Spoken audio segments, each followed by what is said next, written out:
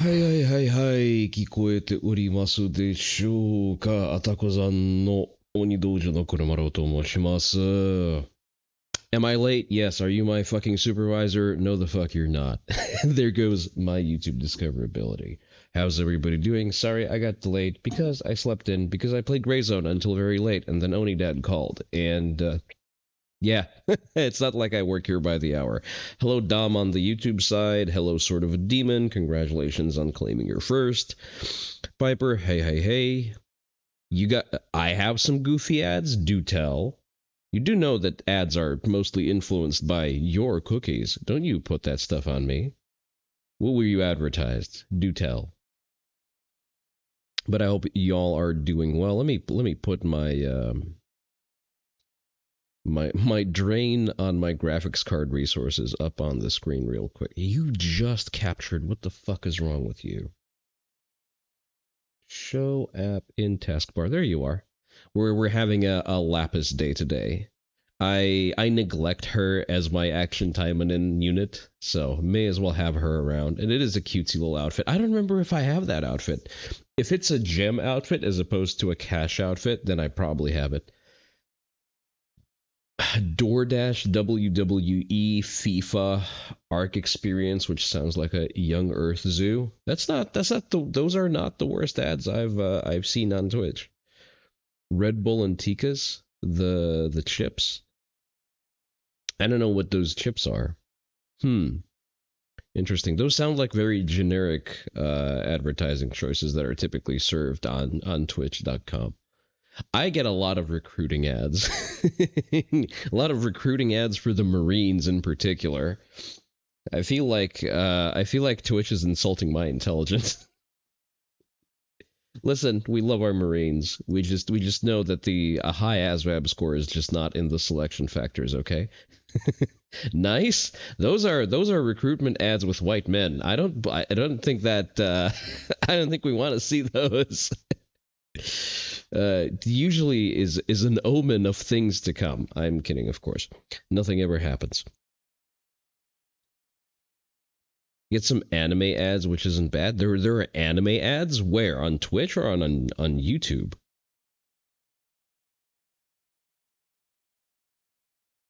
Well, who else did I got?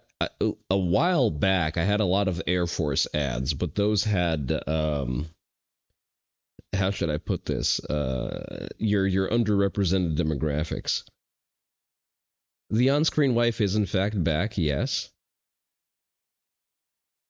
On Twitch, really? Well, okay then. We're going to react to a little bitty bit of slop just to sort of get the humors flowing, so to speak. We're going to keep it light. Just thought a couple of interesting suggestions. And once we are done with that, we're getting back into Gray Zone. I'm going to play Gray Zone, but for today, I will try cutting off Kick because I want to see if that's going to improve performance. And Kick by far is, let's be real, the least valuable platform of the multi-stream mix. So I guess sucks to suck. Right, so I've actually been enjoying the Wade Show. He seems to be a higher T Matt Walsh, who also doesn't rant about anime and porn. So those are two big wins. And he has an actual tool shed, and he doesn't need money from Ben Shapiro to build a set that looks like one. Sorry, I could not pass up that opportunity. I'm especially cranky today because I had a random neck cramp that was very painful, and I'm spending my second day covered in tiger balm, and everyone is going to suffer for it. There you go. All right. Let's go. Most Americans were told a story about success. Their lives, they were told, were laid out before them. Just jump inside the success machine and ride the conveyor belt to riches and comfort. The outline of the story went like this. College, job, married, kids, house, retirement. The quintessential American life. Yes, there will be hard work, they said, but you will be rewarded. The machine always works. Not only that, the promise was that if you do extra on top of that, you will be exotically wealthy. Whatever you do, don't doubt the machine. Hey there, that's what lazy Lankara. people do. Entitled people. Use Brave so you never get YouTube ads. Nice. I just refreshed the page over and over again until the ad disappears. People who spend their days dipping their avocado toast in their $8 lattes. But if the Oh, while I've got you here, sorry, Wade, I bought the MCX slip trip kit, which means I can now forced reset the MCX. So, once it arrives, because I am unsure of the final shipping times, but once it arrives, I will set a date, probably a week removed from its arrival, and we are going to have a hand cam stream installing it, because that was sort of part of the promise of. Let me actually move you out of the way there, girly. You are there you go. You're interfering with business, and you should be supporting business instead. There we go. So, as I was saying, so remember to use code Kuramaru whenever you shop at AS Design, and I will be buying some mil-spec selector switches next time. Brave is one of those best made by Firefox apps. I'm not going to get into it. I do not have the energy for that. But as I was saying, once the trip arrives, I will set a date. I don't know if we're going to do a Q&A. I don't feel like that would be terribly productive, but I may as well. So, and we're going to be installing the full forced reset clutch system on the MCX on stream, as well as just doing other things. For example, my carry Glock needs to be cleaned.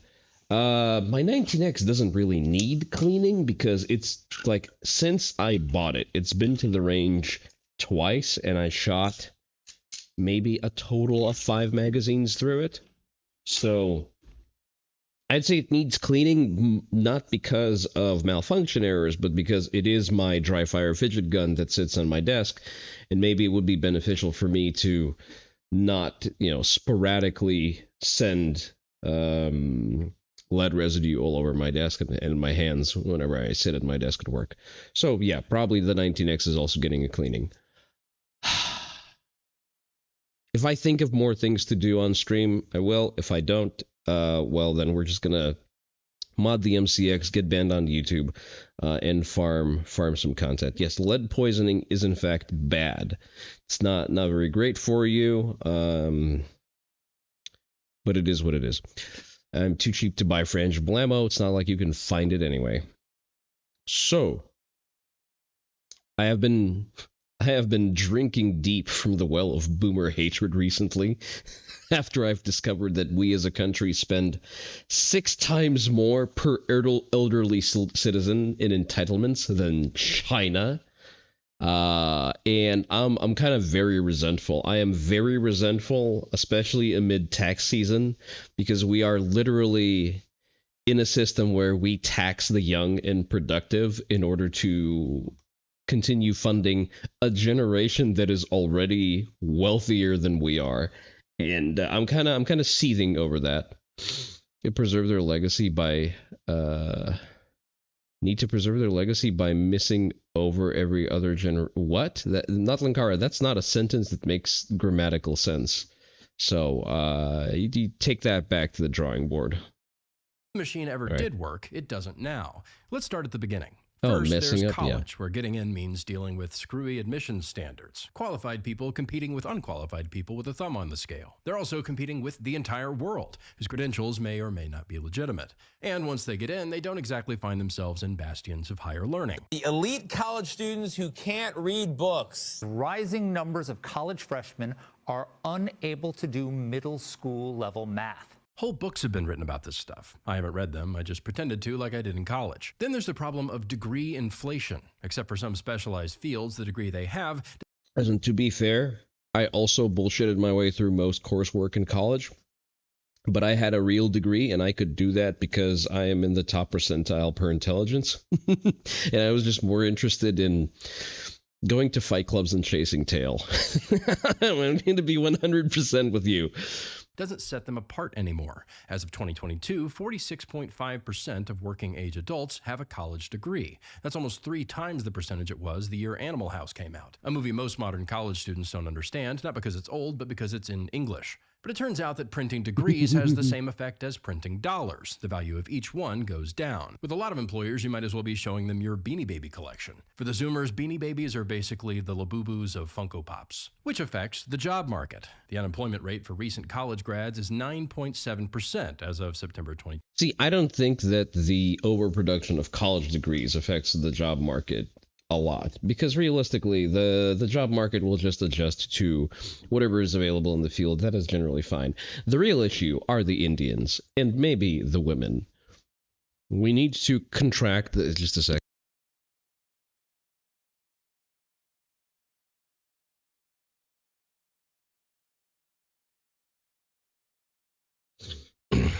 Only wife brought me my Mexican Coke tithes. But as I was saying, remove HP1, not Linkara. Please do not prompt me to say unkind things about you, because today I am in a mood to say them. The fuck is an HP1? But as I was saying, yes, our primary problem in the job market today is an overabundance of labor, and there are two components. No, it's not HB1. It's not. What is an HB1? What are you talking about? Please, man. Whenever you try to discuss something, allocate the requisite amount of time and attention to be, first of all, accurate in the terms you're using and having a solid understanding of what you're trying to discuss, okay? It's not an attack specifically at you. I've just had some very interesting exchanges in the T-Man's Discord. That's all I'm going to say. But yes, the overabundance of Indians in particular in the American workforce is what's actually causing a lot of the issues we're seeing, including suppression of wages, including the lack of opportunity for fresh college grads. And in addition to that, if we ever want to be able, as a country, to have single-income households again, I'm sorry, we just have to remove women from the workspace. Excuse me, we have to. We're going to have to remove women from the workforce. Not only because their presence in the workforce further dilutes the labor pool and suppresses wages, but because women create a very unproductive and very toxic work environment. The Indians that come to America with visas, that's who you're referring to, not Linkara. First of all, the visas you were trying to discuss are called H-1B visas.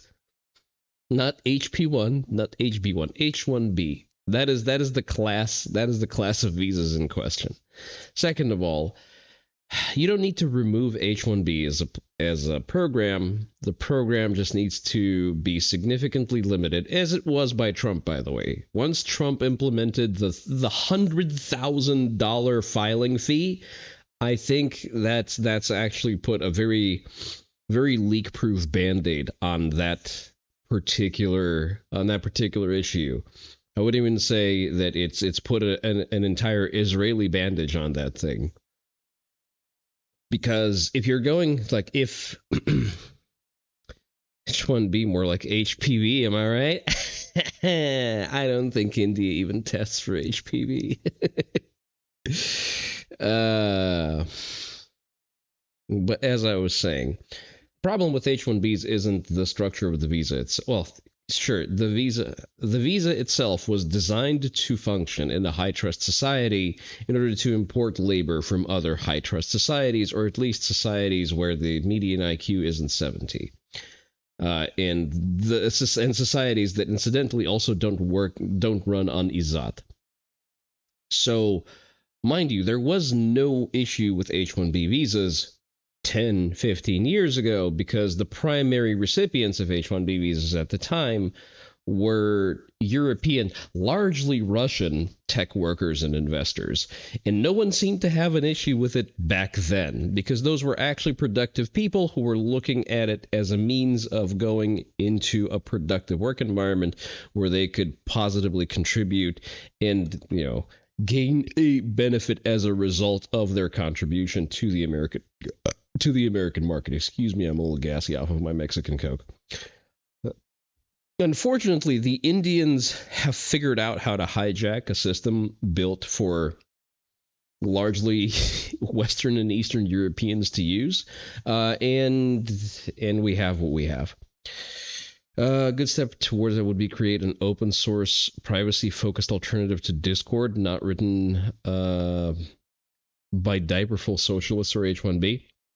So Discord's backend, and I have that on good authority, was not written by H1Bs. It was vibe coded by Californians.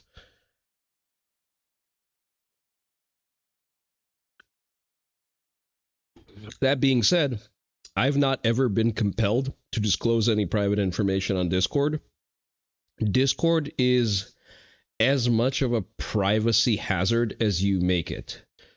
You don't have to engage with I forget what the premium plan is called, but you don't have to engage with any of the paid functions to use Discord. Limit yourself to 100 servers. Interact with people without disclosing your private information, and you will not be affected by a Discord leak. Because what the fuck are they going to leak about you? In the US, there is no verification requirement. Limited and loaded with incredibly difficult waiting times, costs, and at every different stage. As difficult as based on this dick in your mouth. Exactly. Well, it's already limited. It's already loaded with $100,000 fee. I would add language proficiency as an obligatory requirement.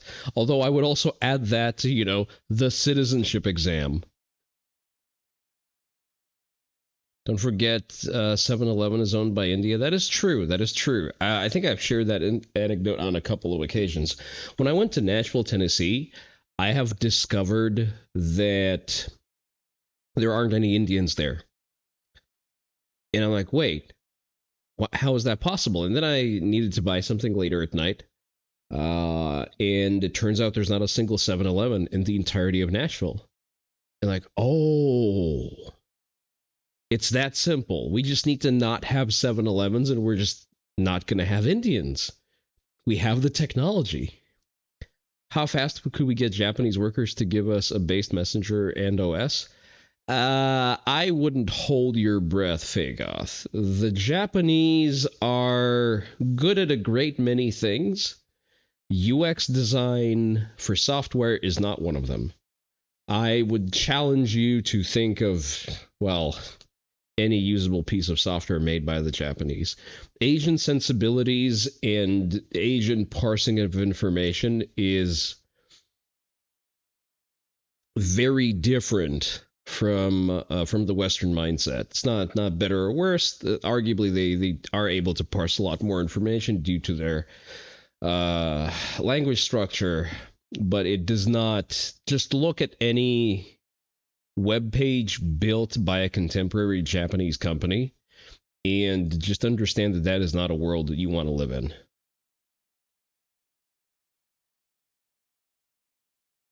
Speak hamburger and only hamburger. I don't know why you want people speaking only hamburger. I generally think that, multilingual people are usually more interesting to be around. I may be slightly biased on the matter. But I think we do need to implement the cheese, the bacon cheeseburger test. If you want to naturalize, if you want to become an American citizen, before you take the Pledge of Allegiance in English, you have to eat the bacon cheeseburger. It's going to be recorded. The recording of you eating and enjoying the bacon cheeseburger will be added to your personal case file in your USCIC profile, and there's that. Like, we need to have a recording of you eating a bacon cheeseburger, or you can't be American. Simple as. Oh, you're vegetarian? I don't give a fuck. Go be that in Europe. Oh, you don't eat pork? Well, I am sorry. Feel free to take a flight back to nobody gives a fuckistan. 2025. The same as for 20 to 24-year-olds with only a high school diploma. The only difference is that the high school grads got their unemployment for free and you got yours for $200,000. Plus, salaries have failed to keep up with inflation since 2019, which makes it tougher to support a family. So people are getting married later and fewer people are getting married at all, while the birth rate today is half of what it was in 1950. And it wasn't that the See, to be fair, on the matter of fewer people are getting married at all, I would default to blaming the women. As I typically am known to do. The Truman administration just made people feel like getting it on. It's that normal people have kids when they think the future is bright, also when they have a place to put them. The vice president has repeatedly made the claim that the price of houses doubled in the Biden years. It sounds exaggerated, but even PolitiFact rated it as true. For this and other reasons, Mostly true, fucking PolitiFact. the median age for first-time homebuyers is 40. For homebuyers in general, it's 59. People are going straight from homeowner to midlife crisis haver to retiree, which is a life supposedly built on two planks, the stock market and Social Security. The stock market is up right now, but that's mainly because big tech companies keep passing money back and forth. For young people, That's not how that works, but please continue. ups and downs in the market feel like they're happening in a different universe. You can tell them this means the economy is doing well, but it rings hollow. As for Social Security, more on that later. The truth is, this straight line path was a broad reality, but only for one generation. See, the buffer between the economy doing well and young people feeling a tangible impact are the Indians and the women. If we exclude those unproductive components of the workforce, then you will have young men actually feeling tangible differences, tangibly better when the Dow is doing better. On the 7-Eleven note, you saw a Twitter post claiming they are aggressively closing stores. Post claimed the EBT cleanup caused them to become unprofitable, though you haven't verified. I don't know. But you know what? I choose to believe that shit because it is funny, not because it is true.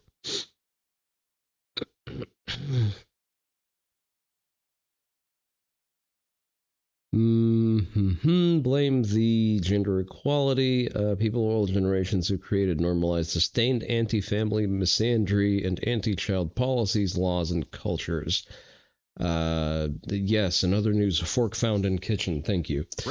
It didn't exist in the same way before them, and it won't exist after. The middle part, work, marriage, kids, house, is a noble aim in any society, but this one-size-fits-all path was an aberration. As it stands, at every point in that story, the reward system is broken. Let's go through each one of these steps to see how it got that way. Back to college. Foreign students now make up 20 to 30% of enrollment for many elite or public universities. Some are even higher, 39% for Columbia and 44% for NYU. Big universities have an incentive to do this since foreign students pay more tuition. And most of these people are coming from China and India, places where cheating and scamming to get ahead is the norm. I did a whole video about it, which you must watch in the next 20 minutes or you may lose your insurance coverage. Then there's the DEI policies, which favor women and minorities and drive down the enrollment of white and male students. Also, the cost of college has gone up 500% since 18 years ago, when the current crop of freshmen were born, as if being born in the same year that Crank That Soulja Boy came out wasn't punishment enough. Sure, it's expensive, but I guess that's what you have to do.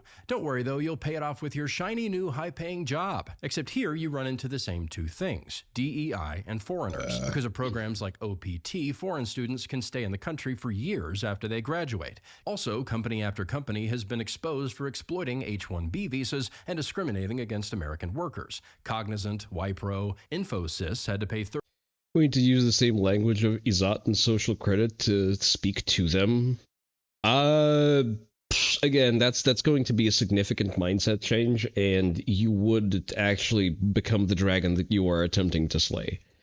$34 million for discrimination in 2013, and as of 2025, a whistleblower is accusing them of continuing the practice. Also, what are those company names? Cognizant sounds like a guy who raps about social issues. Wipro sounds like a flushable sanitizing cloth. Anyway, in 2025, Microsoft laid off 9,000 people while filing thousands of H-1B petitions. And the countries that do the most offshore work, China and India, whom you may remember from this chart and this chart. The cheating shows up here, too. According to a former official at the U.S. consulate in Chennai, in foreign policy and markets they rely on to sell their goods in the global supply chain they get their fuel and food from.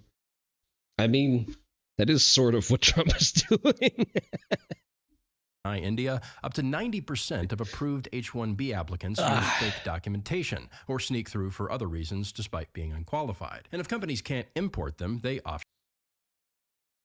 Ghostwriting was a thing, apparently became so popular we had to get multiple safety briefs because someone crashed a military vehicle or 3 trying it.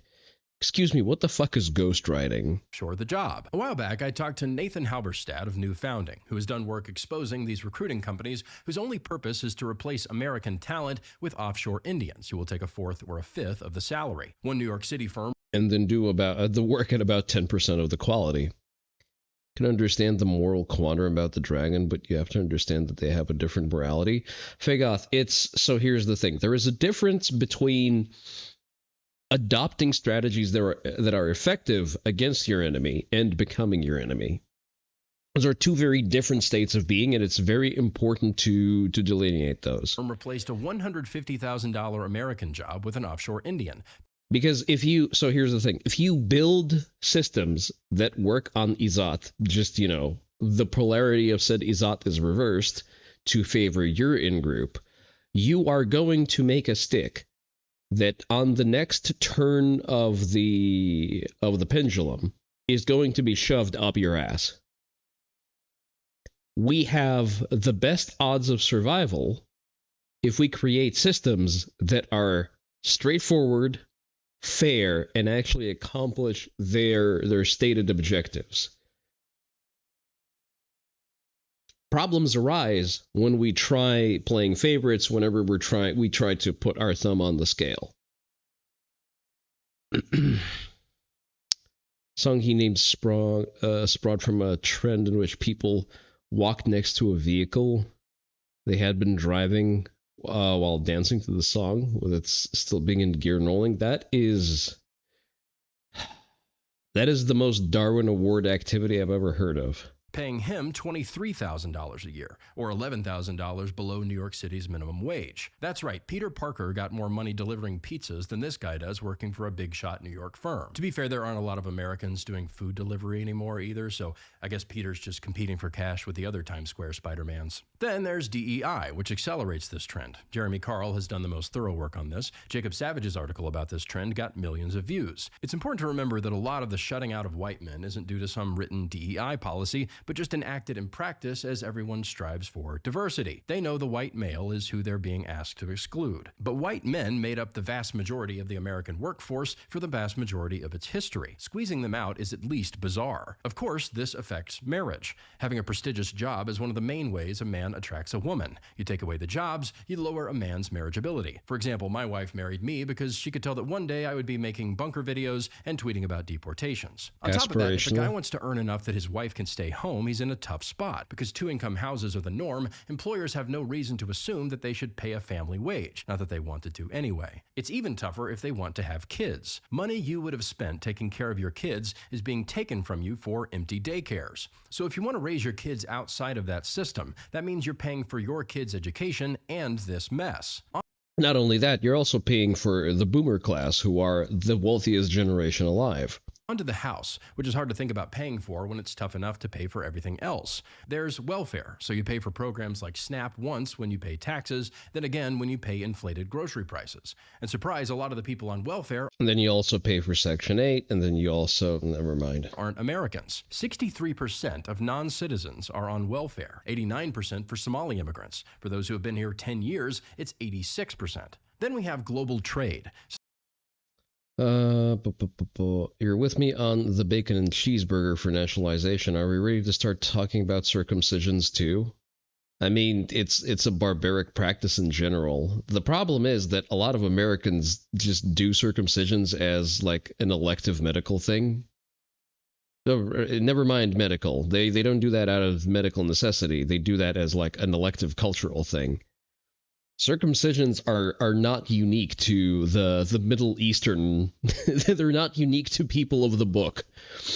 Affects the brains of the babies. I did read something to that effect. Since I am since I am unaffected by that particular practice, nor do I ever intend to inflict that on my offspring, I was generally uninterested. I just maintain that it's genital mutilation. That's it. But yeah, I think there's a larger conversation we need to have as a society to sort of finally decide that, hey, maybe we should stop doing that. We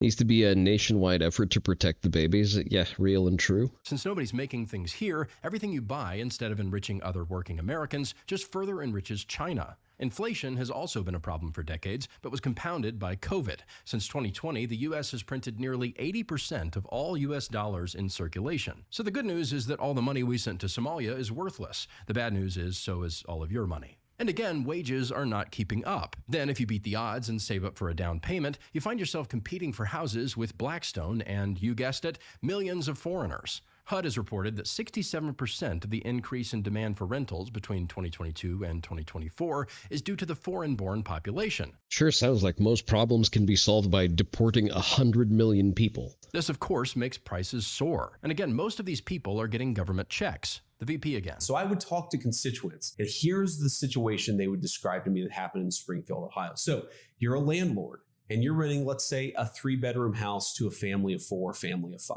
Okay, they're paying, let's say, $1,000 a month a couple of years ago in Springfield, Ohio, to rent. Do we have to stop at 100 million? No. That house. Now, all of a sudden, 4 families of Haitian migrants come in, each of them getting Who said we're ever stopping? $1,000 per family, and they're willing to put 20 people into a 3-bedroom house. So what does that do? That prices all of the American citizens out of those houses. Right. That drives up the rents for everybody, because now you have a 3-bedroom house that you can rent for $4,000 a month or $3,000 a month instead of $1,000 a month. That completely destroys the ability of Americans to live the American dream. And that's what those open borders did. That's on top of the fact that tons of these houses are owned by the aforementioned Blackstone or China. And they will always be able to outbid a young couple who's been saving for years. Well, thankfully, that problem has mostly been solved. Unfortunately, yes, I know, executive order, yada, yada, yada. At the very least, something is being done. Then there's the outright fraud, which goes way bigger than Somalis in Minnesota. Elon said that his lower bound guess for how much fraud there is nationally is about 20% of the federal budget, 1.5. The pretty goods need to keep screaming Nazi and fascist, so the next guy who comes along won't deport. He'll straight up forced labor them to fix infrastructure and shit. Okay, calm down. Trillion per year, probably much higher. The only people the system is working for are the people who are willing to steal. So while young Americans are trying to build a life, their degrees go to foreigners, their rent goes to Blackstone, their jobs go to India, their taxes go to fraudsters, and to retirees. We talked about how the welfare state drives up grocery prices, but it also redistributes massive amounts of money from young families to seniors, who are typically much richer than young families. Furthermore, younger Americans are taxed more heavily while receiving. Remember, 60% of federal spending is entitlement programs. We spend more on Gibbs than on our military. The world's most lavishly funded military costs less than our welfare state. We don't want them building infrastructure. None of theirs works at home. No. He was talking about people protesting deportations. You know, the pretty goods. You know, the George Moids and the George Floyds. Zero UN membership, zero constitutional Bill of Rights, any kind of state or municipal statutes covering their rights. They can expect to be treated like how North Korea treats its prison labor because they wouldn't be international socialists. Again, Faye, I understand the Zoomer fervor and but again, remember what I said about 10 minutes ago. Whenever you create whenever you create a tool set for the government to lay down the law by means of a very heavy stick, you are also exposing yourself to having that stick shoved up your ass. You're running on 2 hours of sleep? No, Piper, you're fine. But also, don't fucking do that. If you have the day off, go sleep. Little back, and most of this goes to the older, richer age brackets. Here's Russ Green. The U.S. spends at least 6 times as much per person on social programs as China, and most of that goes to seniors. Yes, communist China is more restrained on wealth redistribution than we are. Green calls this total boomer luxury communism. It's communism, but just for one generation. And, as Thatcher might have said, the problem with total boomer luxury communism is that you eventually run out of young people's money. That's why the system needs... I guess that does kind of explain why most of the boomer generation are raging pinkos. Hey there, Stern Stand. Why is there an anime bimbo? Why not? ...needs mass immigration. Green again. America now depends on a steady flow of new workers to pay seniors increasingly generous benefits. America's entitlement system will change radically within a decade, if not sooner. The money is running out. The only question is... Also, she's not a bimbo. She's a gainfully employed stewardess. Thank you very much.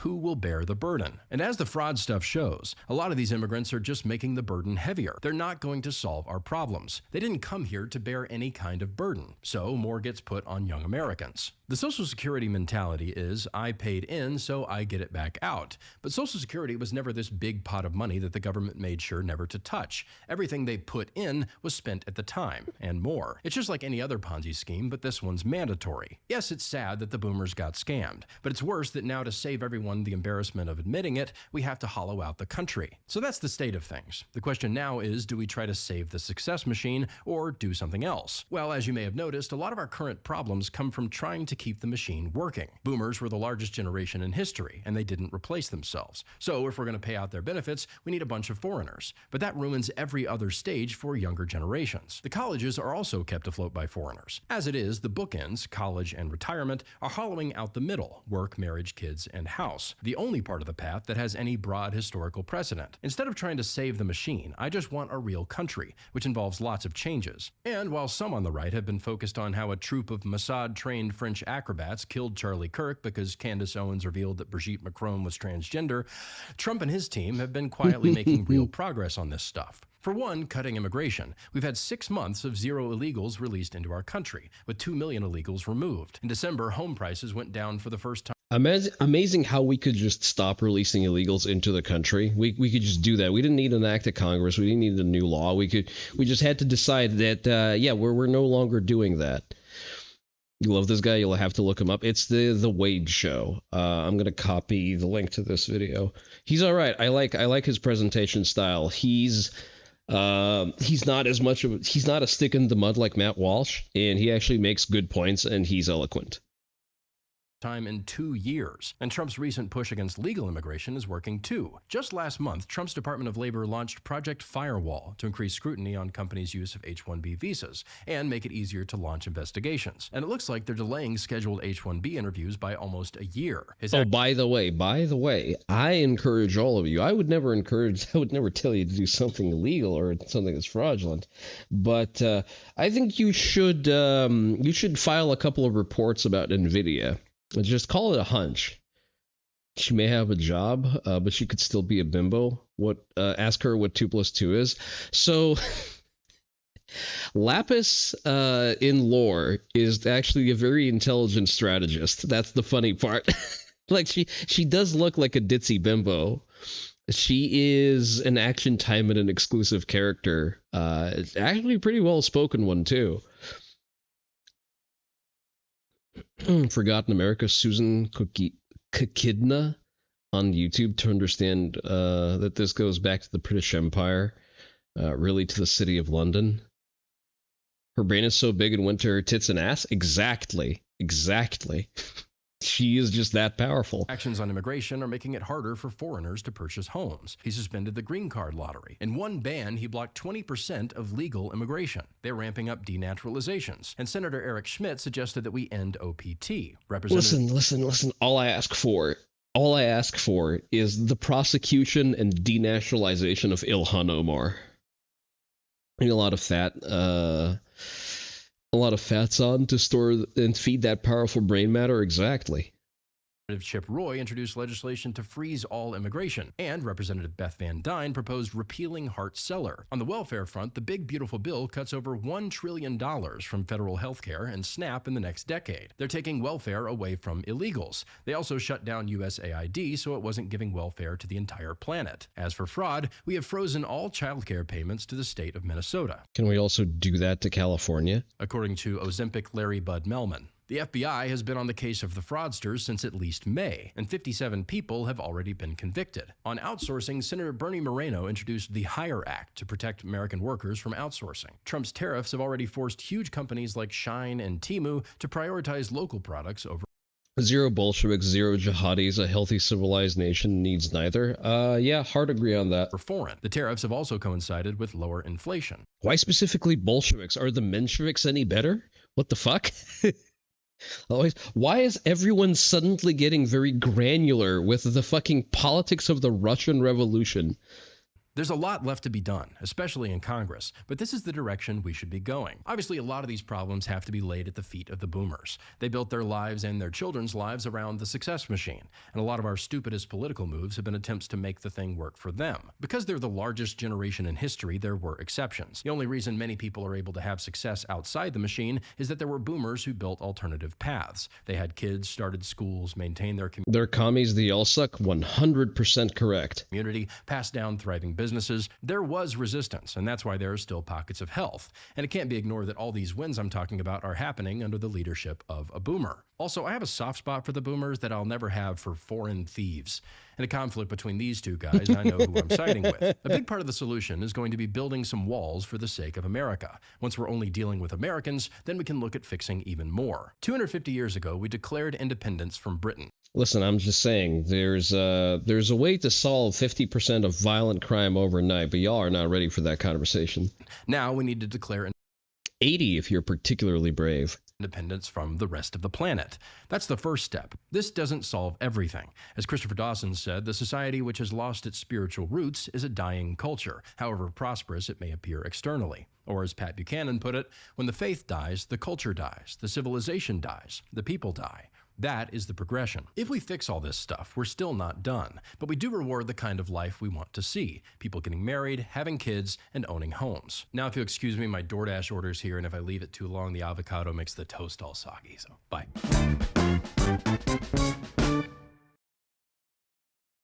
I don't know why I don't agree with avocado as a food staple.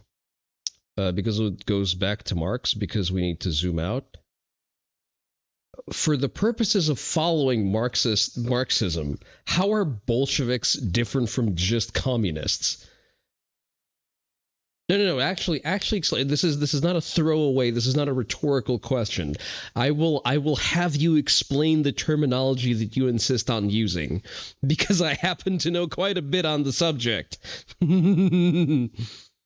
Cull 1%, they conveniently self-identify. This is completely fair, just some way to say. That is actually true, yes. I believe that's what, roughly 3% of the population is like actually responsible for the vast majority of violent crime. So then Mandalore, I think, dropped this into the media share. And this is a Think Before You Sleep video. No, it's an hour-long video. Never mind. We're not watching that. That's going to be a Discord exclusive. I'm sorry. I didn't look at the duration of the video. All right. Trump and Joe Rogan in frame. Let's see what this is about. Really respected by everybody, and he's a fantastic person. Joe Rogan, to say a few words, please. Yeah. Well, I want to say that. Amazing. It turns out that if you don't act like a retard on the internet, then the president doesn't actually call you low IQ. Bolsheviks, Democrats, Socialists, Mensheviks, Democrats, Progressives, Leftists, climate change, build large mansions, wear your masks, take the knee, all borders. Let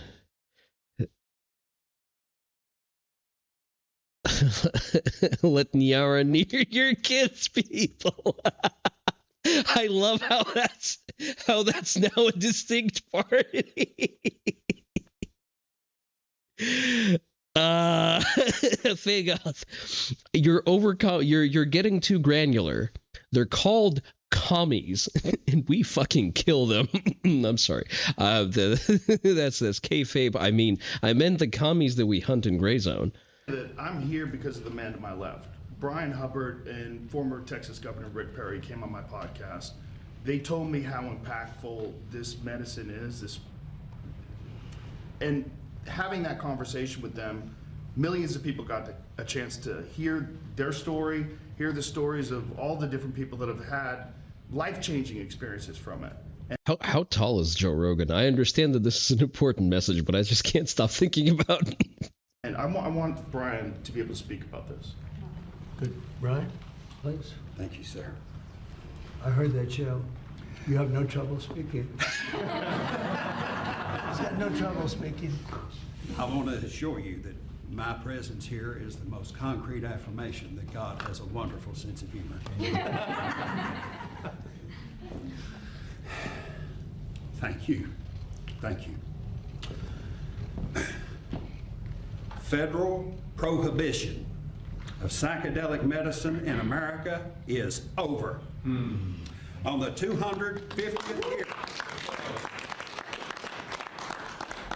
on the 250th year of our nation's founding, everyone who has fought for this day through decades of monumental struggle, sacrifice, and suffering can now declare a seminal victory for life, liberty, and the pursuit of happiness, rights we bear as images of our eternal Creator, whose essence is almighty, eternal, unconditional love for each and every one of us.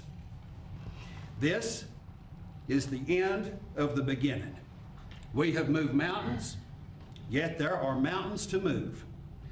Government systems which have relentlessly suppressed psychedelics are the same systems which will now manage their emergence. We dare not let our guard down for 1 second and be hair trigger ready to impose accountability for incompetence, obstruction. That's all well and good. Is that a diorama of Iwo Jima behind Trump's desk? Or failure. Credit belongs where credit is due. With this executive order, President Trump has delivered an epic victory for all humanity. I thank him for having the courage to make this happen, and my mission brother, Joe Rogan, for having the spine to make the ask. Ban SSRIs, psychiatrists, psychologists, therapists, and gender doctors, charge them with federal acts of putting into Fed maxes. To our brothers and sisters in Gabon, you have our deepest gratitude for your stewardship of the sacred tree grown for the healing of nations. Banning SSRIs is entirely a Kennedy issue. Kennedy does not need Trump for that. He can just deschedule SSRIs. He would need to go again. It's for him to figure out the logistics of doing so. I am not very big on understanding the HHS processes. And while Kennedy has done some positive things, it's kind of, a day late and a dollar short. So I wouldn't hold my breath. I will do my best to deliver the respect and honor you deserve for helping heal this nation. But hell, Gatorade apparently is no longer going to be made with red 40 and yellow 5, so I guess there's that. It is my joy to deliver these good tidings unto the meek, which will hopefully bind up the brokenhearted, proclaim liberty to the captives, and the opening of the prison to all who are bound. God bless you, and God bless America. Thank you, Brian.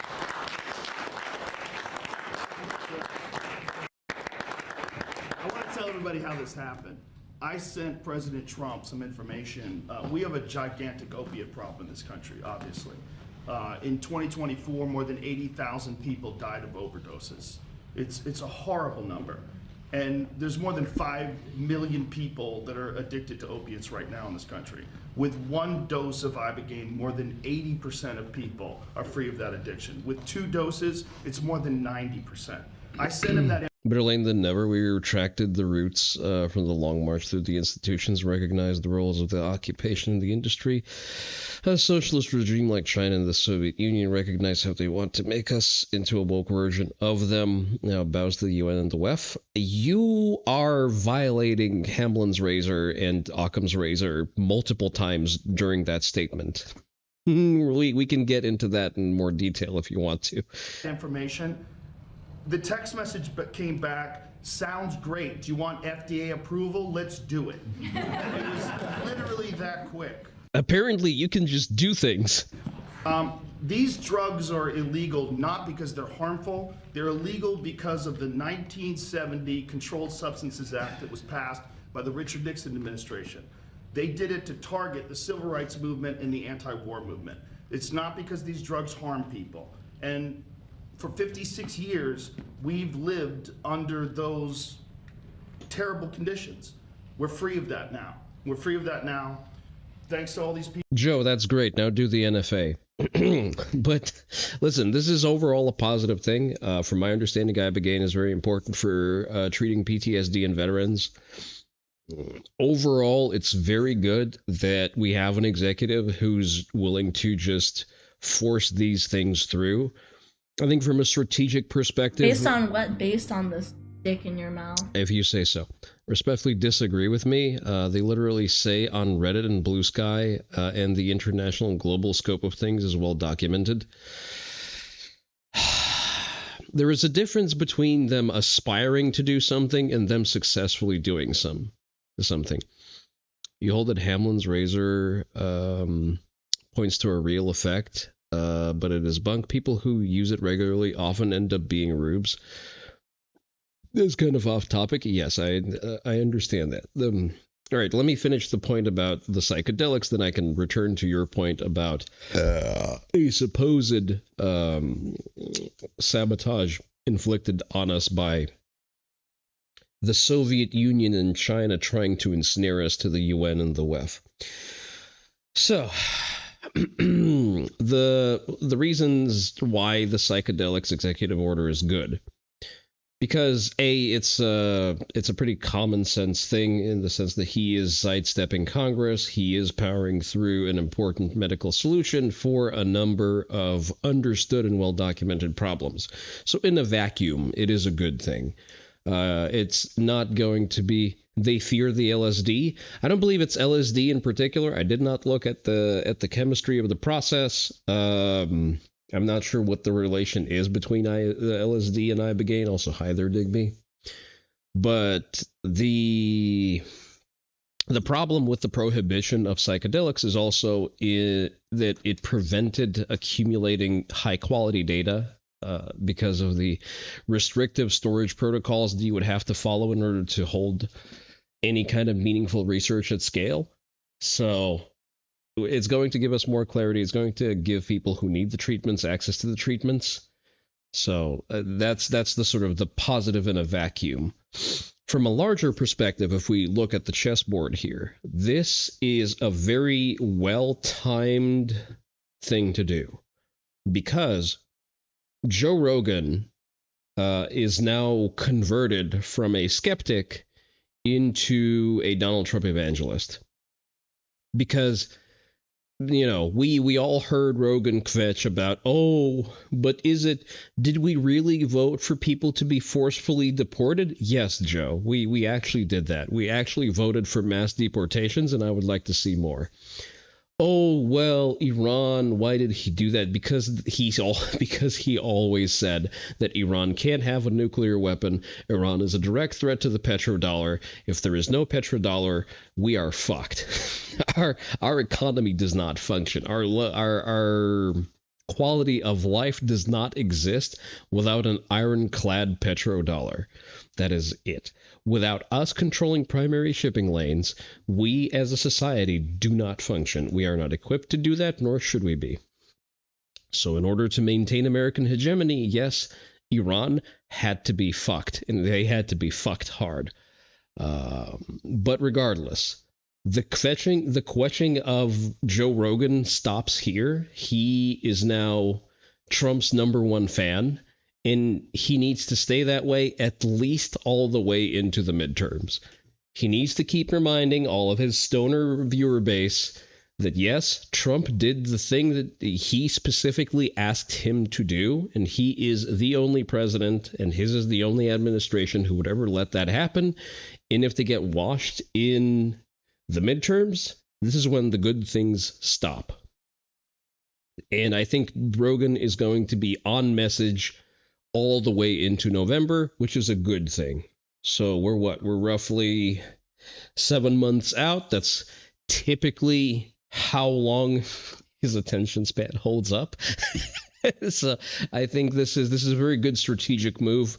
Hats off. I think in combination with the stimmy check that is probably going to come out in June, and hopefully the prosecution of Ilhan Omar, Trump is going to stack very big visible wins, both for the normies and for the contrarian right, that it will become fashionable again to be pro-Trump before the midterms. So we'll see how that one pans out. But that is the way I see the board forming right now. So going back, so does China directly interfere with American sensibilities? They attempt to do so. They attempted to do so through TikTok. That was a major vector of attempting to influence public opinion in the U.S. Thankfully, that has been taken away from them. They still attempt to spread cultural Marxism through Tencent, through their holdings in large media companies. I wouldn't say they are succeeding because the recipient base of the intended Marxist message has largely revolted against it and has shown that we as a consumer base are willing to bankrupt any company that engages in that kind of shit. So that route has failed pretty much organically. The Soviet Union is fucking dead. Did they build and did they design plans that were then later described to us by Yuri Bezmenov? Yes. They did ultimately crumble, not before they were able to poison a certain cohort of impressionable, mostly academics, and that rot is deep-seated, and it continues to fester.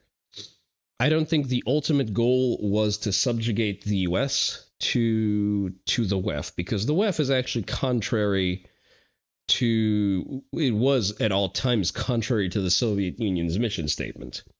Soviet Union's mission statement is a global revolution of the proletariat. And their planning is not complex enough to have ever planned out to the current state of the WEF and the current state of the UN.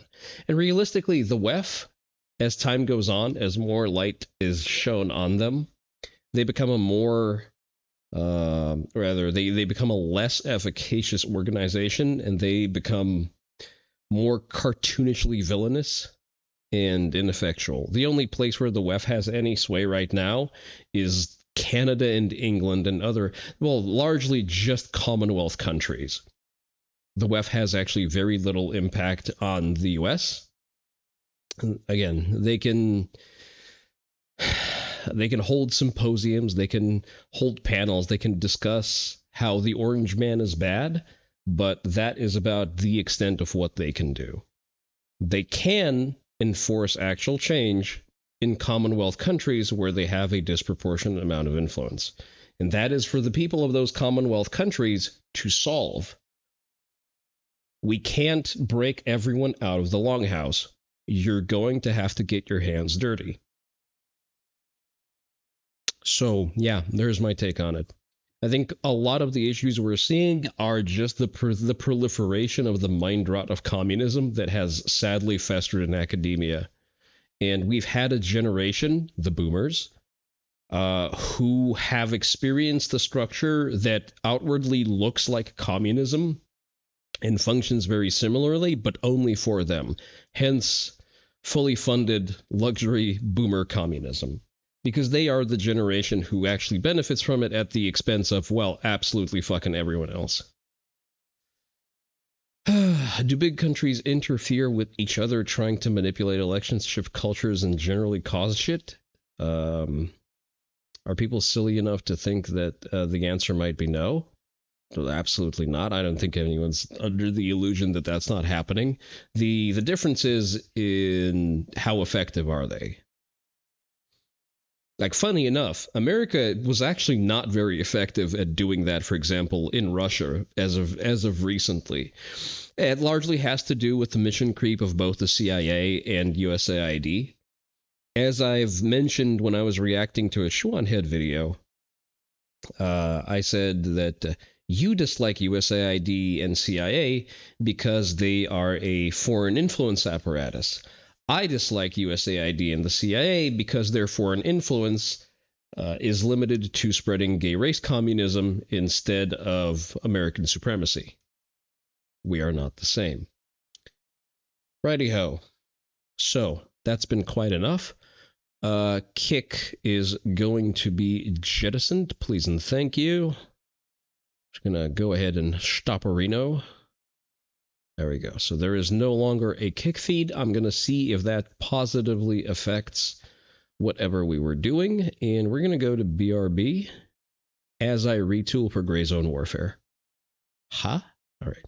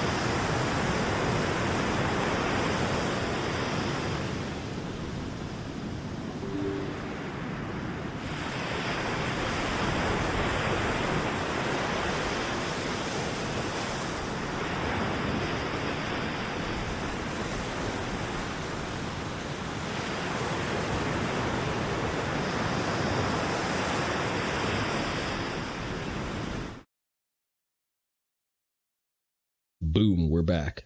I forgot to unmute.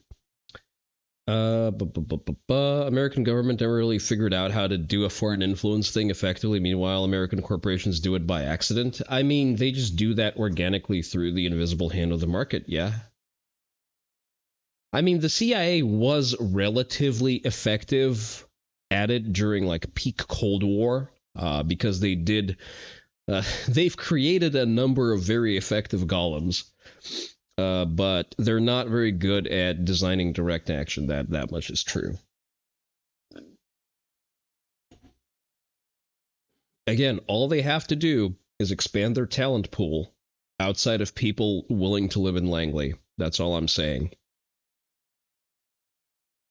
Let me do ops planning while living in Texas. And the quality of the covert operations is going to increase dramatically. Gray Zone. Where do we deploy? I kind of want night ops. There are no night ops to be had. US East is our best bet because it's at least 1 p.m. All right, that's fine. That's fine. I wonder how much better the quality of the not of the rendering, of the pass-through is going to be without Kick slowing us down. I still kind of want to keep YouTube because it functions as a VOD archive.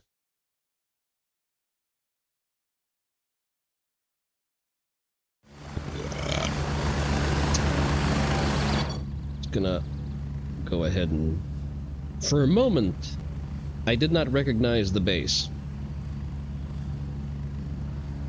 Much like how the UK civil service won't hire anyone for anything outside of grunt public-facing positions unless they've been sodomized as a child in one of the small number of private schools. Really limits the talent pool.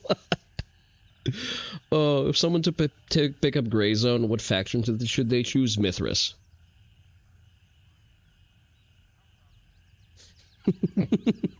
You know how no one hates women as much as other women.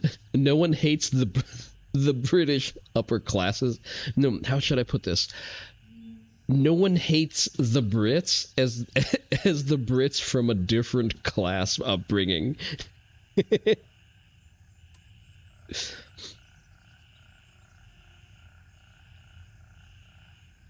Work for the UN equivalent, all the corn syrup you can inject.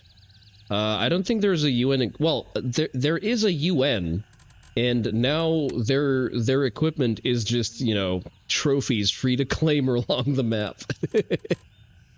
Mithras is basically Blackwater.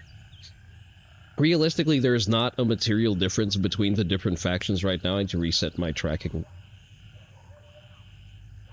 I would like to access Venian, thank you.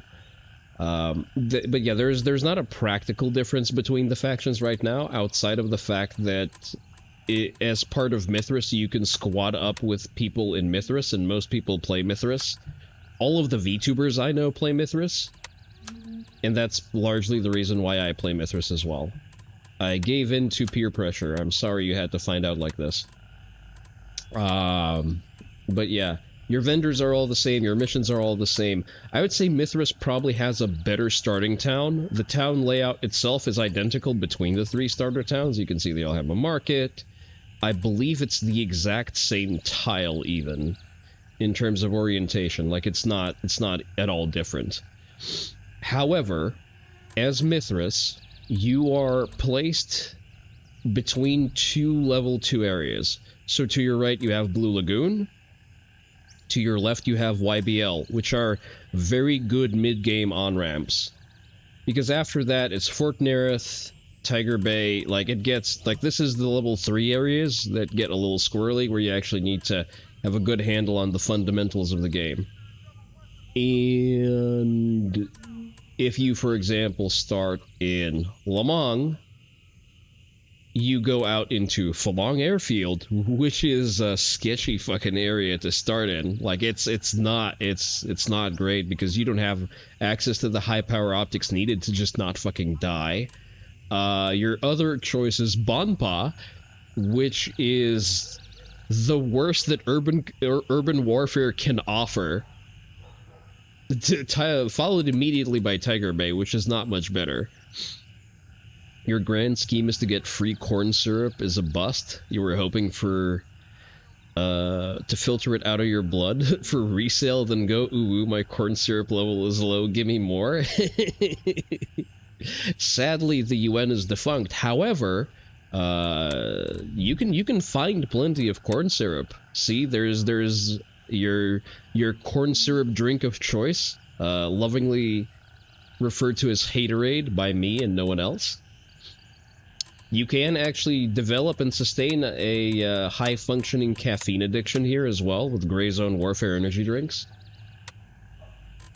But yeah, so Lamang is not a great starting point for all of the reasons described above.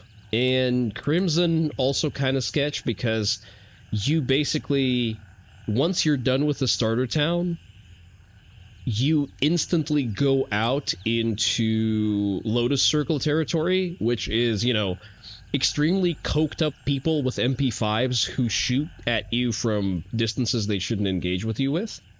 And on the other hand, well, you do have Sawmill. Sawmill is generally fine.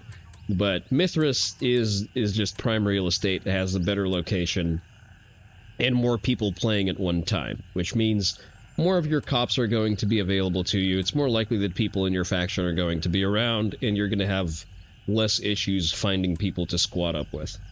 There you go. There's my quick sales pitch on Mithras. Now, we need to figure out what we're doing, and I see a Banshee mission, which seems to be a rerun. Where is this? Investigate the abandoned car repair shop. Oh, I remember this mission. This is a nighttime thing.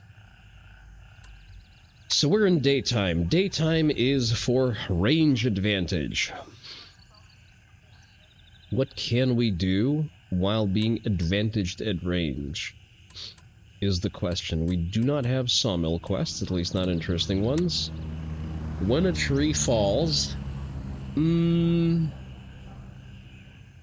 that is an artisan quest. We don't like artisan's demeanor, especially since she called out correctly my phone use.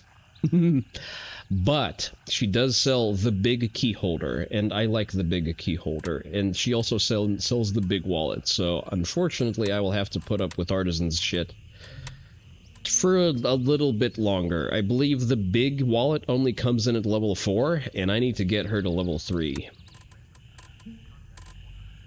Or rather, I have yet to get her to level 3. Alright, so I guess artisan it is. There's another artisan quest by Fort Nerith over there, which isn't too bad, but also more of a nighttime excursion. So we're just gonna go sawmill. Raven, wheels up for base camp. And I guess we're gonna accept this. Normally, I wouldn't accept the quest before I clear the area out. But you know what? Let's live a little. Should be full on ammo. We are full on provisions. Let's take a nade. I believe the nades have received a stealth buff as well as the ballistics of M855. You no longer need to correct down and oh boy, you're about to get hit by a helicopter.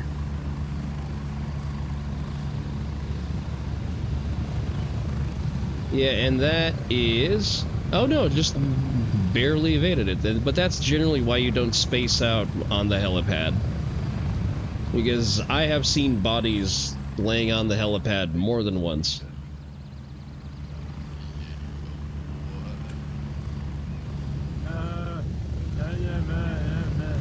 Raven here, ready to head out. Oh, lovely. We have fence zombies in the base. That's great. Brother man, you need to move.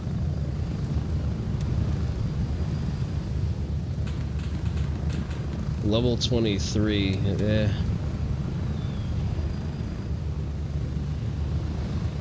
The helicopter ride is still rough for frame rate.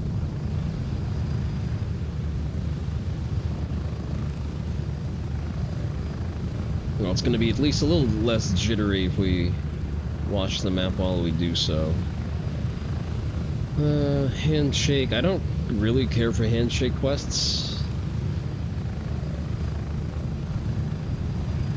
At least not right now. Gunny is a nice to have, but a lesser priority. Generally, I'm gonna bias towards Banshee quests if I can help it. Unless it's, you know, something easy that I can do along the way. Guns and ammo, cash report. I'm definitely not doing cash report. Not on stream, I'm not.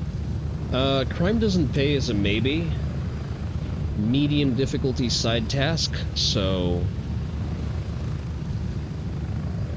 potentially something we might want to direct our attention to. It's right on the edge of Midnight Sapphire, so it's not bad. It depends on the night patrols that we're going to get. We're getting close. We do have pretty beefy 300 blackout ammo, so that works to our benefit.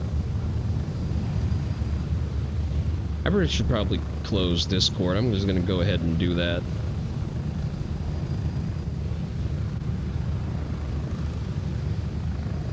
Alright, the PC is running in overdrive.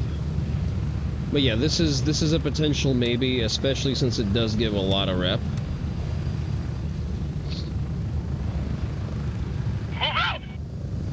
If I were a shitter, I would go and empty out Sawmill, but I kind of don't want to dedicate a lot of time to that since we've done that a number of times on stream.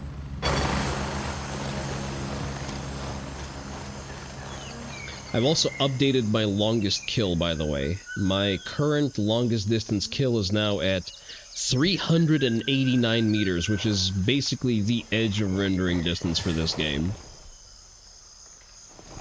Alright, so what we're going to do is we're going to grab some angles to make sure that the road that leads to where we want to go is empty, because I would prefer to be able to empty out the checkpoints without anyone interfering with me. So we're gonna skim a bit off the top of Sawmill. Not too much.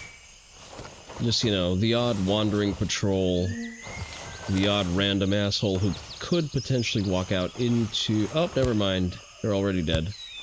Huh. How dead are we talking? Are we, like, talking dead? Are we fully depopulated?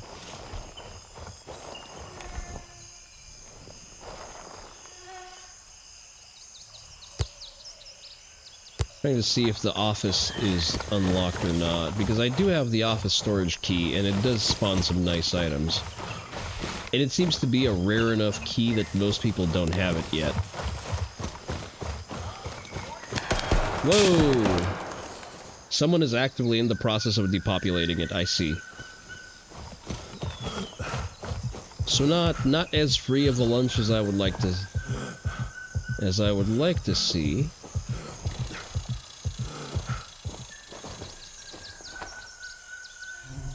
You know what, let's not be that guy. Let's not rain on anyone's parade.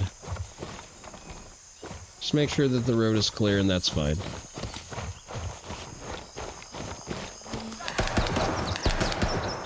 I must resist the siren call of Sawmill for today. Can I help? It's obviously someone from another faction because I do not see them on my map. I also don't see anyone above ground anyway, so... And I am pretty sure that I just heard suppressed shots, so... The only faction that I know of that uses anything suppressed are the Lotus Circle, and they don't spawn here.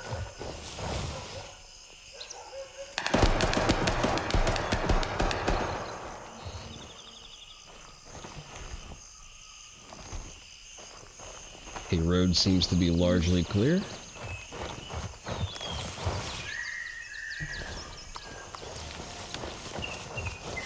Break into the road. There's a dead patrol over there. You'll love to see it. I really like the patrol mechanic. It adds a bit of randomness to the game in a way that checks for your situational awareness. Because previously, you would get complacent. You would know that, hey, yeah, there's one guy who always patrols this spot. You scope him out, you take him down, you forget about it. Now, whenever you're dealing with a road, even if it's a mud road, even if it's like a barely trotted footpath somewhere in the sticks, there is always a non-zero possibility that anywhere between 3 to 5 reasonably armed hostile NPCs are going to be patrolling it. And that means you need to maintain good visibility and good attention hygiene. Alright, let's see. I see 3, and I don't want to.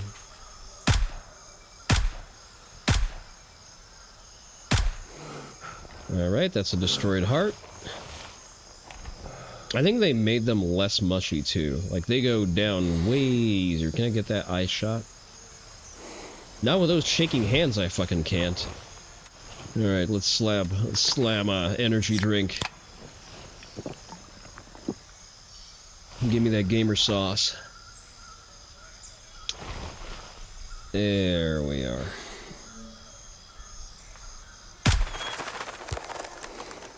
Yeah, so they're about like 100-ish meters away from me, and previously, before the stealth patch, you would have to go down a full click on your optic. Didn't see him through the bush.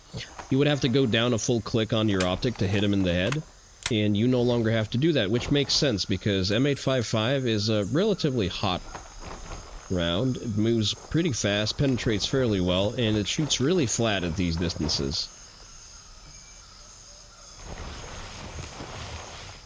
So far, I don't believe it has any bullet drop as far out as 200 meters. I've yet to test 3.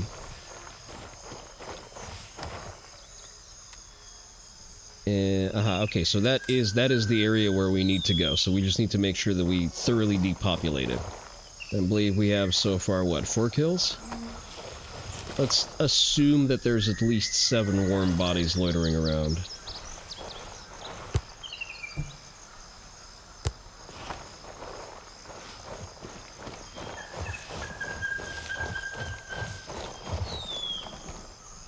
We're going to keep advancing towards them, sticking to hard cover.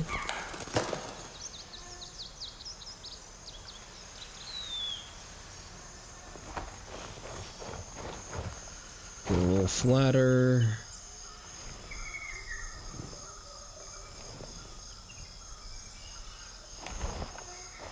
One of the things that I appreciate about this game is that it teaches you the difference between cover and concealment very well. I don't believe I see another patrol. I'm kind of wary of the structures in the back of the lumber mill.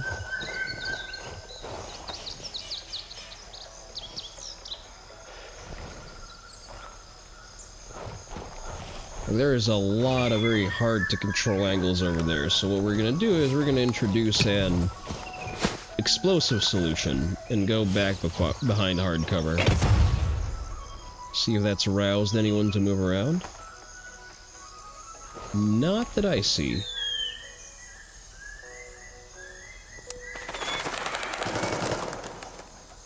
Someone's having a blast at Sawmill. I can just tell. Someone is currently living their best life over there. We may pop in once we're done with the quest.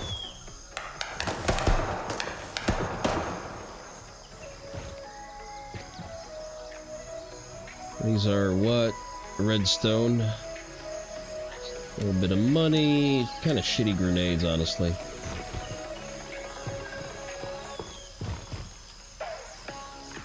Redstone are not a particularly exciting target to hit. They don't really have good kit. They sometimes will have a little bit of money and military equipment, but that's about it.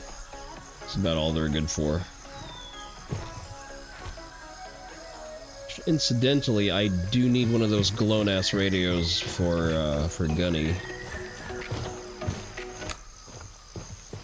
Ooh, a 1911. I love that 1911s just spawn like mushrooms. Gunpowder, that's also not, I wouldn't call it valuable. It's useful because you will frequently get that quest from Gunny to get more gunpowder. So I just hoard as much of it as I can to instantly knock it off. For that little boost of rep.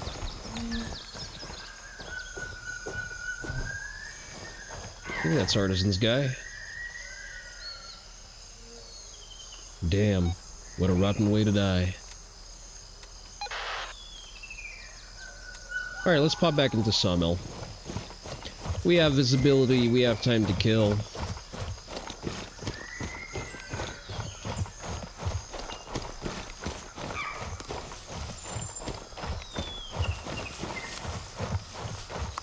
See, it's you can't see the mission transcript, but you know, at least if Artisan has any redeeming quality aside from her secret desire to have her ankles pinned behind her head by a PMC, it's that she hates the UNLRA, which are basically just the UN.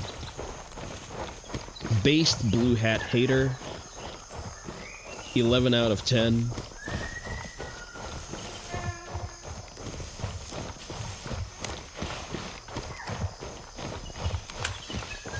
But then again, by that logic, Turncoat is even more based because he hates the commie militia that is the LLA. Alright, let's see if Guy Man over there has made any headway in depopulating Sawmill. It sounded like he was getting into quite a bit of trouble.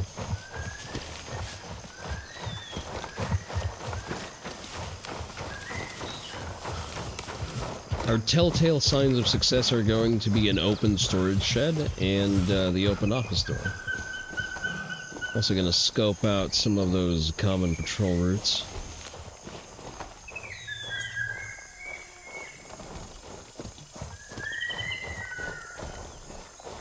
Well, for what it's worth, I don't see anyone walking. I don't see anyone bleeding either, so...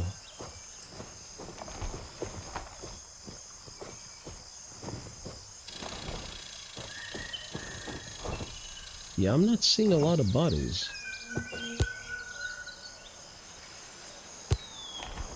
At least I think I'm not.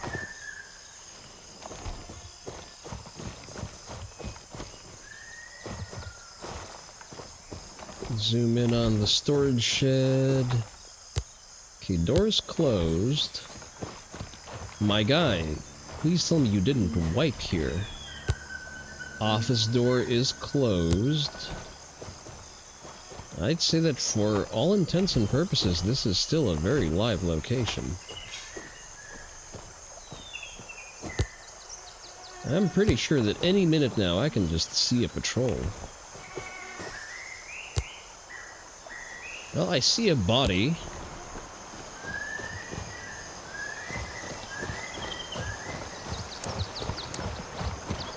Alright, let's take a dip.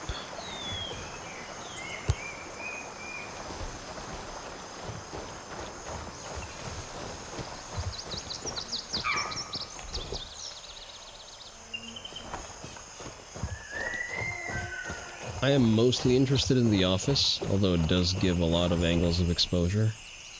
Seeing... I think that's a body. Yeah, that is a body, okay.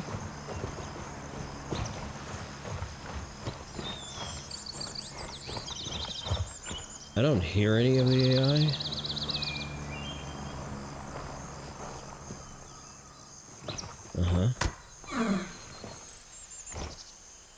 Alright, okay, it looks mostly cleared out. I'm gonna take the gunpowder, though. Storage key used, I see. What you got there? SVD adapter stock, yeah, sure.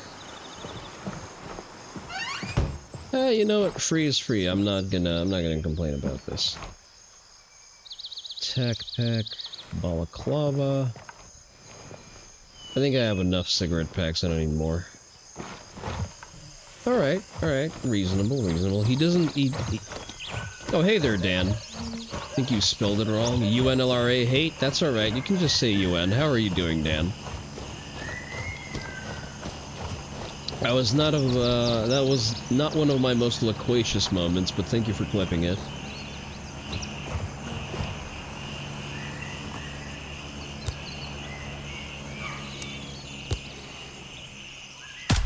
I'm gonna quickly do this. I seem to have a rough indication of where our guy cut his losses. So we can fully anticipate that that side of the lumber mill is still fully populated. That's probably why he didn't go to claim the storage, and neither will I. Haha. Damn, he does have good loot on him occasionally, though. The guys with the skull mask are usually pretty loaded. Let's pop in for just a little bit. Take a sneaky little peek. How are you doing, Dan? I haven't seen you around in a while.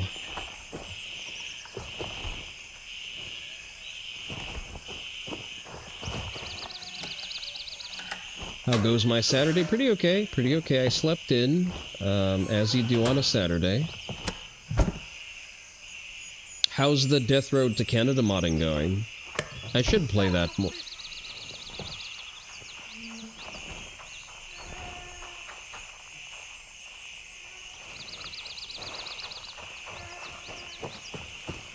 That is a player. Let me call him out. Hello? Hi. You doing alright? You need any help? I'm pretty good so far. Alright. I still heard an AI around here somewhere, so be careful. MOA AK stock, disgusting. Mosin Nagant 7-round magazine. I'll take that AK. Yeah, I hear them. Ah, what a nice lad.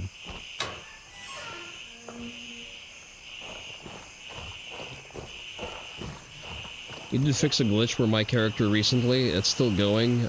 Things are easier now since you got a stable version to work on instead of keeping up official updates constantly. Nice. I need to re-download the mod, the most recent mod pack.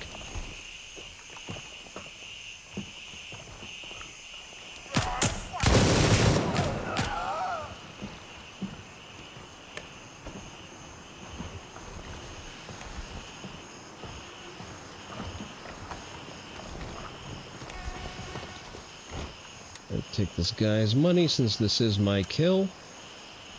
And I'm gonna take his gun. There we go. Yeah, I need to dip back in. Death Road to Canada is fun to play, especially with my self-insert. Just make sure to switch to the Retina branch of Steam before applying the mod. Got instructions on the Nexus page. Noted. I'll probably just reach out to you asking for instructions for dum-dums because I am very obviously in need of those. But I am glad to hear that work is ongoing. Is Gray Zone PvE? Yes and no. So I specifically stay on the PvE side. Because I'm just way too employed to play PvP. In the PvE server, you have other factions and you have your faction. And you're not really competing in the sense that you don't need to kill each other, nor are you actually able to. So there is no player-on-player damage, and there's no player-on-player looting. So you just sort of coexist in a condition of constantly hunting the AI and doing your tasks. PvP is the same sandbox, but now other players are a hazard to you, and then there's now competition for the forward operating bases.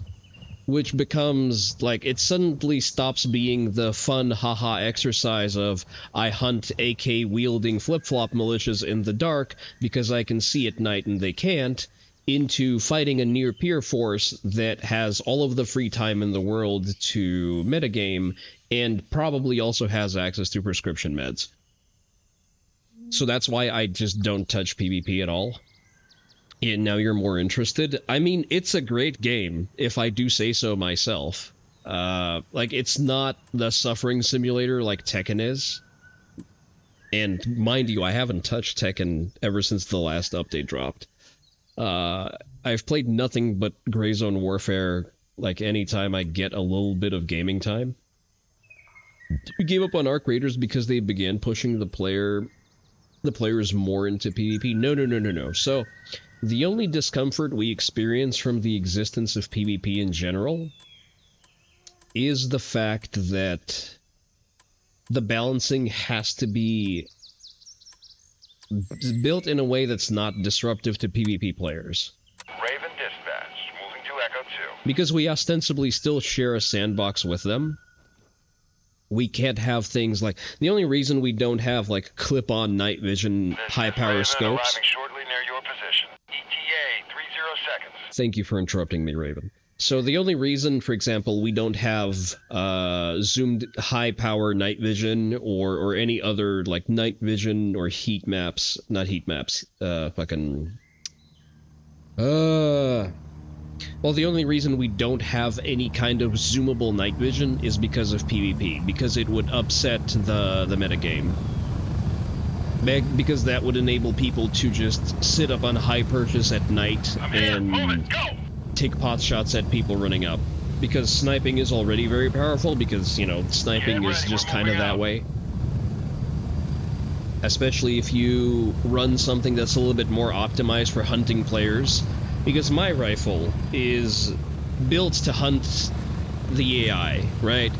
Because the AI doesn't really have high-class armor, they're limited in range, and I have the luxury of follow-up shots because the AI doesn't know how to react to being shot at. So I can just reach out to like 200 to 300 meters, take my pot shots. Even if I miss a headshot, I can do follow-up body shots, and most AI are going to go down. And I don't have to run expensive AP ammo, because none of them have armor above, like, level 3. Players, however, are smart. Players where level 3++ armor, which is effectively level 4, which means M855 at 300 meters no longer performs as well outside of headshots. Players also move around more, so placing a headshot is more difficult. Players also wear helmets. Players also will get out of Scott and cut your sight lines whenever they feel threatened, whenever they're aware that you're shooting at them. And they're also very good at calculating where you're shooting from if there is a discrepancy of, you know, a suppressor's report and the crack of the 5.56 bullet. And players will go to push you because they generally are not fans of being shot at by a sniper. Spread out. Right, we say hi.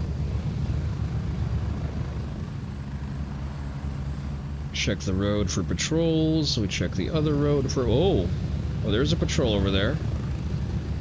We're gonna go ahead and not engage with that patrol just yet. See, that's what I'm talking about. And that's a White Lotus patrol. Or it's not White Lotus. They're a Lotus Circle patrol, excuse me. So, one of them, usually someone who's at the head of the stack, is going to have a shotgun. And the other guys are going to have MP5s. Wait, they were just there. Did they leave? Did they despawn? Did they do it? No, they didn't despawn. I changed my angle. Let me see if I can't identify who has what. Okay, that is very obviously a shotgun, and these are 2 MP5s. If I take down the shotgunner, I actually take the rest of them for free. Because 9mm doesn't reach out that far.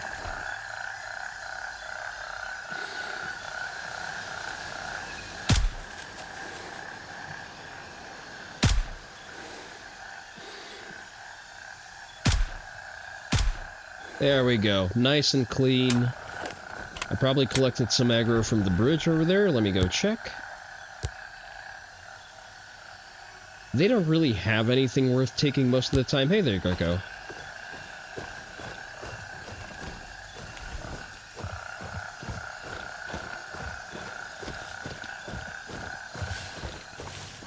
We're discussing counter-guerrilla tactics. But yeah, as I said, I stay firmly on the PvE side just because it is a more enjoyable experience. I understand that someone may want to be competitive on the PvP side. After all, the purest joy is derived at the expense of others, but I do not want the smoke.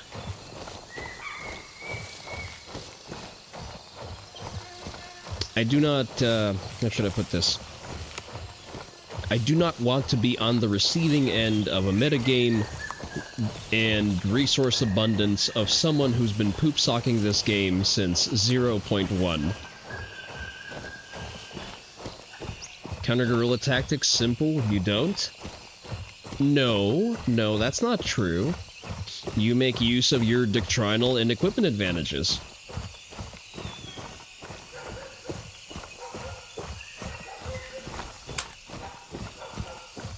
Oh, you're a roaming guerrilla force? Well, guess what? I will now use stochastic terrorism against you. Because I have extreme advantages at range during the day, and I have the advantage of being able to see in the dark during the night. As well as running specialized suppressor hosts.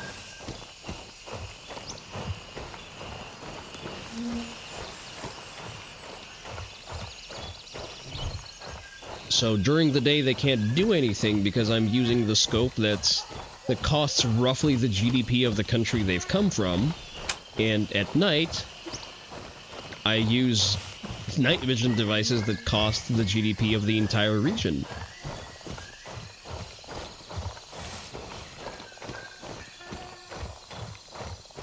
Alright, so up to... We're gonna wait for it to be a little bit darker. And we're gonna try to venture into Midnight Sapphire to collect that quest. Ooh, free stuff. Let me free up some space. Just gonna sell these because these are not particularly good grenades anyway. 1911, that's Gunny's gunpowder. Mosin mag. What do we have inside? Impacts and amp 12. Okay, yeah, you know what? It still sells for a nice chunk of change. We'll keep you here for a while. And they say money can't buy happiness. Whoever says that either has never tried, or has tried, knows that it works, and is trying to gatekeep you from it. Does Artisan buy Ear Pro? She doesn't. I guess turncoat it is. Hondo Sheku.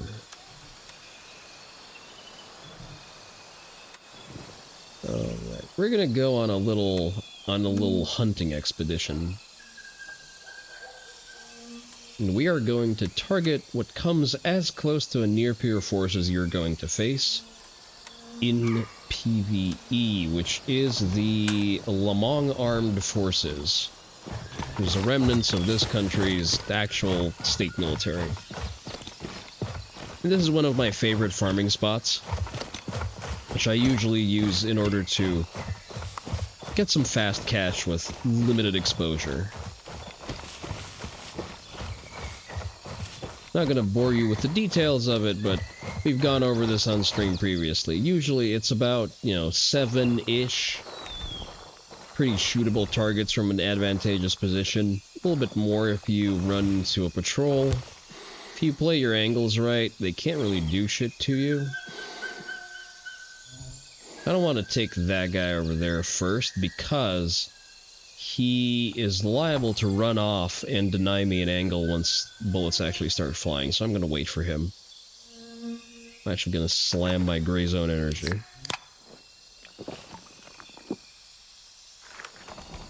Give me that juicy arm stamina boost.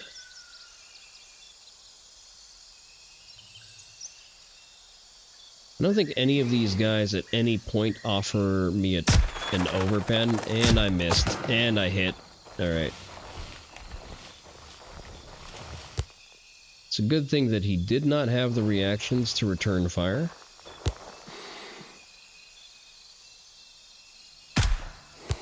See, they just stand there like assholes.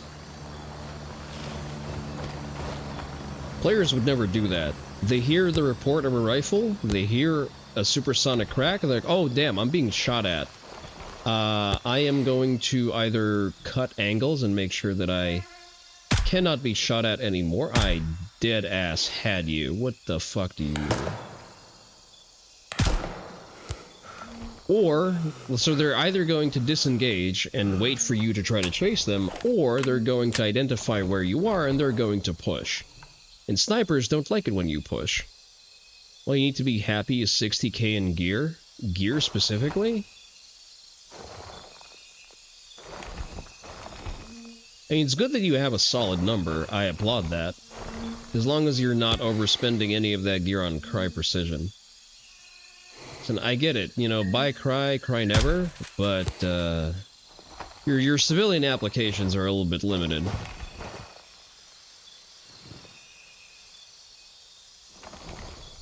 See, I would prefer 60k in hard cash, because then I can reinvest a segment of that in the stock market.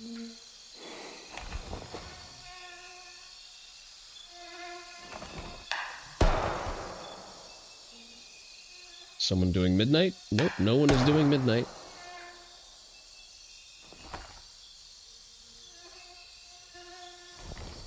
Dude bro is hiding behind the bridge. I hate it so much.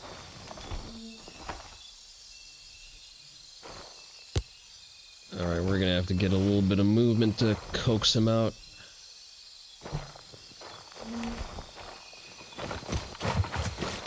Run, run, run.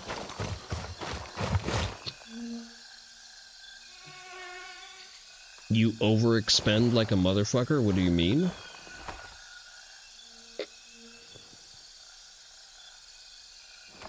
You mean overspend?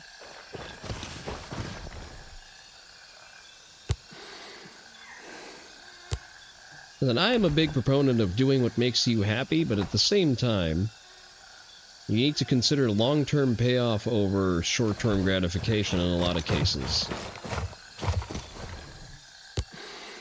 Again, being a big proponent of pay once, cry never,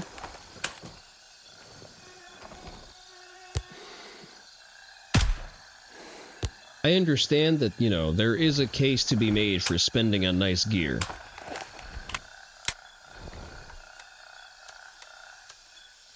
Like, I don't like to think about the amount of money I had to spend to force reset my MCX, but I did do it anyway, and I made sure to do that in a way that nets me both an understanding that I've spent my money ethically, because I didn't give any of my money to Lawrence DeMonico. Rare breed trigger, more like rare queer trigger, am I right? Yeah. But I also did so in a way that will net me... And one of the reasons I did that is because it's going to net me the ability to use a Geisley trigger, which is just inherently a better trigger than anything that's going to be made available to me by trying to install a cassette forced reset trigger. That, and it's not like I'm spoiled for my forced reset options for the MCX in the first place.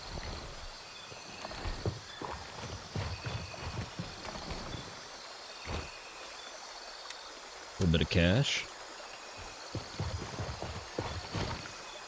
I am not sure how many we killed, so... gonna be extra careful here for a moment. Usually they go down to the river. See if one of them is hiding behind the container. I know that we killed the officer. I know that we took a number of them down, actually. Crouch down. Reload.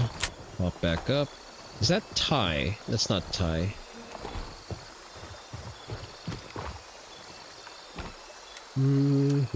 Take the AK-12.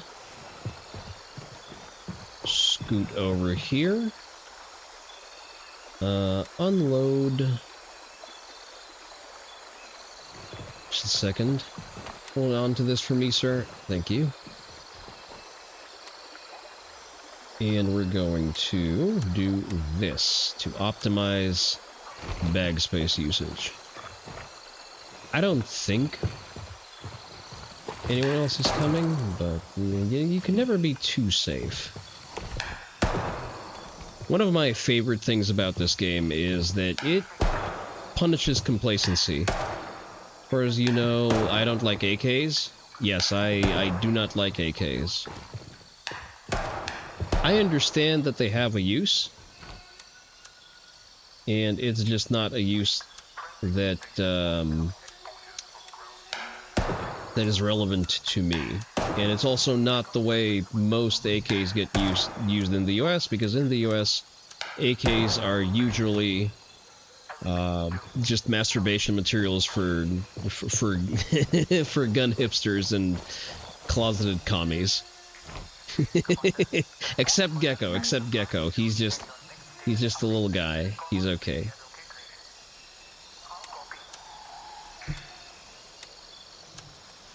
And it's not like you're like an AK main. It's not like you don't own any other guns, Gecko. But yeah, I think the AK is a valid platform, depending on, like, under certain circumstances. I understand that the AK can be an optimal platform.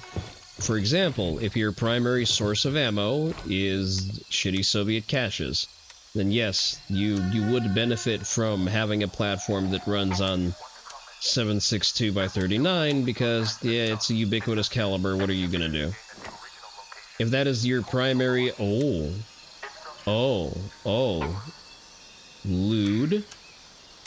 Take that real quick. I'm gonna hold on to you. We're gonna come back for this. Shut the fuck up. I'm gonna take the officer's rifle whole cloth.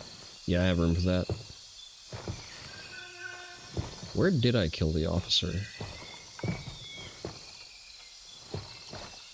Are you the officer? You are the officer. Okay, I'm taking your AK-15. Got anything good? Nades, a little bit of cash. Also taking your goofy-ass beret and your fucking glasses too, nerd.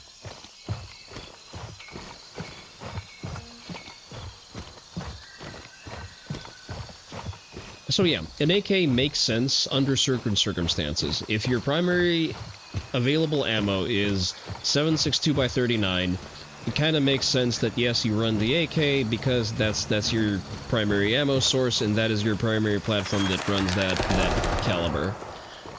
If your parts availability is mostly based on either Soviet manufacturing infrastructure or a fucking cave in Afghanistan, in that case, yeah, sure. Like, AKs will be your bread and butter because, well, if you have to make your parts in a fucking cave, and you don't really need the tolerances of a real gun, nor do you need the penetration of a modern cartridge, and you're mostly killing unarmed civilians, then yeah, the AK is perfectly fine.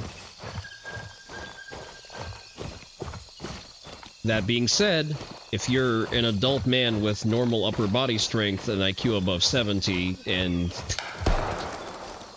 this is gonna feel like I'm beating on people, and access to, like, normal American supply chains, meaning that your primary available caliber is either 300 Blackout or 5.56, and you actually have access to, you know, real machined parts made by people who can read, the AK is too expensive, not entirely practical, and a real bad value for money.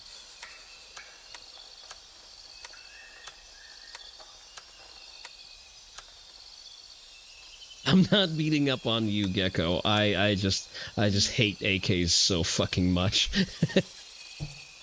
It's not you, it's me.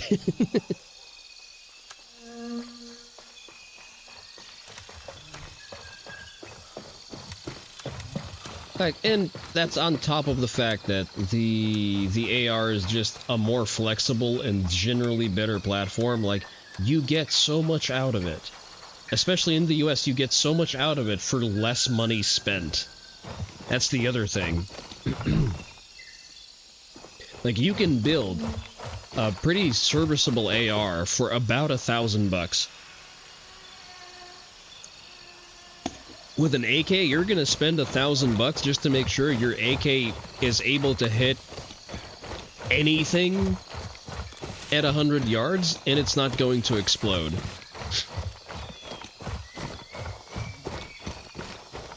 And that's before we account for the amount that you'll have to overspend to get 7.62x39 that's worth shooting.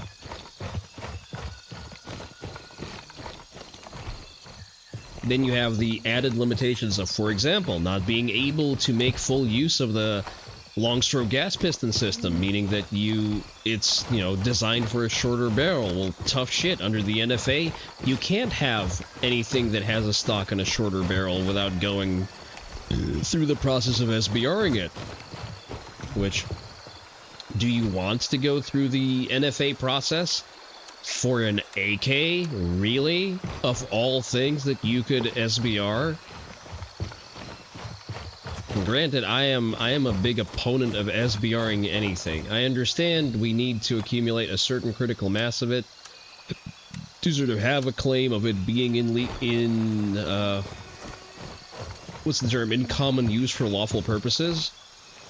I am just not a big fan of telling the government what kind of guns I have, where I have them, and also having to report to them every time I want to cross a state line with those guns. But that's just me. I'm gonna take that MRE because I can. I'll take that fucking ammo too.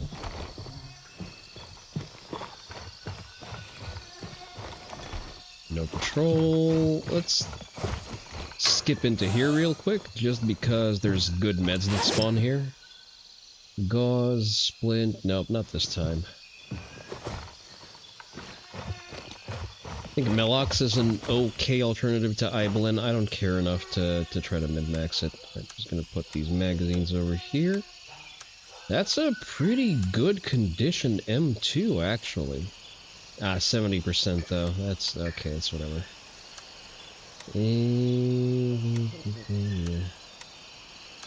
Hell yeah. I'll take your shit and sell it. Do I have room for anything else? I have room for one more helmet. And I am taking yours. There we go. This is typically how you would want to run the bridge. You know, two taps on the loot gets you a reasonable chunk of change. Mostly for the AKs. The AKs are the most valuable thing here because you get about 700 bucks for each. I mostly use it to level Banshee because I want stuff that Banshee sells at level 4. And that being magnifiers. Because mine are just about to become unrepairable. And I really like my magnifiers.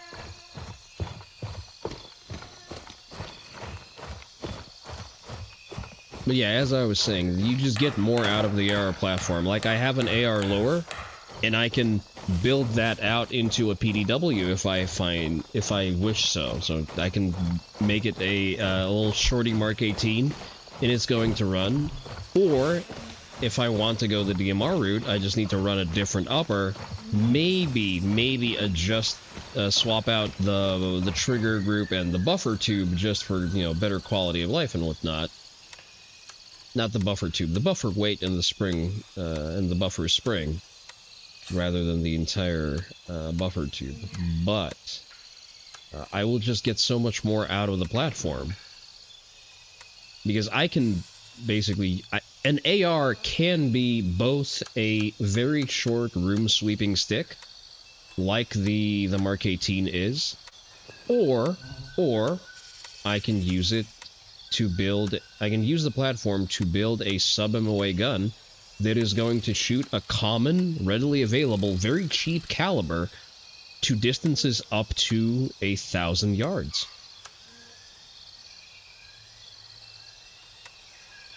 I'm gonna eat this. That's a repeat, right? I kinda want to keep the beret. I don't know why. No real logical reason. Apparently you need these for a quest, the UAV control module, so despite being able to get a nice chunk of change for them, I'm not gonna sell this. Sell you the magazines. Does Artisan buy anything here? Just the key? Okay, that's fine. I should probably level handshake a little bit more.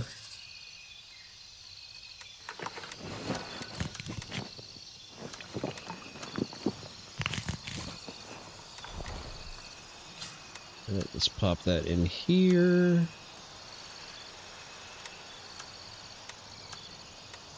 Let's see, we've improved our financial situation tangibly.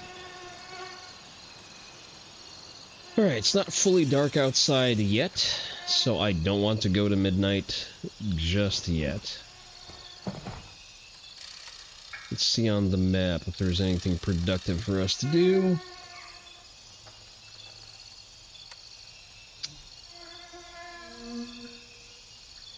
What kind of name is Handshake? Listen, he says to call him that. Everyone else calls him Handjob. As far as I'm concerned, he signs my paycheck, so I don't complain.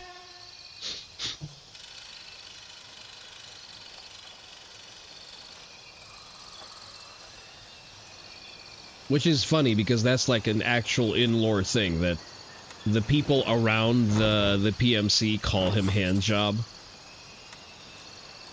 Because, like, he is a company man. Like, you call that whatever you want, call him a sleazy corporate climber all you want. Man gets shit done. That's all I'm gonna say. Alright, we are kind of on the verge of productive visibility.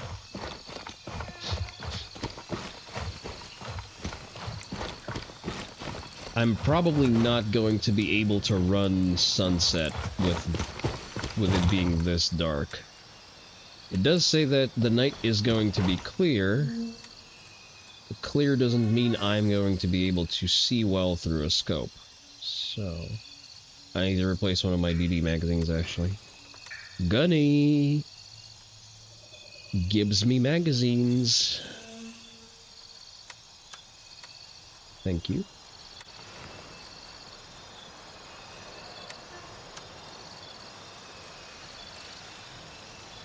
The magazine box actually cleared up a lot of space for me. Clear that one out. We'll pop these in. Put this here. Right. We offload the M855 and we load up on 300 Blackout. Ha! Should I run APs for this, actually? Given that I am going to Midnight Sapphire. See, these defeat level 4. These defeat NIG 3 plus 3. I'm kind of tempted. I should save this ammo a little bit, but I do have somewhat of an abundance. So let's unload, drop this off. Let's live a little. Let's spend a little AP ammo. Why don't we?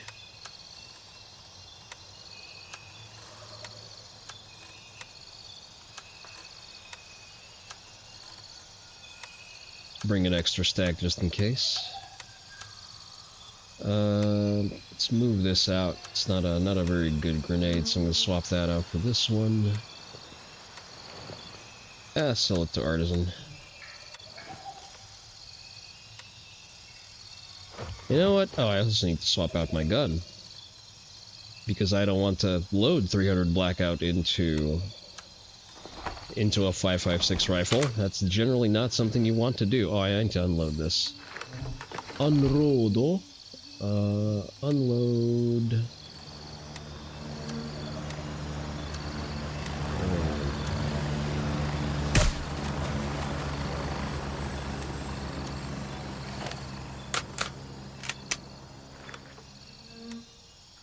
Very nice, if I do say so myself. The AP is probably going to be a spicier round. I don't particularly care. What I do care about is taking a quick bathroom break before we get into the thick of it. I implore you to also do the same. I'm going to open up my tasks and pretend that I'm reading.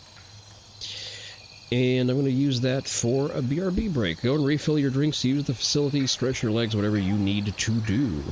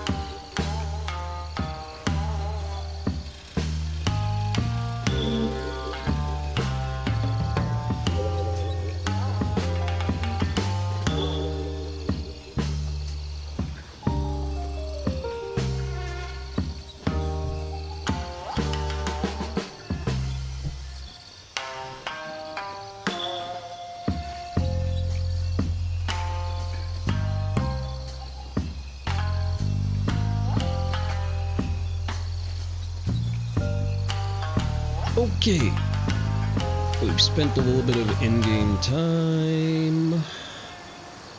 Echoes of Exposure. I still need to do that lab rat quest. Alright, does this fail on death? Yes, it does. So, what I'm going to do is not accept the quest. until I am deeper into midnight. Alright, the bridge should not have repopulated yet. At least hopefully it didn't.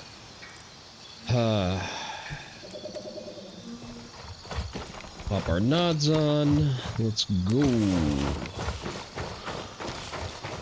I can bypass the bridge if need be. I'm gonna make sure that it's not repopulated actually. The binos are so great. Such a great quality of life improvement. Alright, I think everyone is still dead.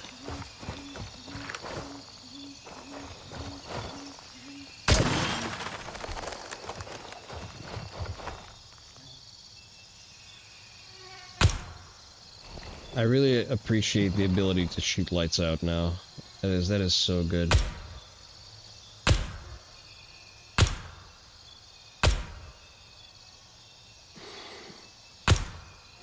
There we go.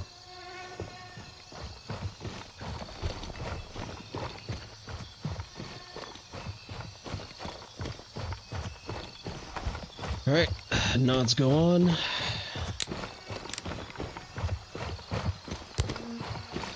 Passive aiming device goes on. Just in case I need to hip fire from passive aim. Move my microphone closer to myself. Right, everyone seems to be mostly dead.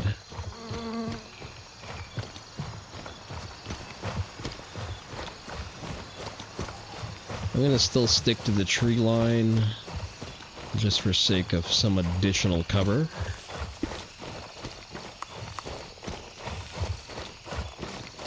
It's not quite as dark as I would like it to be.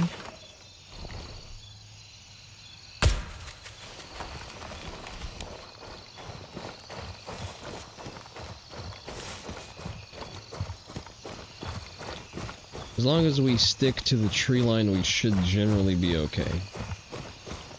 Because I would prefer to not have to go and try to recover my body from here.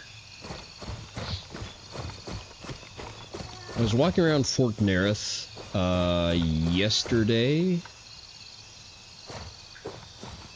and a fucking LAF guy domed me from around the hill. And I was none too pleased about that. Understandably so.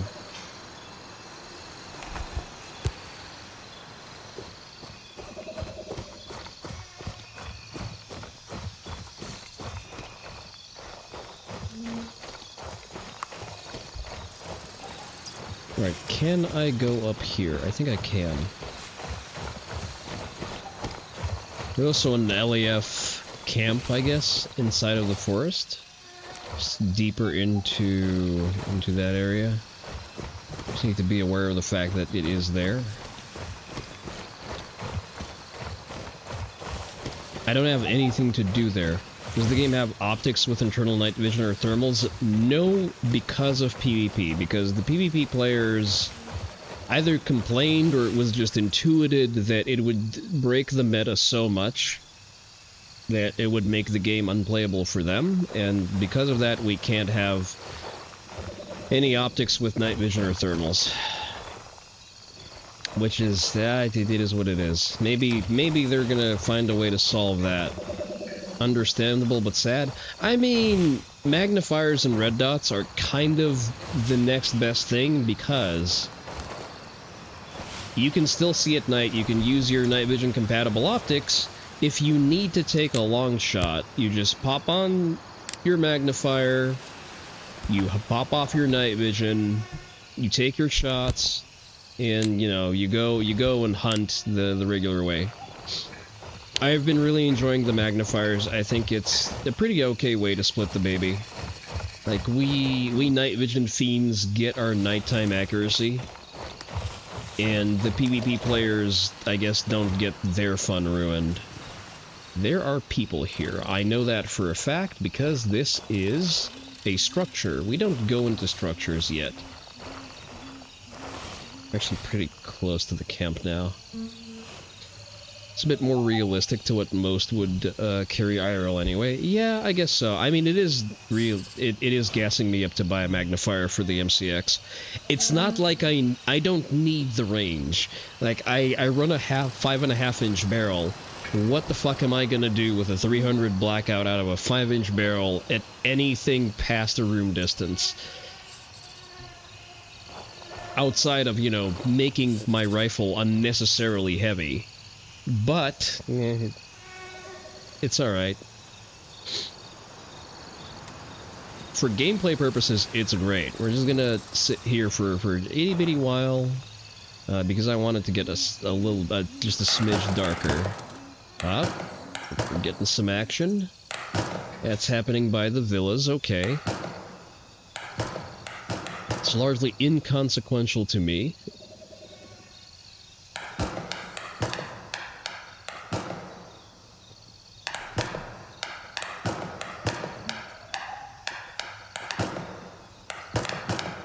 I will wait for the fighting to stop so that I don't have any distractions. If it's by the villas, he needs to chew through the patrols there. Well, yeah, the magnifier meta makes me very happy. It makes my nighttime fun that much more robust. Plus the buffs to the MCX that have happened in 0.4 also make me very happy.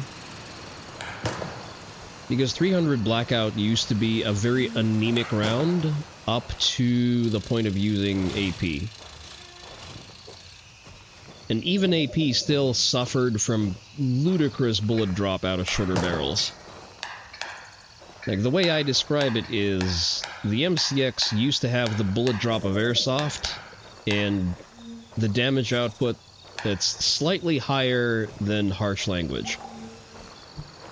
Especially if you were running subsonics, that was just unusable.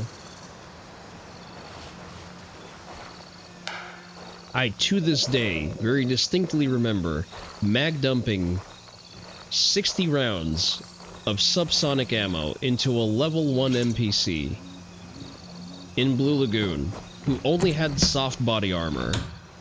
And the only reason I killed him is because I've effectively Mozambiqued him by riding the recoil all the way up to a headshot. So he ate what feels like 50 to 55 rounds of 300 Blackout into his soft body armor, still didn't die, and was only killed by a headshot.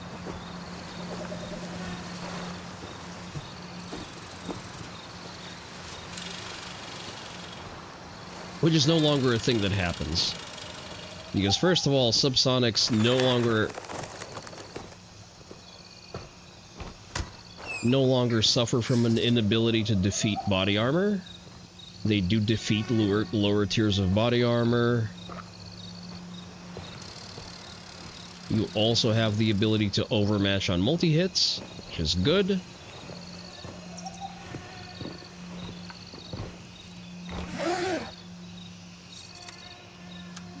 Man absorbs so much money, the impact where Mario coin sounds. Got 2 extra lives off of it. Yeah, that sounds about right. How are you doing, Notary? As you can see, I am skulking about midnight. I'm trying to get a handshake. Not a handshake, sorry. An artisan quest, much to my chagrin.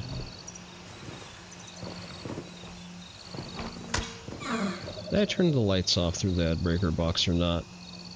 Lasers and nods are a good time. Unfortunately, when you use them regularly, you had a monocular model. Monocle night vision gives you a headache in like 15 minutes. Happy to see where they're falling out of style. I think it's probably mostly a cost consideration.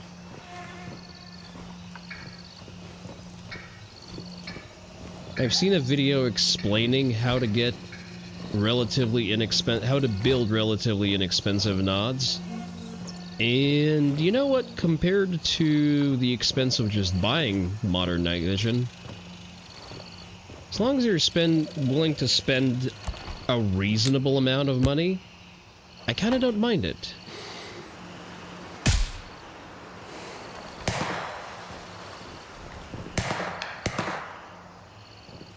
Oh, you're shooting at me, are you? Well then, good day to you, sir. That was also not LAF. That was fucking White Lotus. I keep calling them White Lotus. Lotus Circle? I don't know why they are here. But it does kind of make the AP 300 blackout a little bit superfluous.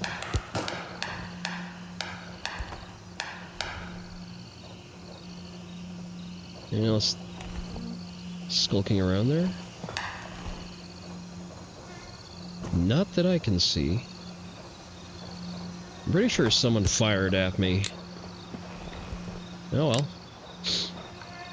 Have you been having fun, No Terry? If you want to, we can do some spooky shit right after I'm done with this quest, because it's not like I have anything better to do.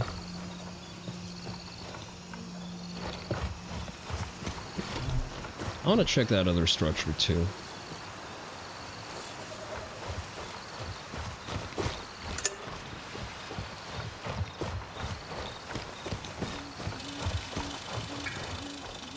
The stated price of building good night, well, okay, Gen 2 night vision specifically, was about $700.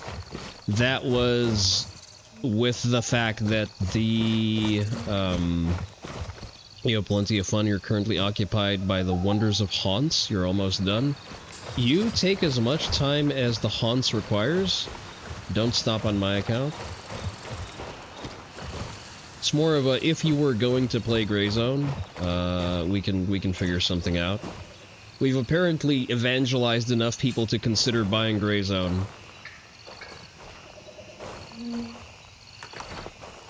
And you know what? Whenever anyone in chat feels compelled to hop onto Gray Zone, if not on stream, then just, you know, generally, I think we can run you through the ropes, explain mechanics, get you through the starter town a little bit faster. I don't mind helping out. Helping out new players is fun. It gives me a reason to run the starter town a couple more times.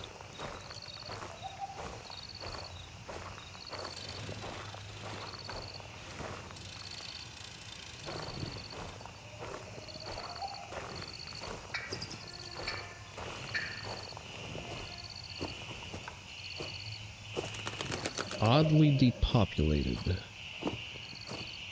I say as I am about to run into a whole mess of enemies. I think I heard a footstep, I'm not sure. I'm gonna crouch underneath. We vastly prefer the current iteration of Nam Thaven where you don't have to kill 24 fucking guys just to get to the central building. It is nice, yeah. There are barely any changes that I disapprove of that I can think of. I'm so far very consistently pleased with the patch, and it keeps getting better. They've apparently fixed whatever issues we've had with bullet drop, being a little bit too aggressive.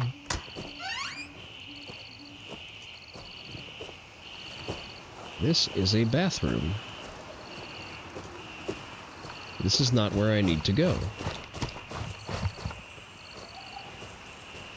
Right, once I'm done clearing this, and once I find something that matches the description of one of Artisan's friends, I'm gonna accept her quest. Still don't hear it. Oh, okay, okay. I don't think it sells for that much. It's like a $300 bottle. Like, as far as alcohol goes, that's pretty okay. The watch is still worth more per unit of space that it occupies. I've gotten so many friggin' perfume bottles, and I feel like the meme of Gunny being a sensitive young man has kind of played itself out. He doesn't pay that much for them. All your friends are dead by Star Wars name bitch? What?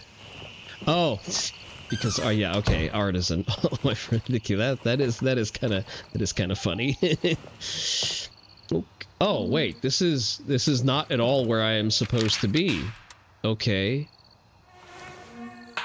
Okay then. That explains the lack of enemies. Lychee and syrup. Let me get some supplies then, and I will be on my merry way. That explains why no one needed killing so far.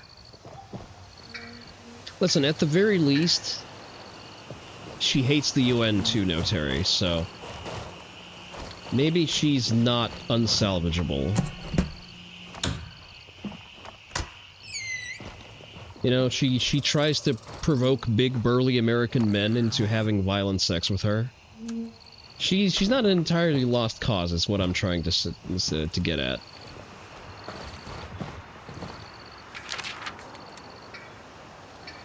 Bring more whores. get Trent to LK. Find a pregnant donkey. That's...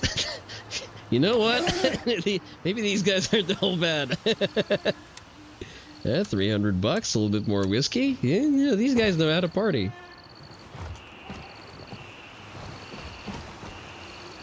Speaking of partying, I think we're gonna hit that loot spawn near the airfield after this. Alright, so this is where I need to go, and there are probably people there. Aha, I see one. Well, people is, you know, putting it generously. Let me get some hard cover before I start plinking.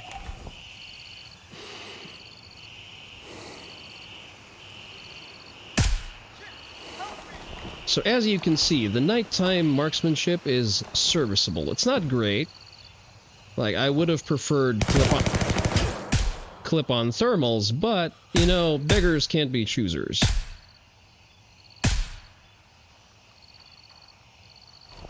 And I can still see in the dark and they can't.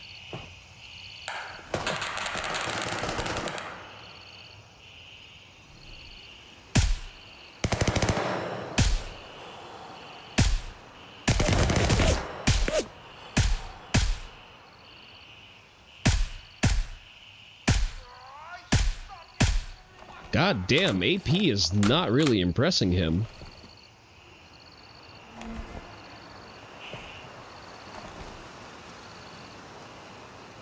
I mean, he is going to bleed out eventually. Hide over bore. How am I doing for ammo?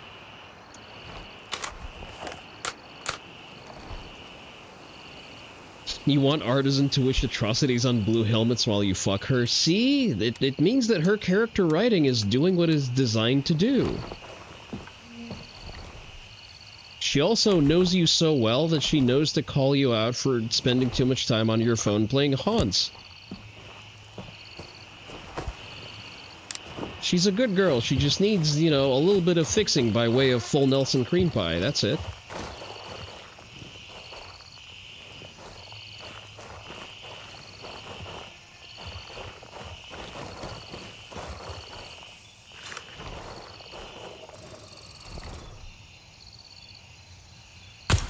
I say it'll take at least, like, at most 3 loads to get her to badmouth the LLA.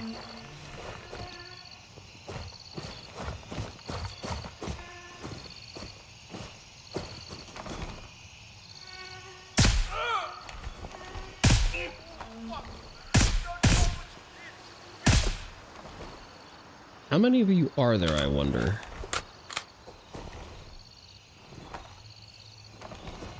And he ran away. He's gonna bleed out.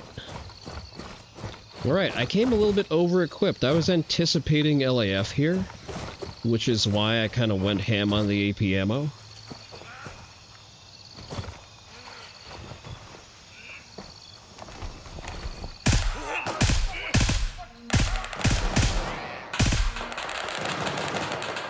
Ooh. What's happening there? I hear a party. That's some else. That's another faction lighting up golf course, from the sound of it. Hey, I'm not gonna complain. I'm not gonna rain on their parade. Yeah, AP was overkill for one because it just does not expand as well as I want it to. Look at that. Look at that pristine, absolutely perfect headshot in near complete darkness. Do I know my shit or what? Yeah, it seems to be a little bit lackluster on the temporary and permanent cavity there. Motorbike battery, lighter.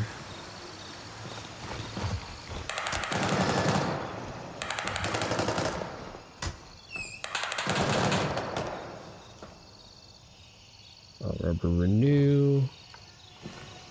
Okay, nothing terribly interesting. Pack of batteries. I expected the batteries to be a little bit more valuable in this economy, you know?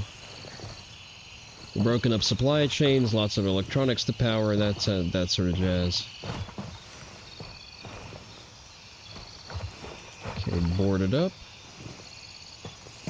I don't want this area to be as illuminated as it is.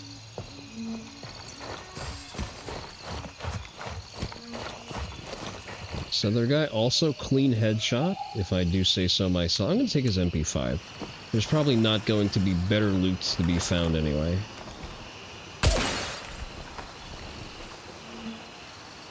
Yet. I understand. Yeah, I know.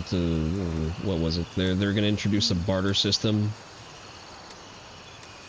Listen, until such time, the batteries don't really do much. I hope they never fix this bug.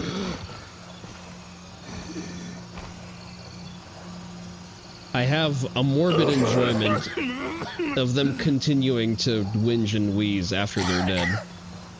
Is it a tactical disadvantage because it distracts me from things that are actually alive? Yes, I don't care. I derive way too much enjoyment from it. Probably more than I should. Oh, simmer down.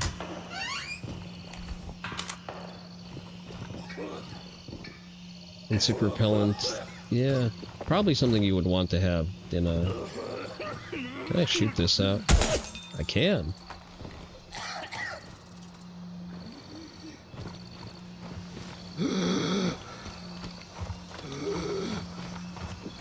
Oh, you're not doing so well, sir. Task already complete? That was easy. Nice. Listen, I'm not gonna complain. Got anything to drink there, guy? Kind of rude. I see why they tortured you to death. Low-key deserved. Alright. Oh, medical care. Medical case. Simple gauze.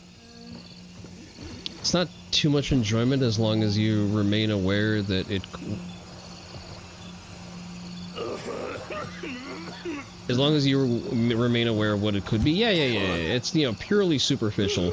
Normally, I will not close the distance enough to hear it anyway.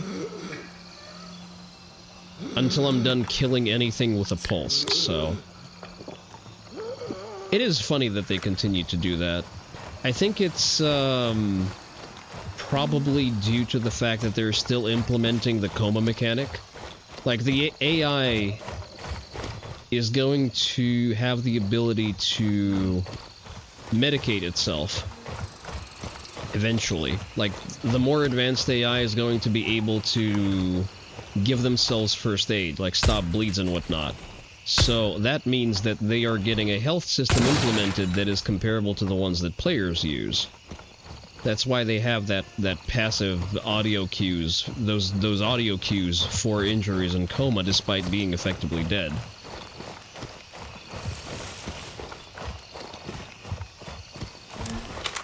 Which means you will be able to use security rounds as an actual usable mechanic in the game. And that makes me a little bit too excited.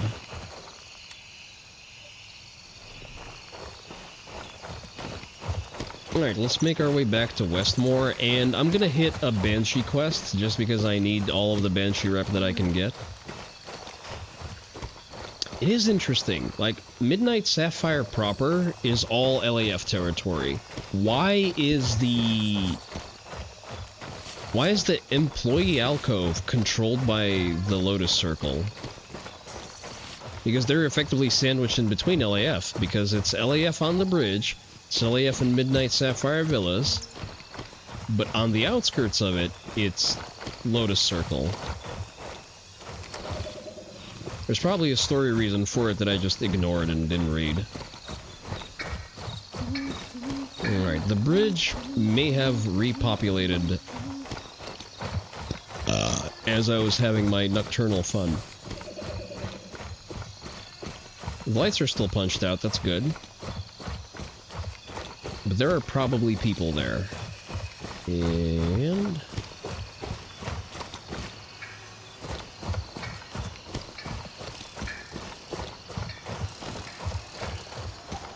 I definitely do not want the smoke, because there's a lot of them, they shoot well.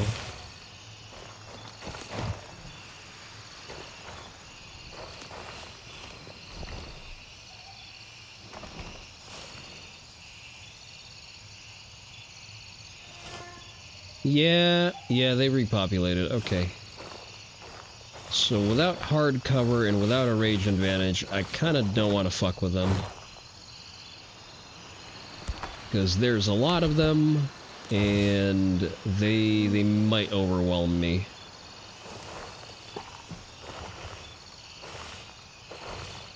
Kinda want to kill him, I kinda want to kill him. The voices are telling me to do it.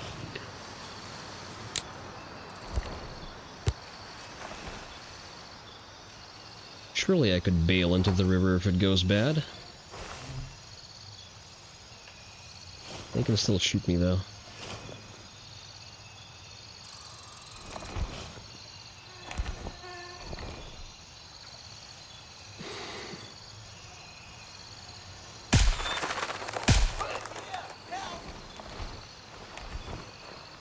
How many of you are there?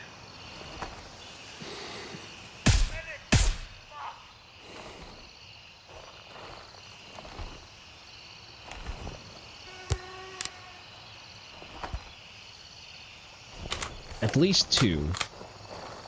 And they are bleeding because I hit them with AP rounds. I am going to regret this.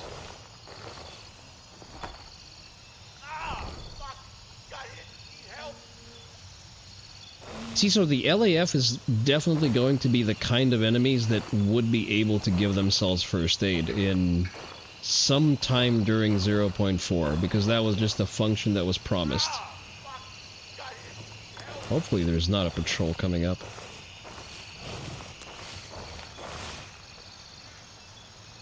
If I get sandwiched by a patrol, I am fucked.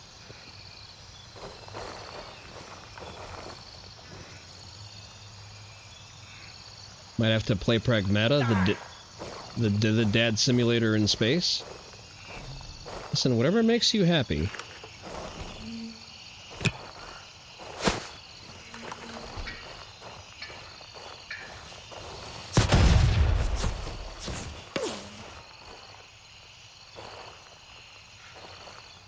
I'm just gonna say it like this. If it made a... There's a very good reason BioShock 2 was better than 1. I never played BioShock 2. No, that's not true. I started playing it and then I dropped it because I just didn't have time.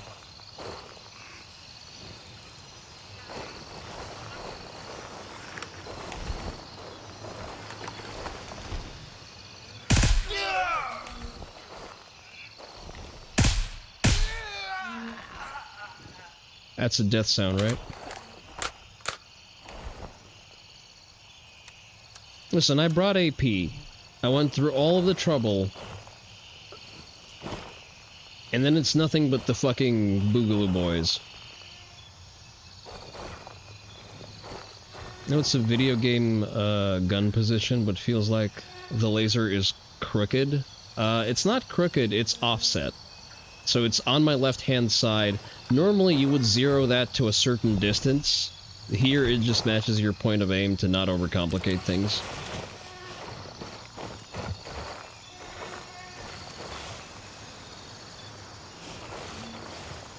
So it does suffer from needing to be corrected for things like height over bore, same as your regular sight would be. Intro killed you emotionally and you spent the rest of the game getting even? That means there's good writing. Let's see if I can't liven things up with a grenade.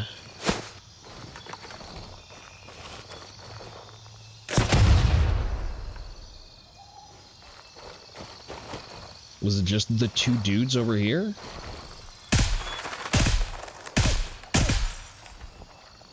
Spending 300 blackout AP to knock out an oil lamp is the most me thing ever.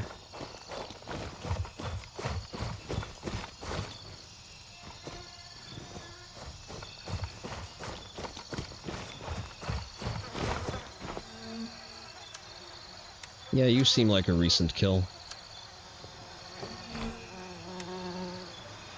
You less so. Did I kill 2 of you? Oh, I did, okay. Oh, no, that wasn't me. M8, what the fuck even is this? Ha. M856A1. Ah, someone else went through here. It must be stragglers. That was 300 blackout IRL anyway. How should I put this? It depends on on your use case. There is a correct way of using 300 blackout, and then there's a wrong way of using 300 blackout. Spin out more to knock the light out than the light costs. Yeah, that's kind of true. So 300 blackout solves a very specific problem, and it is very good for that particular purpose, which is to have an intermediate cartridge that performs well in shorter barrels and deals well with being suppressed. So, ostensibly, it was a cartridge that was developed to operate in PDWs that would succeed the MP5, which it actually did. That was sort of the whole purpose for the Honey Badger existing. The Honey Badger is a PDW that effectively succeeds the MP5.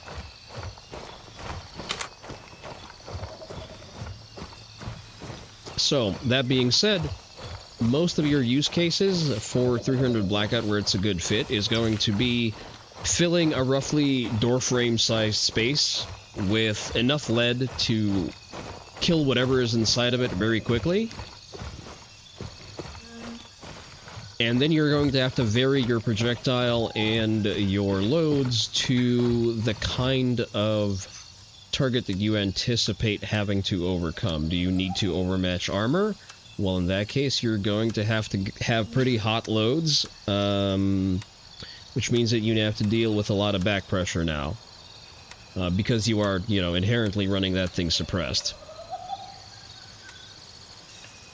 And you also retain the sort of the supersonic pop of the round as it crosses the sound barrier, which, like, not a very big issue. Clandestine operations are generally outside of the scope of the civilian population, so also not really a problem in that sense. I'm gonna put the AP back and put my CQs in. At range, it is a compromise because you need to, first of all, be acutely aware of your holds. Because it is a round that loses, because it is a heavy projectile, it does start arching downward relatively soon after leaving the barrel, especially if you run it out of a shorter barrel, which you generally should with 300 blackout, because what is the purpose of having a 16-inch barrel for a 300 blackout rifle? That's what 5.56 is for.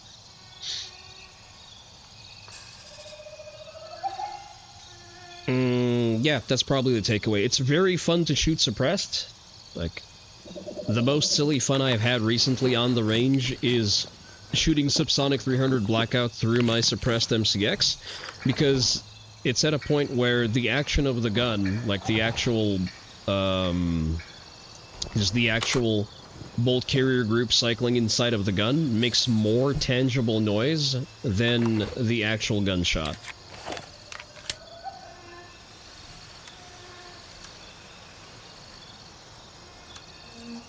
For home defense, I still run supersonic ammo with the capacity to penetrate soft body armor, and it has good expansion within a meat puppet. Because that is ostensibly why I bought the MCX in the first place. I bought it because it is a very competent and very powerful PDW at ranges where I would need to use it. I don't hunt, Merrill says that he's had a lot of success hunting with 300 Blackout. Neither here nor there, I don't particularly care. I guess 8.6 Blackout is the purpose-built hunting Blackout round.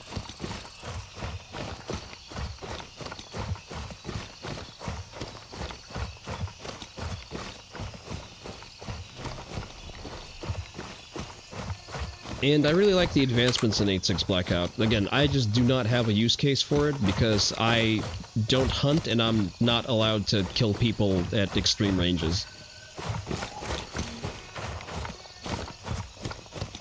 It is a sad reality that we have to contend with, but it is the reality nonetheless. Alright, let's be aware of patrols being here.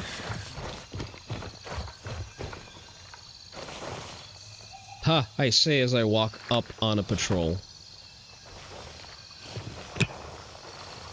Think fast, Chuckle Nuts. Did I get all of them?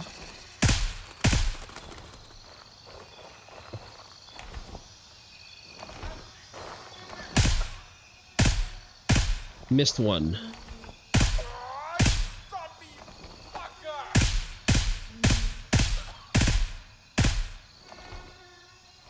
I think he's dead.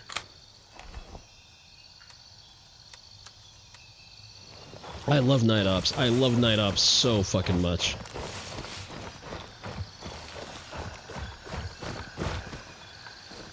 I really like grenades now. Grenades are great. Alright, flight control buckshot. I'll take that. Do you have a night vision compatible one? You do. We're gonna sell that. Please and thank you. You guys usually don't have anything better. I don't believe I have the key. Lychee soup.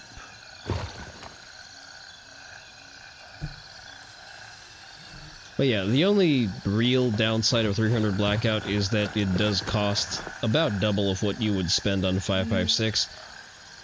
It used to be not as readily available to buy. It is now.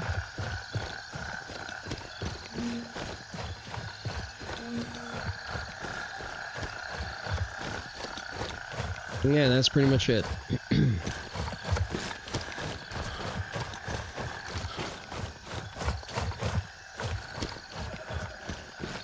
Yeah, but the logic of using supersonic loads for home defense was explained to me as you want the temporary cavity to be large enough to affect vital organs, which, yeah, it does make sense. And I don't believe they even make subsonic, well, neither they do make subsonic hollow points. That's not true. They make subsonic hollow points. They don't make subsonic polymer tips. Given that I am more likely to need to defeat clothing, if I am to shoot at someone breaking into my house, I think that polymer tips are the way to go. As much as I meme about wanting black tip 300 Blackout, which I do, realistically I probably wouldn't use it for home defense, just out of the practicality of the matter. Because, yay, I just shot someone with 300 Blackout AP, and all of those shots zipped straight through him. Granted, marvelous temporary cavity, absolutely blown the fuck out. But also, those tungsten carbide rods have also traveled through the wall into whatever is beyond that wall, which is not great. It's generally something you would prefer to avoid. That CQ ammo, I'm going to take some of that. All right, we need to report atrocities, and that means we need to clear out the entirety of the village. Nab some 5.56 55 grain Sierra polymer varmint loads for such concerns? Yes. I have polymer tip.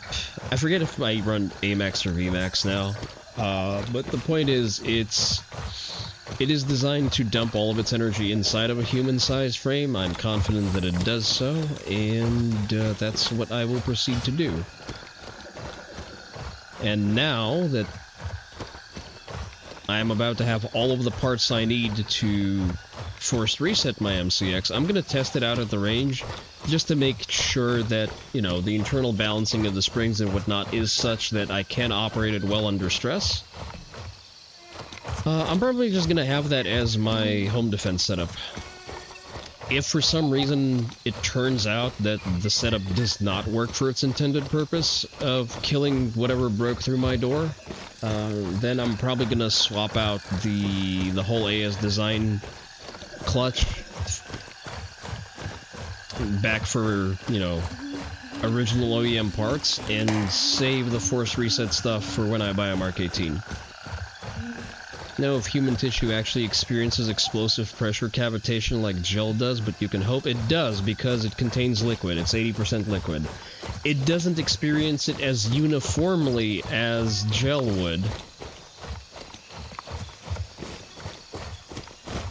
But temporary cavitation in gel is a proxy that demonstrates the capacity of the round to create hydraulic pressures both inside of tissue, so organ, muscle tissue, fat tissue, and it also demonstrates its capacity to create that hydraulic pressure inside of cavities. So you less so have a need to exercise direct hydraulic pressure, for example, on the heart through contact. You are likely, with enough capacity for temporary cavitation, you are just going to create so much internal pressure in the chest cavity by shooting someone's center mass that you are likely to just crush the heart. Again, a direct hit is always preferable.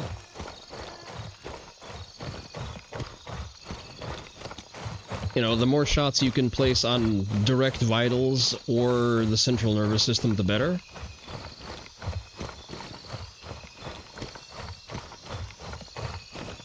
That's kind of why I like the concept of 8.6 Blackout for home defense. You're basically shooting the equivalent of shotgun slugs that cavitate and expand very aggressively within the body. But you're doing so at rates of fire and in form factors of modern rifles, which I find to be very appealing.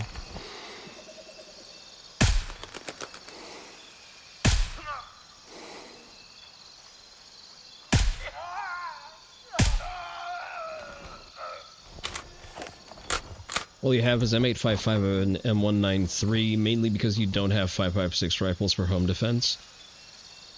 I mean, M855 is perfectly serviceable for home defense. So again, you do have the concern of overpen. Temporary cavity isn't your concern. It's the collapse back to center point, which generates plasma and the temperature of the surface of the sun. Yeah, I don't think human tissue does that, sadly.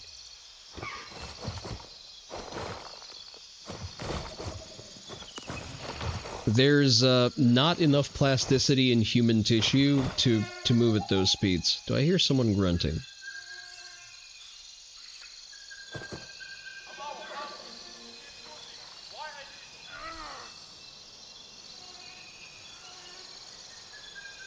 I'm not gonna hyperextend. I'll wait for him to bleed out. Though I am kind of low on time. Fuck it, I'm just gonna go kill him.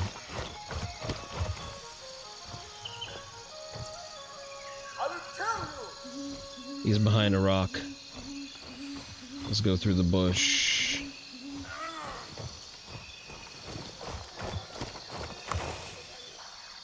No, I don't want to waste the nade. He's alone.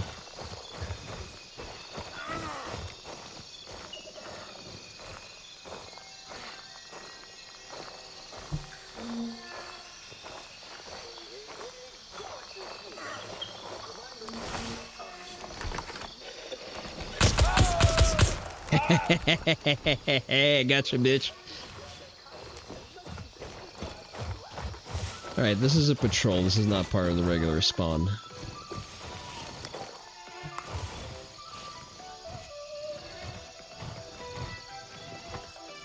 Flight control buck. Ah, Bon from Room key, or whatever. However you read that. I don't give a fuck. That's actually the key I was missing. Thank you, sir. The Kursk ate one of the most severe implosive events ever seen by man once outward rush from the entire torpedo room collapsed back. Well, yeah, because they're also dealing with extreme pressures, too.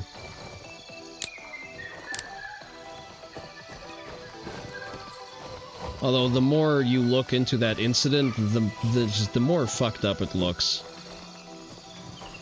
Like, the most charitable interpretation of the events is that, well, they all probably died in the initial explosion, just, you know, from all of the oxygen being burned away, but I'm sorry, there's just a lot of evidence of that not being the case. It does increasingly look like that military command's dilly-dallying actually doomed the sailors on that sub, because they were concerned about Westerners getting access to what they considered, you know, top secret tech and whatnot,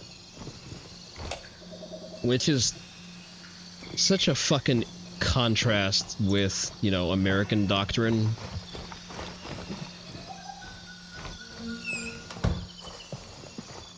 Humans are shockingly durable over short periods of time. True.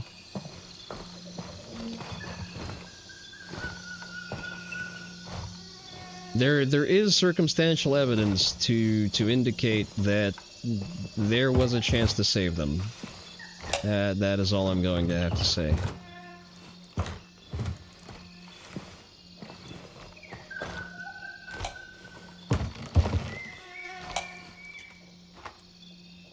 Alright, what do we have here? Not Fent. So, you know what? Let me drink my water, and I'll just leave this one here.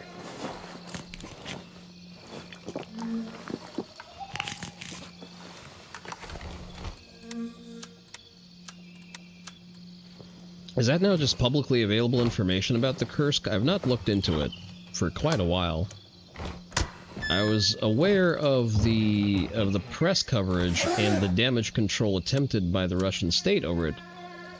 Rum. Okay. There used to be a weapons case here. Can I get some of that? Whiskey. Ah, really? No weapons case anymore? That's kind of a letdown. I mean, it's jewelry, sure, but I was kind of more excited for things to go boom, you know? Alright, let's actually use this as a firing position.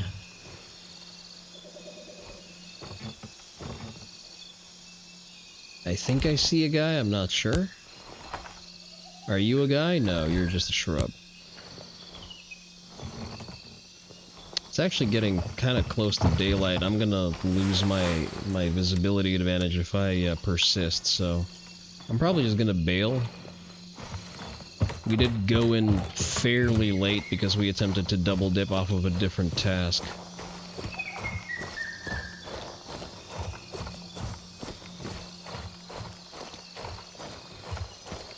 And urban combat is not something you want to engage with in parody, so I'm just gonna... Detonation torpedo room, Kursk hits bottom, torpedo rooms completely goes up, front end destroyed, back to compartment 7, finished annihilation from end,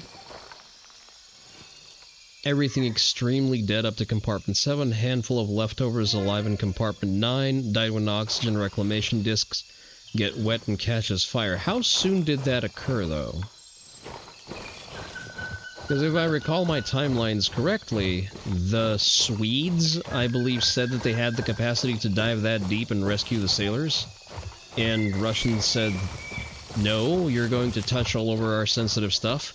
They had time to save them? Okay, then my recollection is complete, is correct. I believe it was the Swedes, because they had a deep diving crew in the area.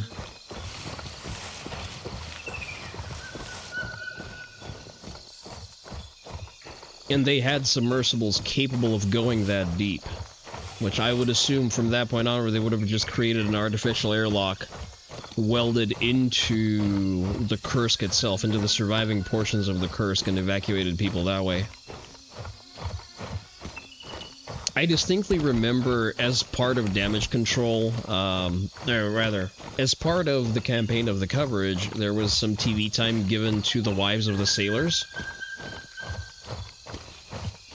And Putin's response was that these aren't the actual wives of the sailors. These are, I quote, hookers hired by Berezovsky.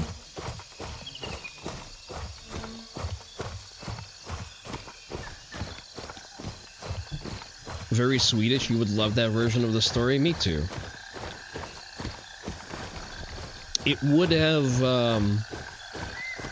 I think it would have gone a long way in curing a lot of the Soviet hubris in Russian military command and Putin personally.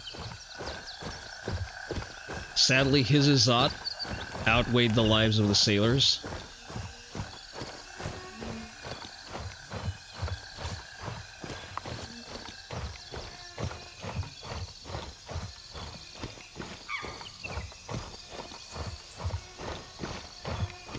We're gonna have to do a separate nighttime push for this location.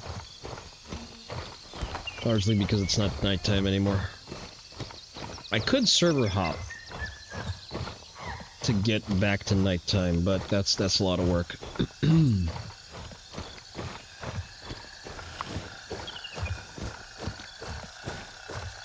Russian subcrews generally don't get treated well historically.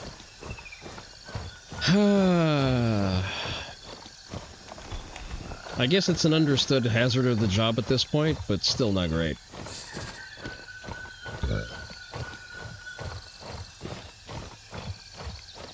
How do we feel about hitting sunset, actually? You know, let's sit down at the COP and see what we actually want to do. I got a quest for a custom 1911. Which would require me to go to the boat rental by Blue Lagoon, which is also a nighttime excursion. And with the amount of keys I'm carrying now, I really need to prioritize getting Artisan up to snuff.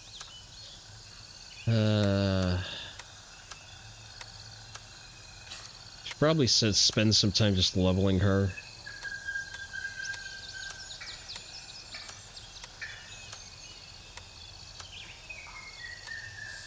How much rep do I need with you, you angsty, sexually frustrated woman? Quite a bit, quite a bit. I need like a good 600 worth of rep with her, which is not something I'm gonna get by trading. Damn, Turncoat pays nice money for jewelry. I'm not min-maxing my money, I'm min-maxing my rep, so...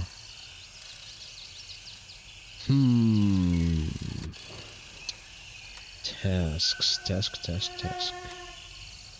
It's a gunny quest.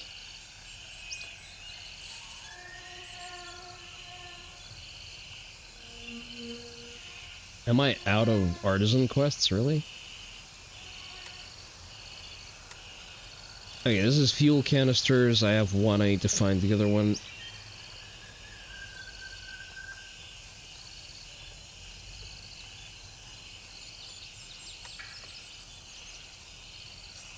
Missing colleague. Okay, that one's by Fort Nerith.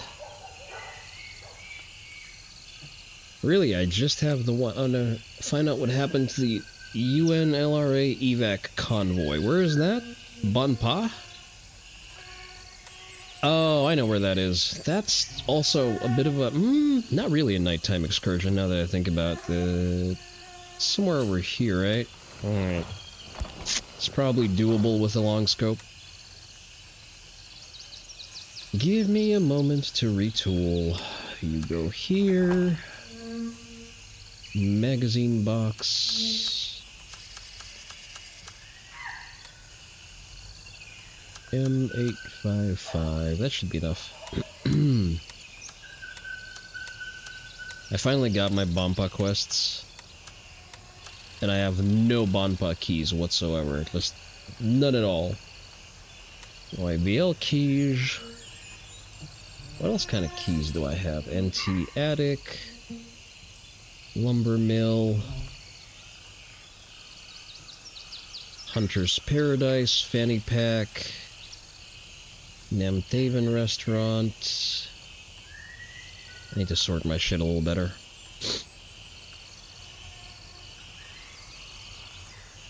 Alright. Let's do the following. Since we have a lot of daylight to cover, let's go back to Westmore, depopulate the bridge again, get some money, sell that shit to Artisan because we need to bump her rep.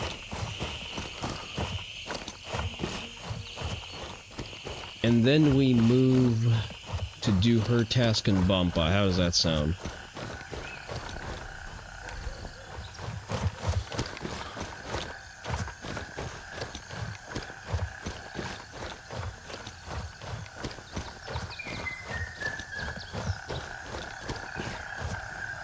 I saw ants on a windowsill something like 3 days ago, and despite having put down ant bait that I know will remove them, I'm still getting that, you know, that phantom touch from my own body hair, and it forces me to go and check, or at least scratch the area, because I subconsciously think that something is crawling on my foot.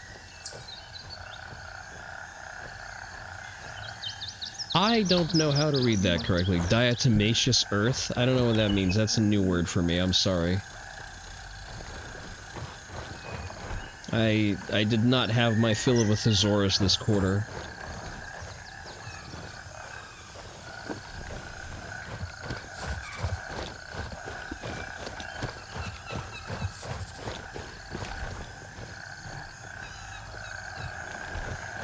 That is a very pretty sunrise. Alright, those dudes are still dead.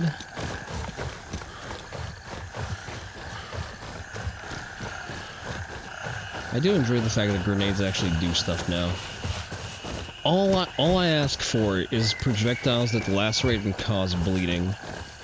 A powerful compromise of... Oh, a powder comprised of microscopic fossils.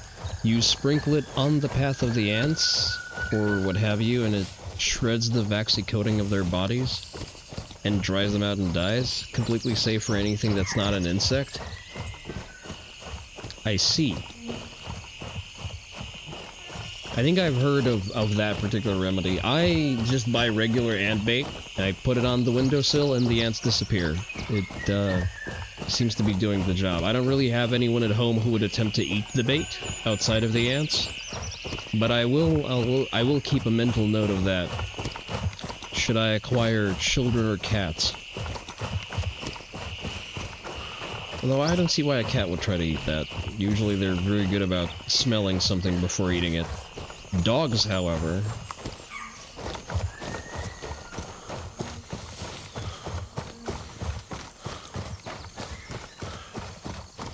Has the box reset? Free stuff? No, no free stuff. Sorry. Alright, let's go. Let's go earn those LAF widows their payout, if they get any. It's unlikely that they do. Actually, I looked into different color schemes for mechanics gloves, because I wanted to find the tiger stripe ones. And sadly, the tiger stripe mechanic gloves just do not exist. It's not something that was ever made. That a clickable head? That is a clickable head. I did find that they've produced an exclusive digicam color for the South Korean military, which was interesting. If I were into that kind of stuff, I would probably buy some, but I am not, so I did not. I'm getting reasonably cheap on eBay.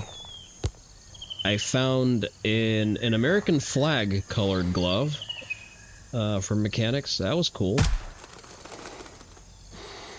And the scattered. Translator of the whole Uma manga recently added as a post-chapter note that he wasn't moved by Shinzo's entire campaign. but working on that manga really makes him want to settle down. I mean, whatever gets you there, honestly.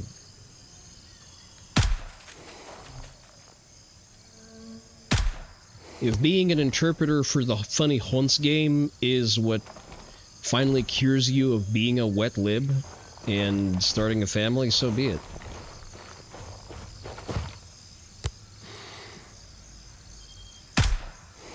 Like, Itagaki is, I guess, kind of like that. Like, he is not even within spitting distance of being based. Like, he is as default lib as you get. Probably mostly out of a misplaced respect for American institutions. Ones that we've allowed the communists to utterly corrupt.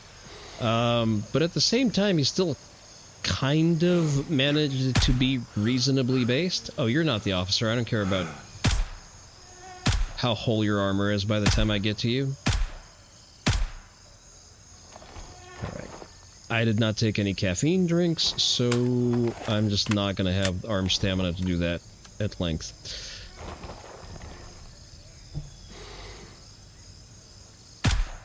Yeah, but Itagaki is one of those, like, accidentally based dudes, where his baseline opinions are horrendous.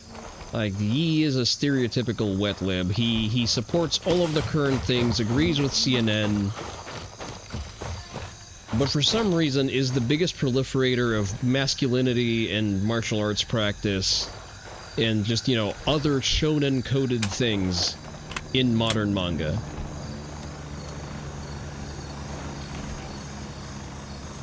Does he occasionally sound a little prison gay? Yeah.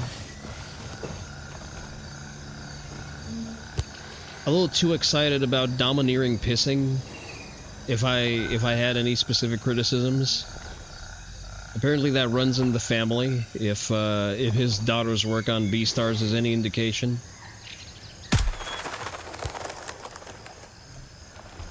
But you know what? All forgivable things. I do have, you know, break out your tinfoil here. I do have an observation of that right around the time Shinzo Abe ramped up his sort of pro-family message, you kind of saw a very sudden spike in... Oh, someone's shooting. Let's go behind cover. Right around the time that campaign just started ramping up, and all of the messaging about, like, have kids, settle down, and whatnot, I started noticing that there was a very sharp spike in hentai manga featuring the Nakadashi tag. Like, it just suddenly, all of the manga you saw, all of the manga and all of the animational adaptations of it, it was all suddenly Nakadashi. I'm not saying it's connected. Rather, never mind. I know it's connected, I just can't prove it. Hide behind this dumpster. Have him try to shoot at me a little bit. It's probably downstream by the bridge there. There you are. Boy, what are you trying to do? You don't even have a magnified optic. Fuck you. And be real for a second, Beastars is one of the best written slice-of-life mangas you've ever seen. That's written by Itagaki's daughter.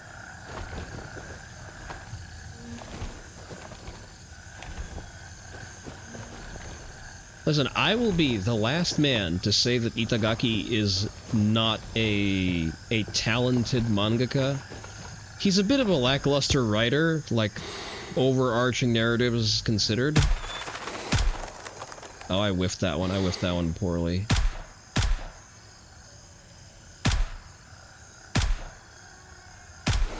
I am just whiffing that shit all over the place.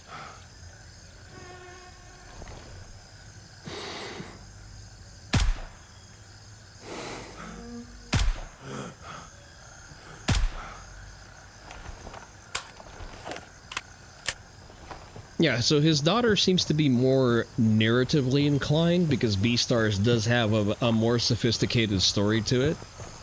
Like how one of her notes she wrote was she was way better at drawing animals than people. Part of you just wanted to add, well, your dad wasn't the best at drawing people either. That is actual slander. That's where you're actually fucking wrong. Itagaki is very good at illustrating the human form. And you understand that once you understand that his primary influence is woodblock prints. Please just die, man. Come on. Come on. That's an expensive fucking body armor. I don't want to ding it too much. I'm just gonna leave him to bleed out.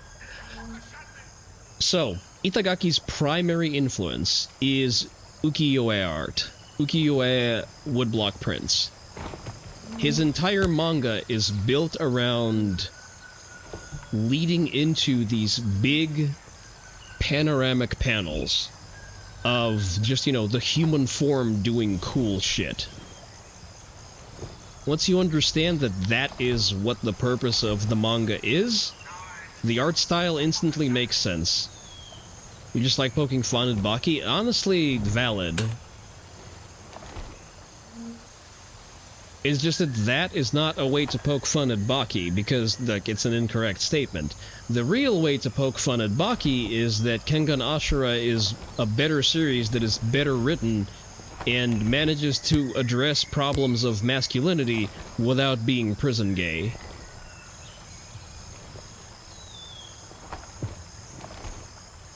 Ah, he's gonna bleed out eventually.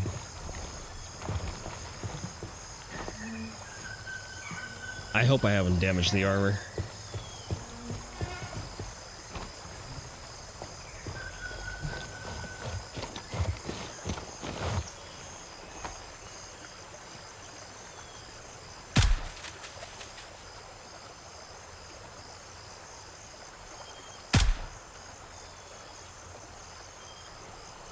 I'm whiffing shots on purpose to get him moving.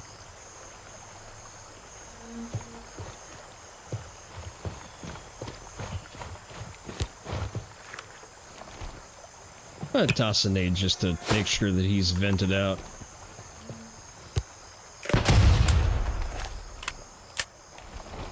I actually need to finish watching... Wait, did I finish watching the second season of Kengan Ashura? I think I did. Yeah, I did. Yeah, I did. It's the Baki anime that I kind of dropped. The Pickle arc just kind of bored me to death and I kind of stopped.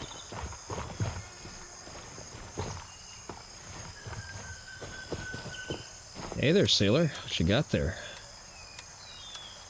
Got anything good inside? Not particularly. Alright, let's move this here, move this here.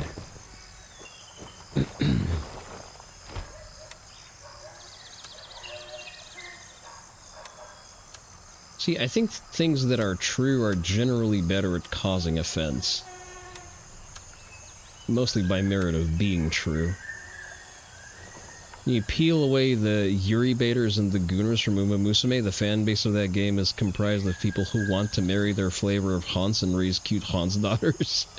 You've never seen so much actual wife art of anything else? Huh. That does kinda track. It is, kinda build a wife, the game.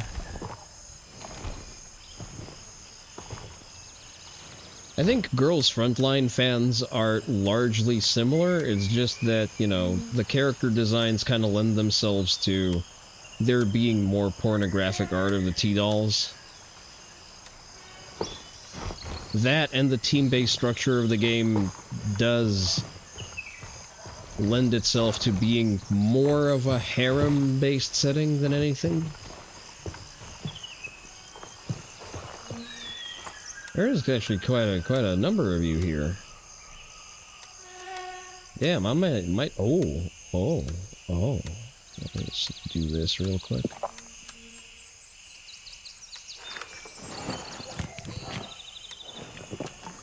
While I fidget around with their guns. Alright, we can take one more gun. Damn, there's a fucking lot of you too. Where's the officer? You're not the officer, you're the officer because you bled out. Ah, damn it. Did I hit him in the armor? I did not. I hit him in the oh no, I did hit him in the armor. Fuck. Well, that might be above the plate. We don't know yet. Shit, I may have damaged a perfectly good piece of... I don't know if I have that key yet. Take your fucking nerd-ass beret. Ooh, a little bit of money.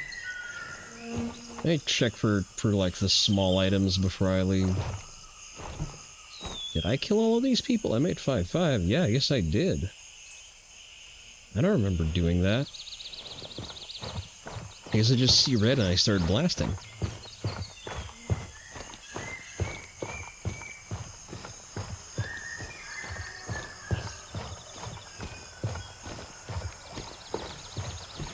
I think the real upside of haunts over Girls Frontline is the fact that haunts really can't push you towards irresponsible buying, because it's not like you can impulse buy a horse. You can very much impulse buy a gun. And, you know, with better options for forced reset triggers, that MR556 is kind of looking sexier by the day.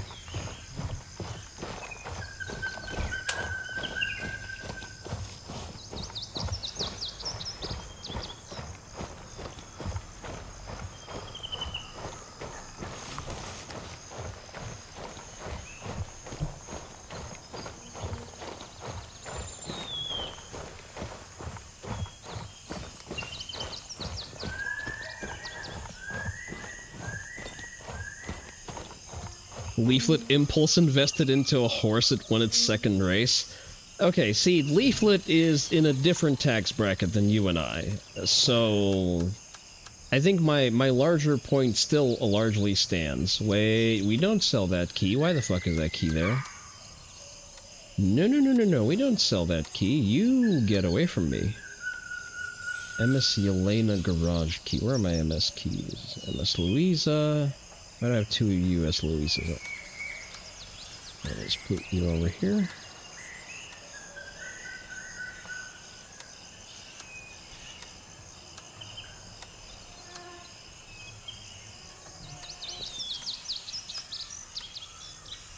Okay, swap that over here.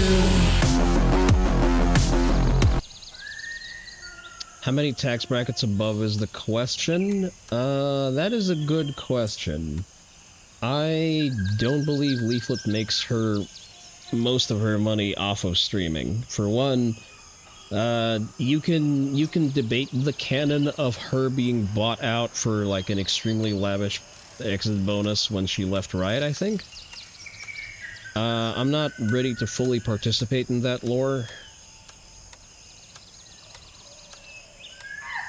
From my understanding, listen, I maintain that her family is just probably independently wealthy. So, being of provably Asian descent and Japanese Asian at that point, a lot of things kind of point towards that.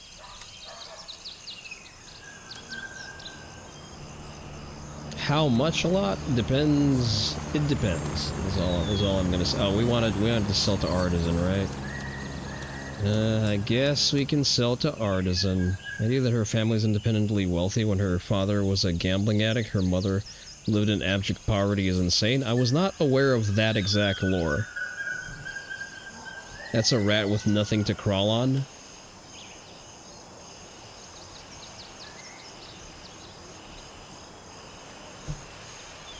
That is, I would say, a theory that arises by inference.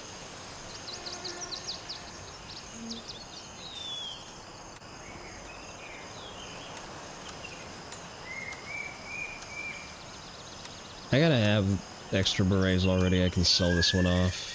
Excess grenades too. I don't really care enough to investigate the deep lore all the way. If Notary vouches for it being true, I am more inclined to believe it. Oh, I do have a military tablet too.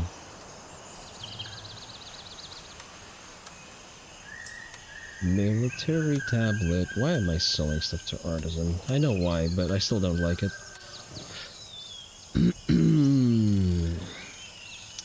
Right. Need to go get the rest of it.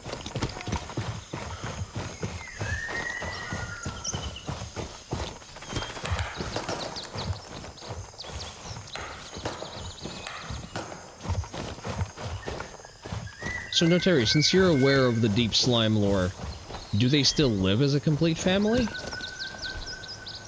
Because from my understanding, like, the father is still very much involved. So, did he overcome his gambling addiction? Is that what happened? Or am I crossing my meta here?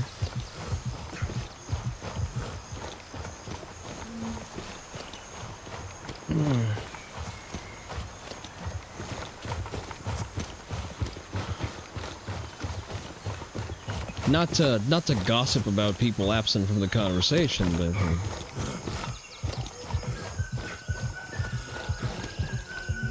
thankfully I'm still at the level of viewership where it's actually, yeah, it's just that. It's literally just gossiping between a single-digit number of people.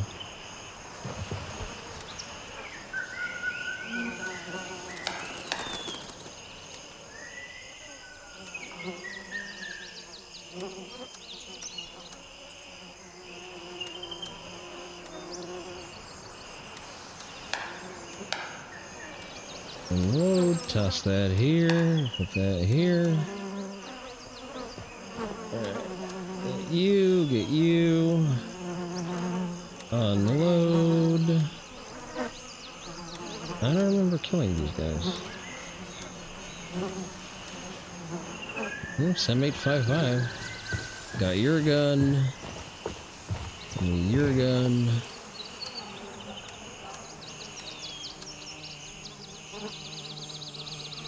M2 plate carrier. I'm not gonna be able to carry the plate carrier either way, so I may as well just cut my losses and go.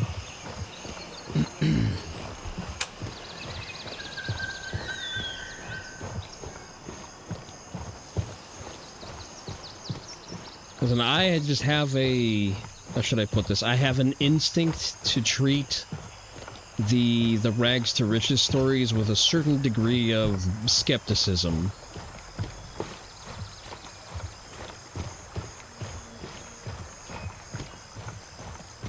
Especially being of the corpo world, I know that the corpo world is not too keen on giving you generational wealth, especially as a code monkey.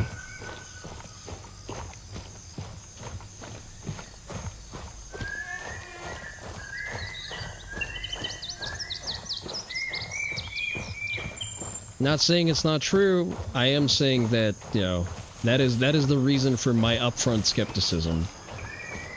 Could have probably brought some mags. That's okay.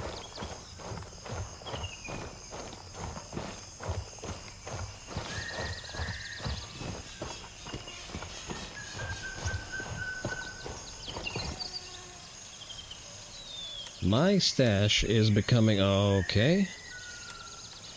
The that's a truncated version. Okay. She's the opposite of Kersha. Okay. Lived with her dad. Dad's a scumbag. Family are assholes. They do asshole things. Lives with mom. Broke. Doesn't want to only eat ramen. Works 3 jobs. Develops hobby. Skill set. Gets in Riot's founding.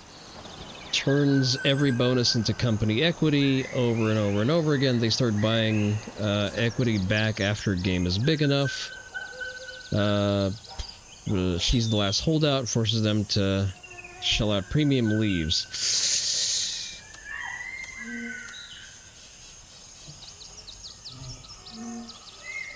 You know what?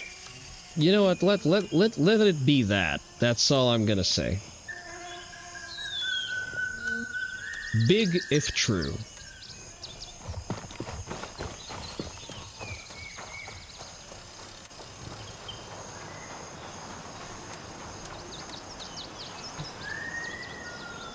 Then again, you know what? Sometimes life is stranger than fiction. Less consistent, too. So I'm not gonna stake a flag in any opinion one way or the other. Sawmill keys. I need to hold on to the sawmill keys. Sunset Chalet Cottage key. Fuck, I need the bigger artisan key.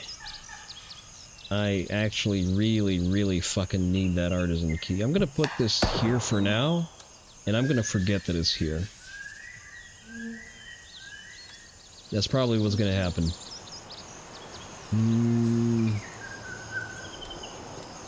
Actually have quite a bit of shit to sell.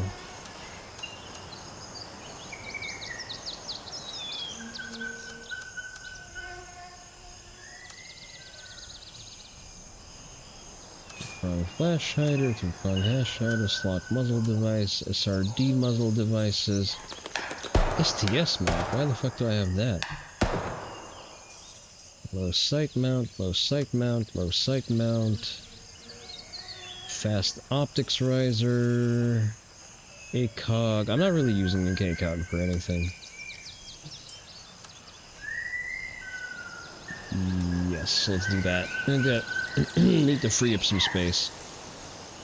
Probably have an extreme overflow of M855 if I'm being 100 here.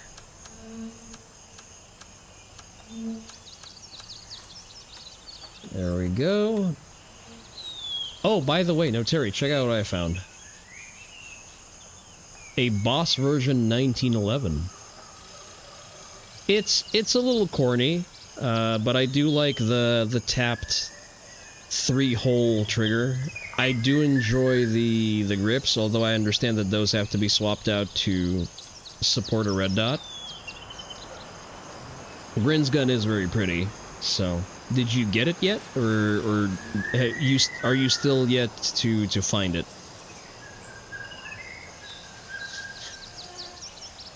That's not a sentence that made grammatical sense, but you know what I mean. You've had it? You've had the quest or the gun? Ah.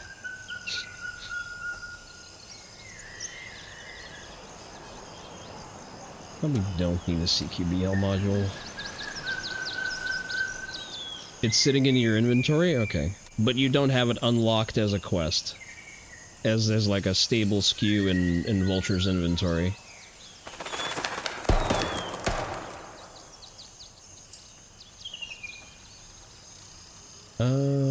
Yeah, I'll probably eat the MRH, sure, why not?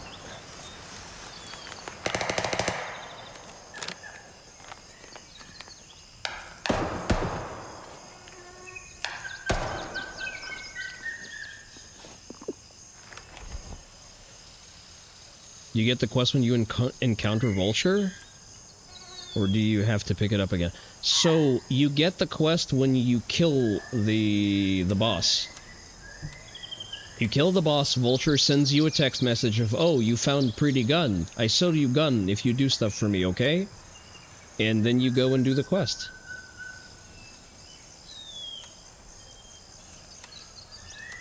Stuff some superfluous stuff over here.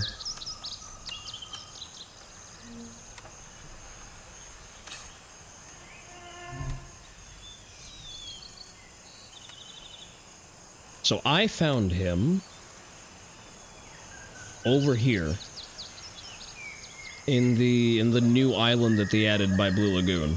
I killed him, got the quest. I still need to go into this area, and I don't want to do that during the daytime because there's some sketchy angles to work through. So not too keen on that, and I've been avoiding it for right now.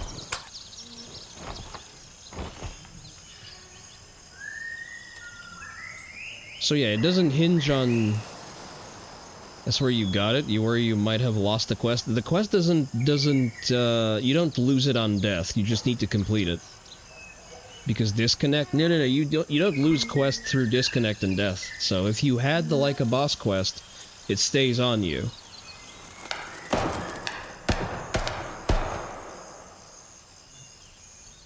Alright, where were we going? Ah yes, the UN... The UN caravan that is lost. Our best LZ is Oscar 2, which is not a great LZ to work with. A little bit sketched out. A little bit. But we can work with that. Alright. Let's load up on energy drinks, and we're off.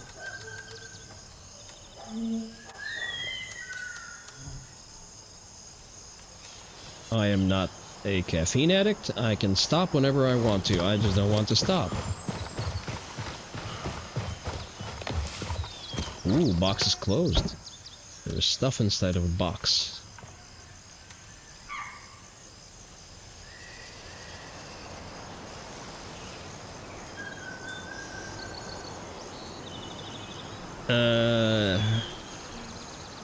Something you want me to take you to Sketchtown? Response, we're on Lemang, I'm going to need a name. I don't... No, Terry, what do you mean? Do you want to do stuff? Or were you...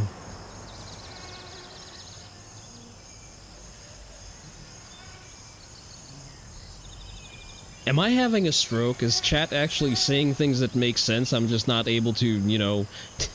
I'm not able to extract meaning from words anymore? What the hell? Recon is kind of nice, but it's only 3+. Alright, I'm gonna leave y'all to figure that one out while I go and complete my quest. No, Terry, do you want to squat up? It's one part making fun of a song title. Ah, okay, see, I'm not very media literate. The rest is insulting Lemang by saying that all of its towns are fucking sketch. Ah, okay. I see. Okay, never mind. I'm just being slow, sorry. Alright, let me go and clear the task for checking out the caravan. Not the caravan, the convoy. Convoy. Because I need fucking artisan rep for some reason. Because I guess the only way to actually get an adult-sized wallet in this part of the world is to cozy up to a fucking sexually frustrated, spiffy fucking local. Oh, okay, I'm not an addict, I'm an enthusiast, okay. Okay, we're fine, we're not having a stroke yet. That's good, thank you for the reassurance. Whoa, motherfucker! I got lit up bad. Put some hard cover. Of course you reached for the wrong fucking thing.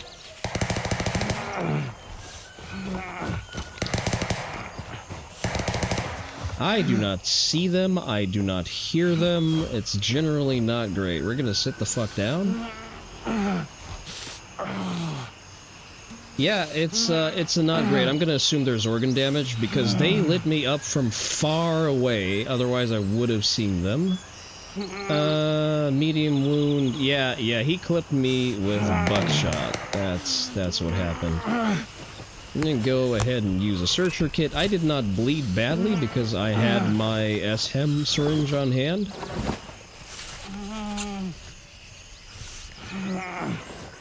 I am going to kill every last fucking one of you.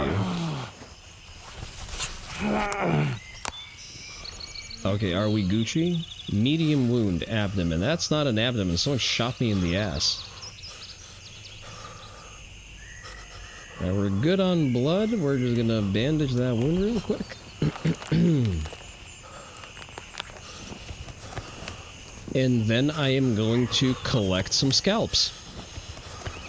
No bone damage. I guess that's good. We're still in pain. The classic ass shot, I know, right? It was a classic ass shot from like a distance where it did not make sense for him to engage, and they still did. Where are you?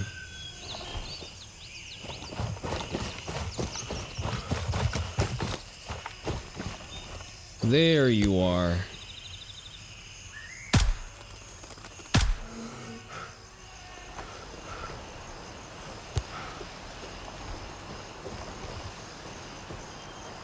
Normally, I only go out of my way to kill the LLA, excuse me, but no, I think I'm gonna issue a fatwa against you. Yeah, they literally just decided to aggro on me for no reason outside of their effective engagement range. The Lotus Circle being deranged cokeheads kind of tracks with that behavior, but I'm still annoyed.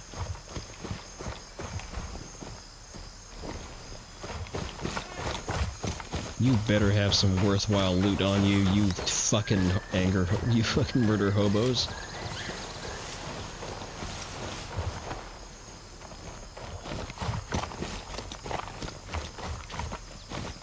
Like, for no reason whatsoever. Actual fucking rabid dogs.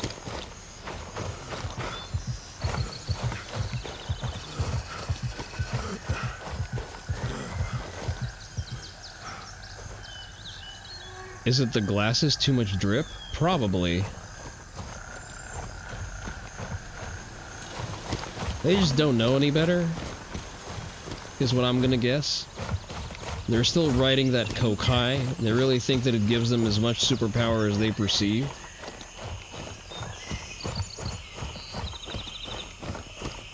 They probably think that it makes them immune to my ability to just click on their head. Why is there 4 of you? Wait, what the fuck? Did I overpen? M855? Yeah, that's mine. You have no good loot on you. None whatsoever. God fucking damn you. Not only are you annoying, you're also fucking poor. I think I tapped one of them with a double headshot.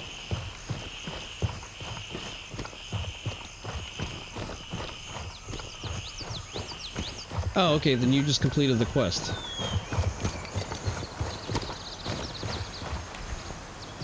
There you go.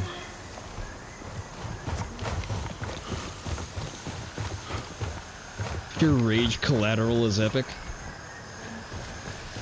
I would need to go back into the VOD and verify, but that's probably what happened. I made my M855 fly extra angry.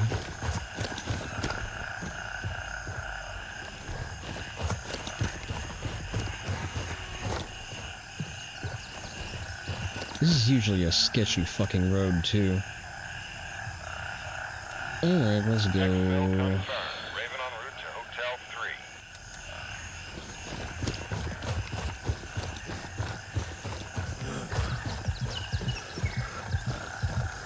I don't really have a reason to rush, because the bird is in like 2 minutes, so...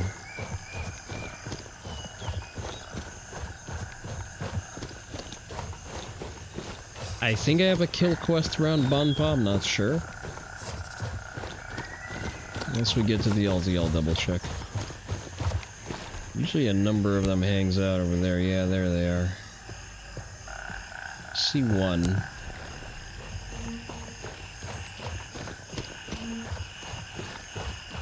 You know what? I have nothing better to do.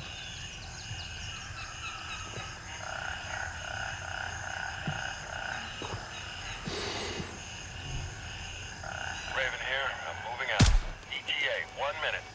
Well, I did hit him, but not the way I wanted to, so we probably still need to correct a little bit.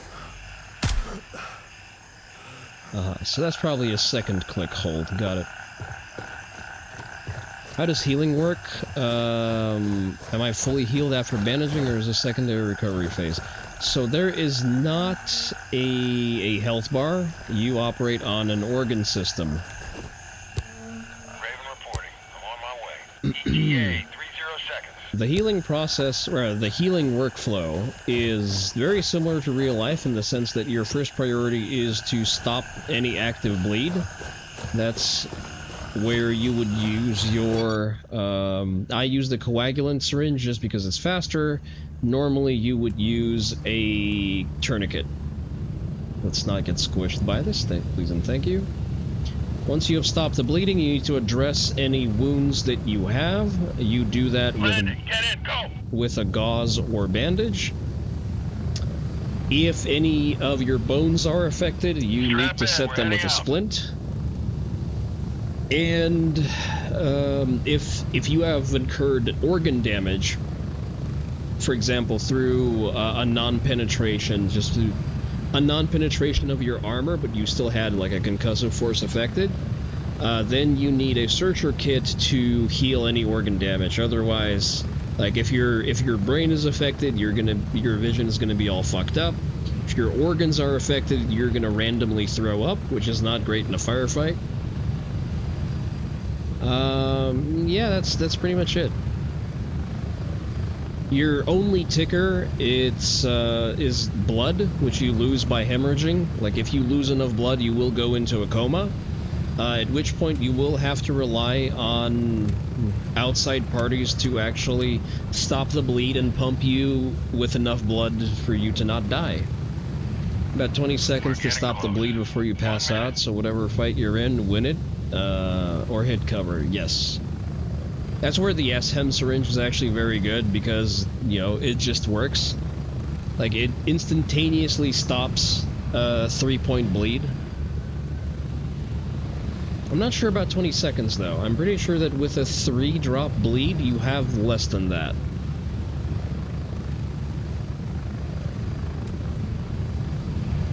Approaching the LZ. 30 seconds.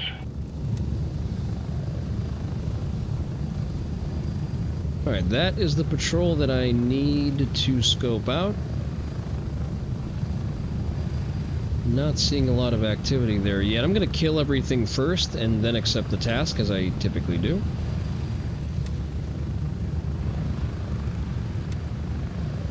Winchester is right by us. Once you have connected the statuses with the correct meds, is it fixed? Yes. The wounds will persist for a couple of seconds after they've been addressed, but that is about it. The only exception is that if you have bled enough to have lost a material amount of blood, you are going to be a little bit dizzy, which will affect your vision. That will persist until you eat food and drink water and wait for your blood to recover naturally, or you give yourself a field transfusion with a blood bag.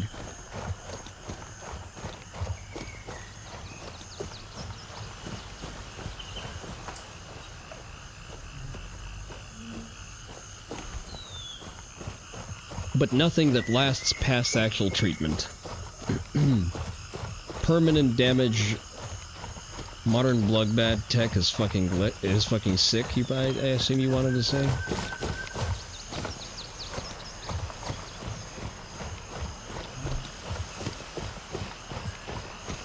I will be 100%. I do not follow modern blood bag tech or, you know, EMT advancements closely enough.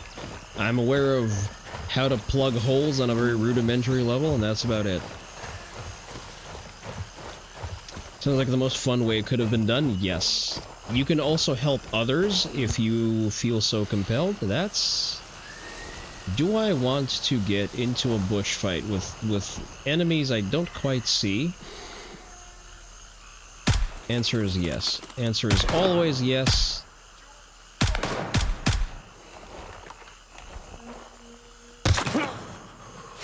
Okay, maybe a little bit no. Let's cut that distance through trees. See, I got a light bleed there because I'm far away. They don't know where I am. They don't know their own healths. So I can just wait for the light bleed to pass on its own. I will pay a cost of losing blood.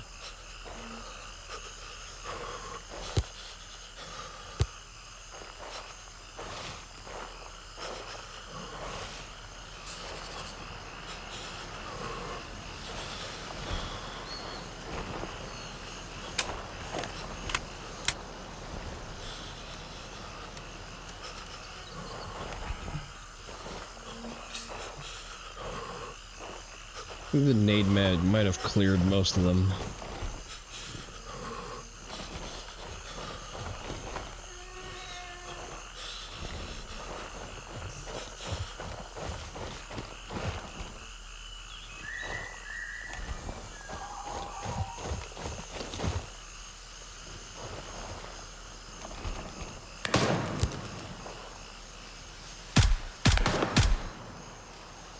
Up, straight to the heart. Into a running Fentline he went.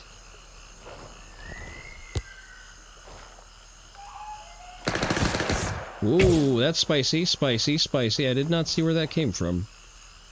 That's generally not good. Not seeing is not great. I don't like that. We're gonna pull out.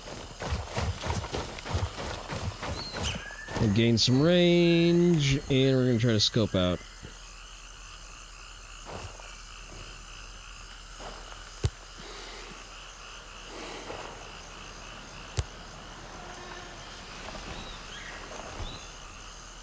Ah, there you are.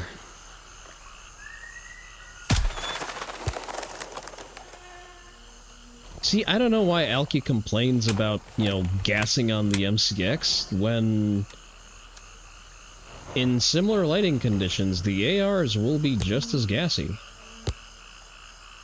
If not more so. Alright, I think we can close in.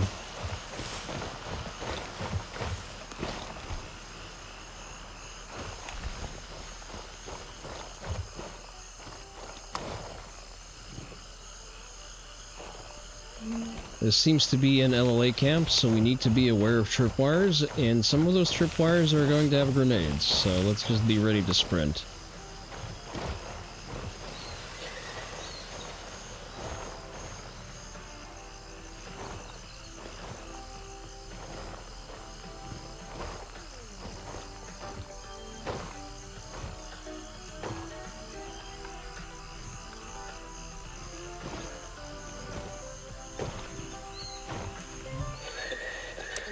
For those of you not in the know, LLA stands for Lemang Liberation Army, and they are the local commie militia, so in other words, kill on sight.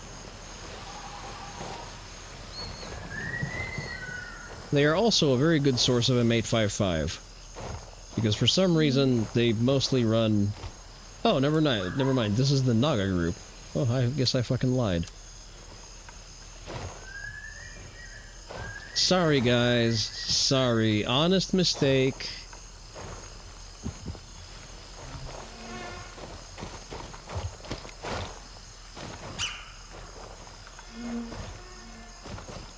I'm sure they make use of wires nonetheless.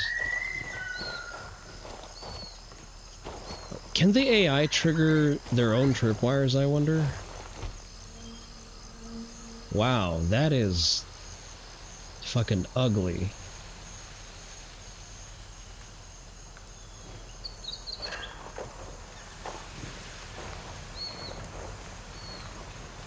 Alright, moving on.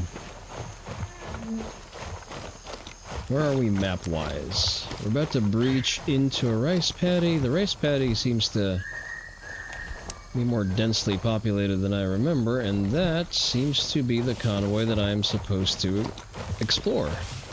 Rather, investigate. Big road, big roads have big patrols.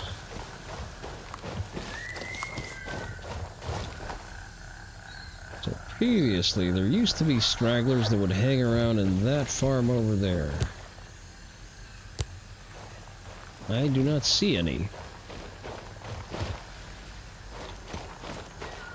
Okay, we are a good 200 meters away, so we are safe to try to engage purely by overmatching on distance. Okay, I see one. I see two. There is probably way more.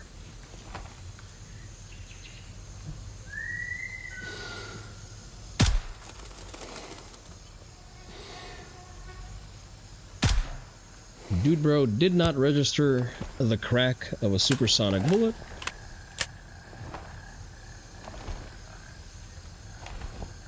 Let's see if anyone else was excited by that.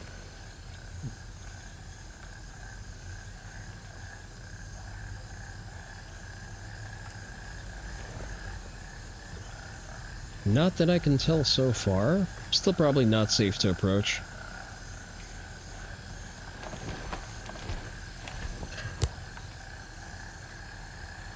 We're just going to have to get a different angle on this situation.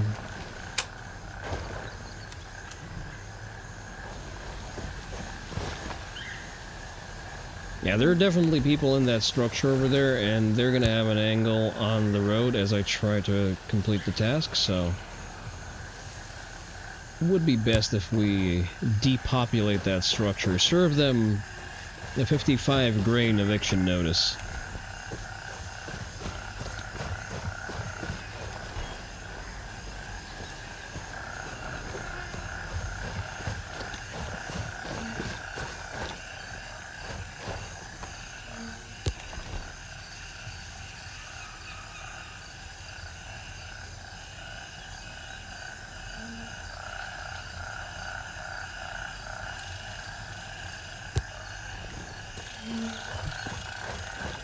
Alright, let's be very careful about crossing that road. Remember, look both ways.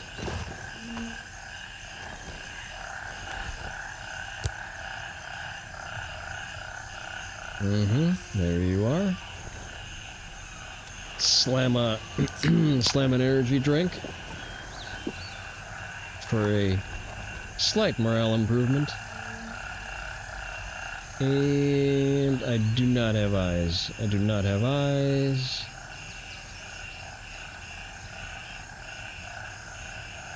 Would we know that there's at least one of them? What's going on? Hello? Now we know that there's at least one of him there. And there's usually more than one.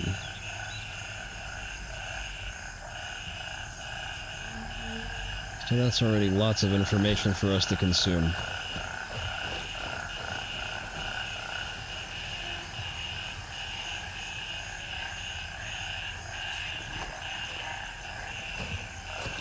It is curious. It does appear that there were only 2 of them patrolling the convoy proper. Not sure why that was a thing. Usually you'd have like anywhere up to 6 bodies patrolling an area that large. If it's a POI. That over there is actually also a POI. We're gonna take a quick look at that one later.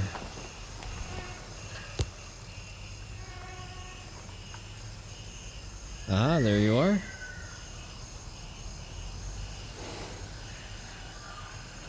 Let's wait for him to stop.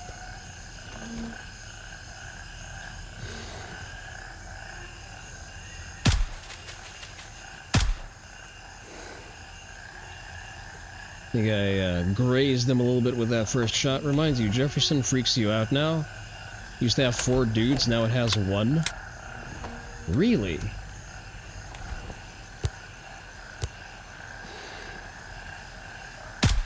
Does it consistently have 1? Because I'm pretty sure that I've killed more than 1 there.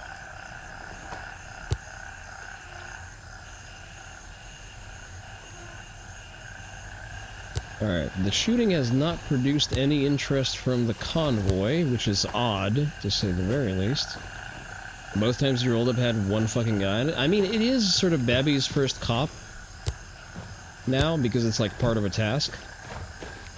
So it does make sense that they may have made it a little bit easier to do. Just by having that 1 guy to sort of establish the mechanic of, hey, you roll into an unoccupied cop, you kill the guy, and now it's yours. And that sort of sets you up to be a little bit complacent on your next try. When you roll in, you kill the 1 guy, you try to cop, and you get smoked by whatever runs up on you from behind. That's a very gray zone design philosophy if I've ever seen one. I kind of want to go for the farmhouse first, and I want to do that from the forest. I'll explain why. If I try going up to the convoy, I will be exposed from the farmhouse and from unpredictable angles in the convoy itself. However, if I approach from the forest, I will have a known direction of travel. I will likely have a depopulated farmhouse, and I will have cover from said farmhouse as I make sure that there's no one loitering around the convoy itself.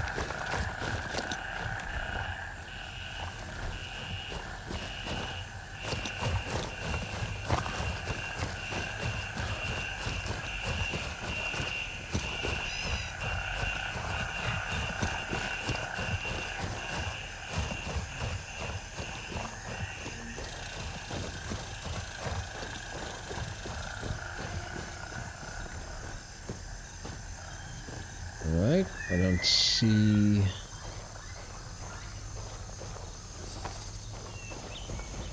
Don't see anyone above room temperature.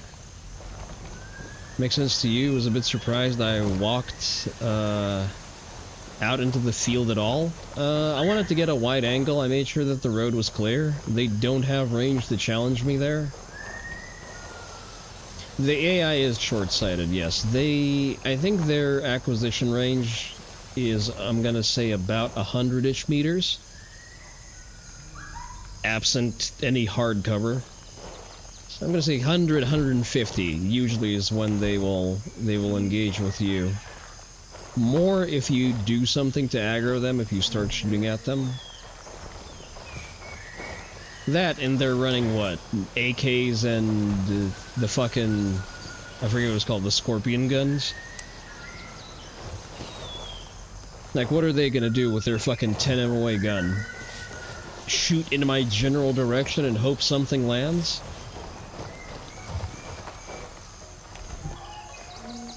Alright, we're gonna be a little bit more guarded as we proceed.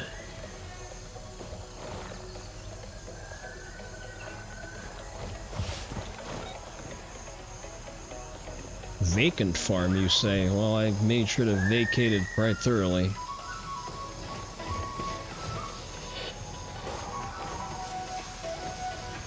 Ooh, fuel canister. That's good. That means we can get another artisan quest closed out.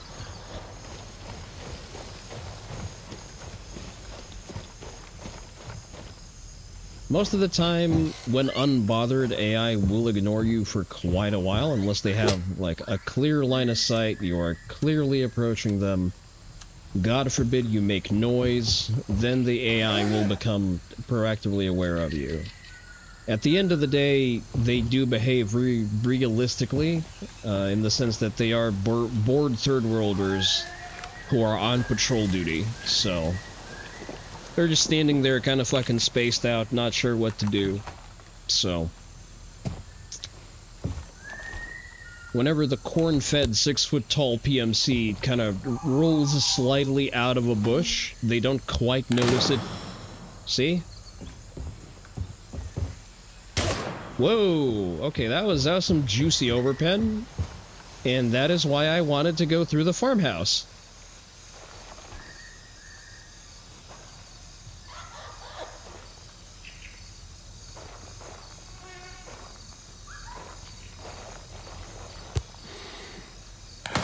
Oh, you fucking despicable bush Wookiee.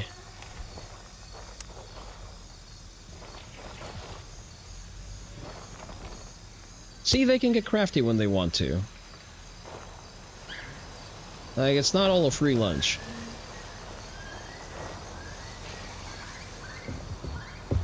I don't believe it overpenned all the way into the house. Like, two doors did stop it. They were shooting from an angle coming from the left. So let's pie this situation real carefully. There was two. I know there were two of them. There you are.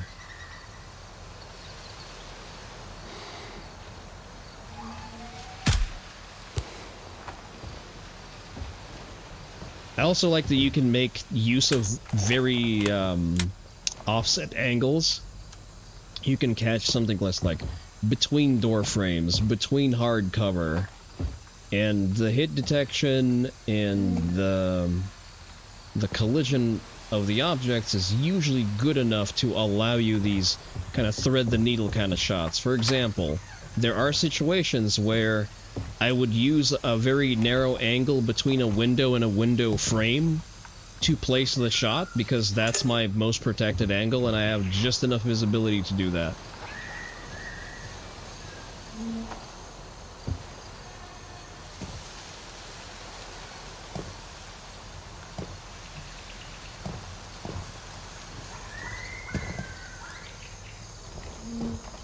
Alright, now that we know that our primary hazard is in the bushes over there, let's go outside and pick some more angles out from hard cover.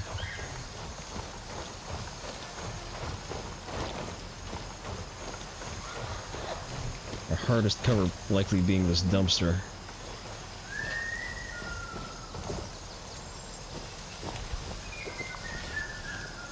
The game does have overpen, so you need to be very mindful of what you're hiding behind.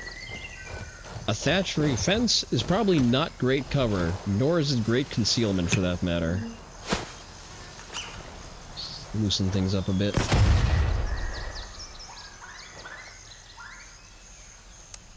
Right, if anyone wanted the smoke, they would have reacted to that nade. We're just gonna angle off to get some visibility of the road leading into it first. And for me, this is the primary appeal of the game. You are the professional, but the enemy does have an advantage in numbers and in familiarity, so you win as long as you are methodical and you play to your strengths. Your strengths being better equipment,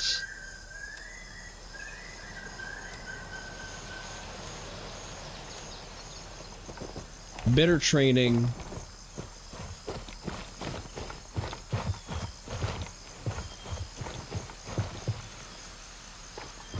and a capacity to adapt on the run. Should you become complacent, the game will punish you. The moment you turn a corner without actually properly pieing it is going to be the moment some asshole with an AK is going to materialize for the sole purpose of evacuating you from God's green earth.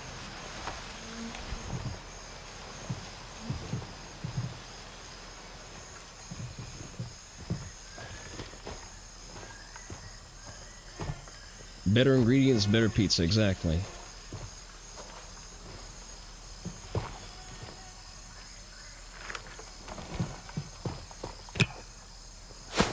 Oh, that's bad. Oh, that's bad. Oh, that's bad. That's unfortunate.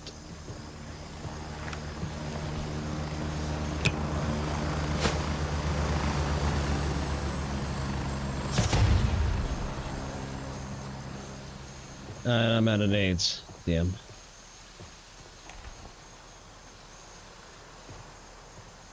Did I get him? I see a corpse. Fuck it, there are no civilians here.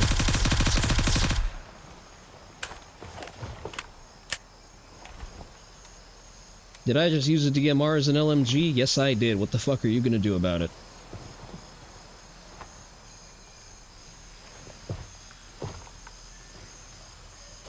Did I just see it interactable? Report findings, thank you.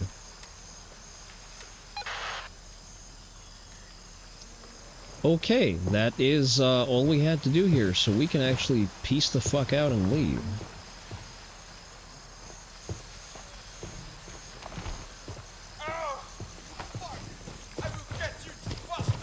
Oh, he sounds hurt, and since he was hurt with a grenade, he's not bleeding.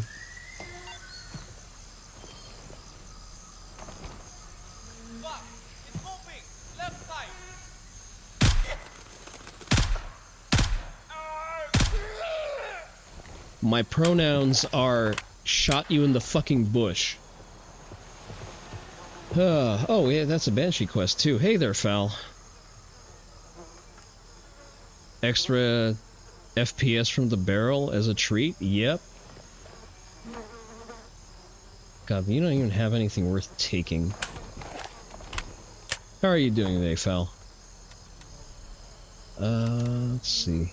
As you can see, I'm getting to know the locals, maybe a little too much. Is that a patrol that just walked out at me? Unfortunate. Doing good? I'd love to hear it. Okay, probably nothing I need here. I'm gonna check them just... Oh, okay. Yeah, I'll take these two, at least for the resale value.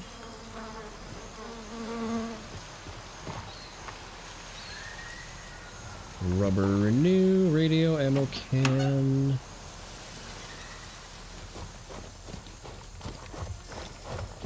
I kinda don't want to go into a field to loot them, but then again, if any were still around, they would have been aggroed, they would have come for me. Check that structure over there. Oh, that's an NPC body, actually.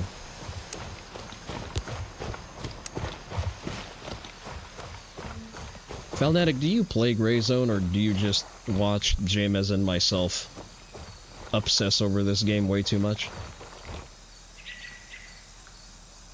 Straight to the forehead. You know, still forehead. I'll take your fucking lychee. Okay, which one of you died over here? I'm not gonna look for you. It's not worth the trouble. You have Red River? What's Red River? I don't believe I've heard of that one.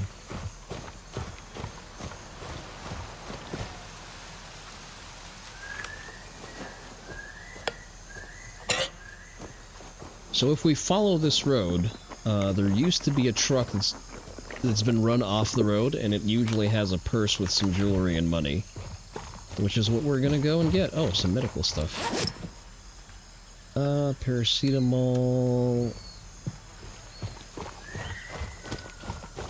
I do enjoy the new death animations. They are very, very high quality. An animator definitely had to be traumatized by war footage in order to produce these animations.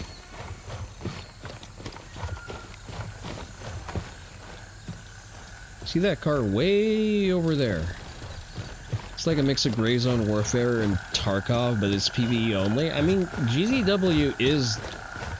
like, if... it can be PvE only, but it is always an online setting. It's starting to rain a little bit.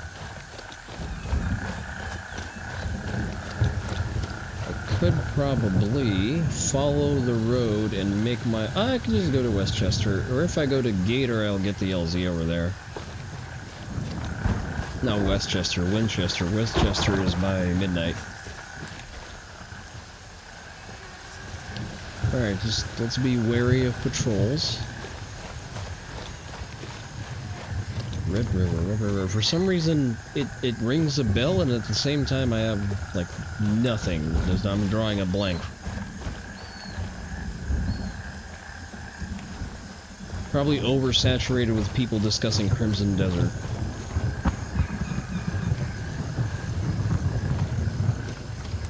The water and overall weather effects have also improved drastically.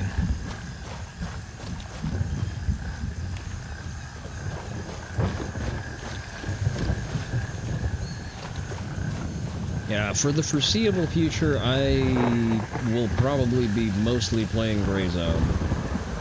Just because, yeah, Tekken is not fun. They had a positive patch recently, but it's, you know, a day late and $1 short, so I'm not running over myself to get a hit of some good-ass Tekken, just because Tekken 8 is just not that.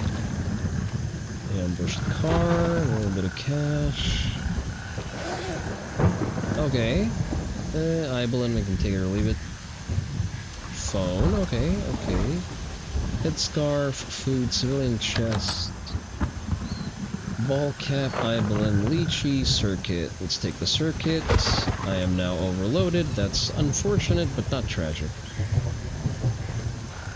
Your favorite is some dolt in a dirt street trying to aim an RPG who, in the space of a half a second, catches 4 rounds, including headshots? Huh.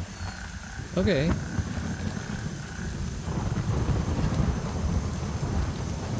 Thankfully, we do not have NPCs with RPGs here. That would be mildly disruptive. Why is that task winking at me? Oh, right, because it's a completed task, I see.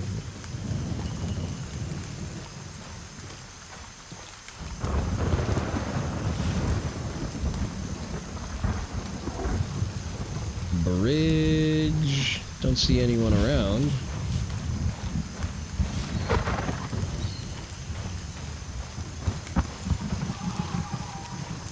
I'm interested to see what Bampa looks like now.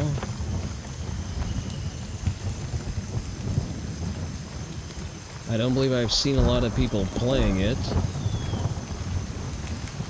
From my understanding, they've expanded it slightly.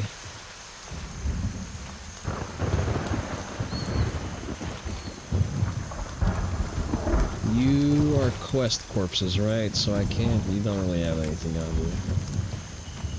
Oh, you got something. Oh, a CT. Nice. Thank you, sir.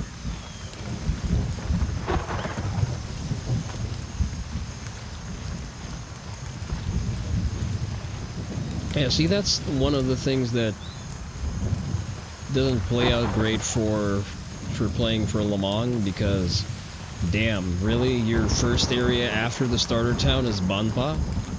Now far more of a night spot simply because of the presence of enemy flashlights? See, for me it was always a night spot, because no way in hell am I going into a scenario of urban warfare with parity invisibility. Like, yeah, sure, some of the things you could do with just a long gun and a good application of marksmanship fundamentals. I also took a wrong turn. I guess I can just go to Winchester.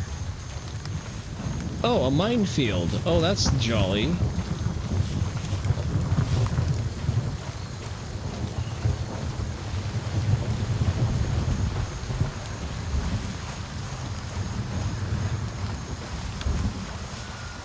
I am enjoying the weather, though. The weather is great. If it keeps up that way all the way through night, which it's not, unfortunately, it's just going to be cloudy. I like rainy nights when it's like a proper thunderstorm.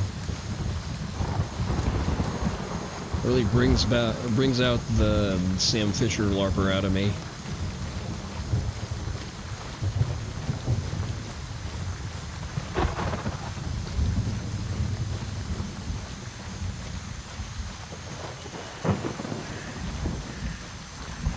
I wonder if there's anything I can get for free.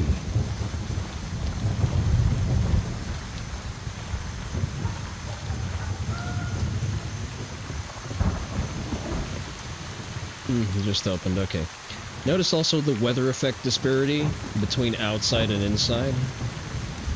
It's a very nice touch, often overlooked. Okay, lots of phones. Makes me look like I robbed an Apple store, but I am not of the demographic that would do that. You go... Oh, there's no room. Okay, so just pile it on.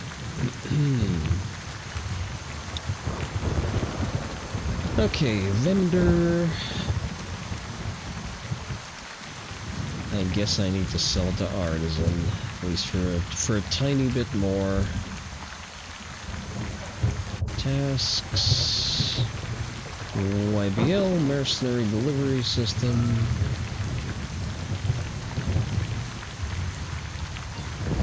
Took you longer than it should, bitch. I gave you those instantly. Can you get off my case? How much work do I need to build? I need just about 100 rep with Artisan. God fucking damn it. Can I sell her something to just get her off my ass?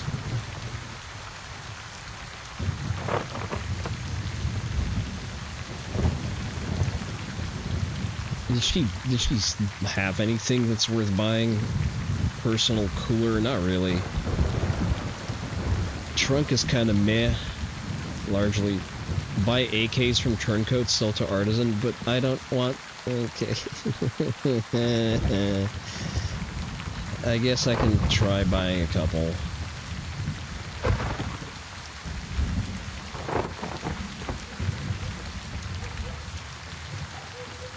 Yeah, no, I think I'm gonna do quest instead.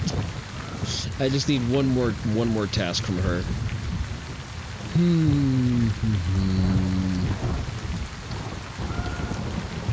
Have you found acetylene cylinders? I've not seen a single one yet. Mark the location of the body.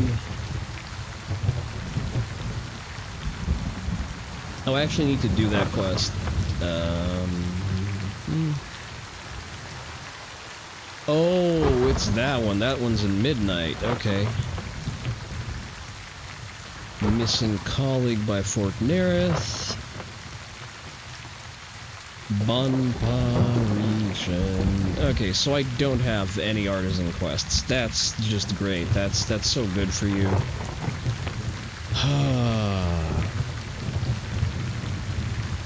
You know what? Let's continue. I want to, at the very least, open up that LZ and call it a day.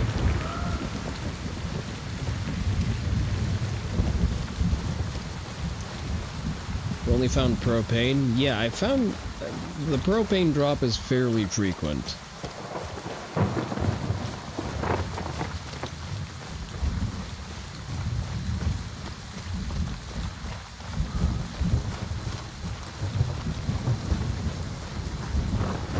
Alright, we need to find a safe passage through the minefield.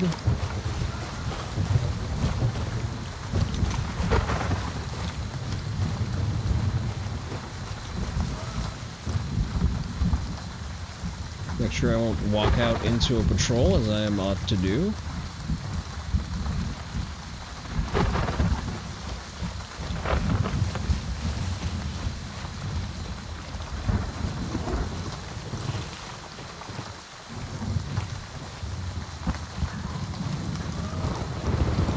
Guess I'm supposed to take that dirt road that leads off to the side.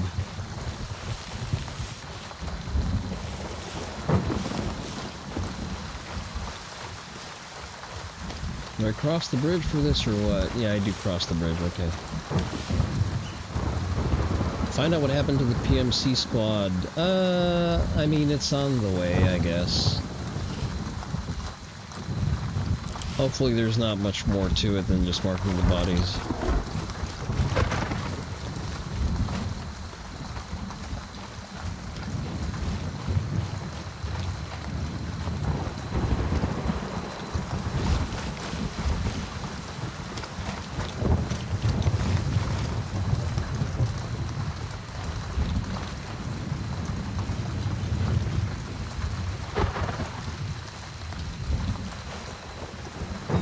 Yay, task complete.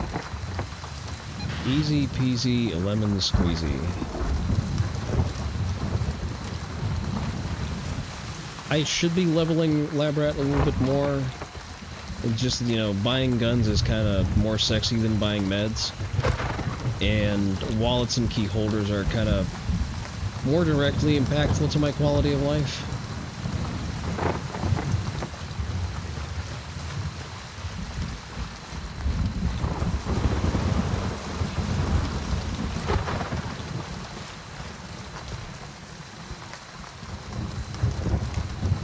I think I'm going to go deeper into the woods. I am mildly concerned that I may aggro some AI, and I might not notice them through the inclement weather.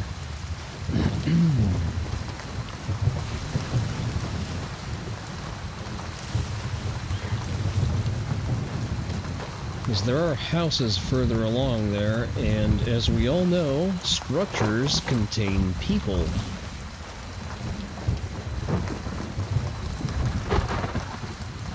And there are no non-combatives in Lemang.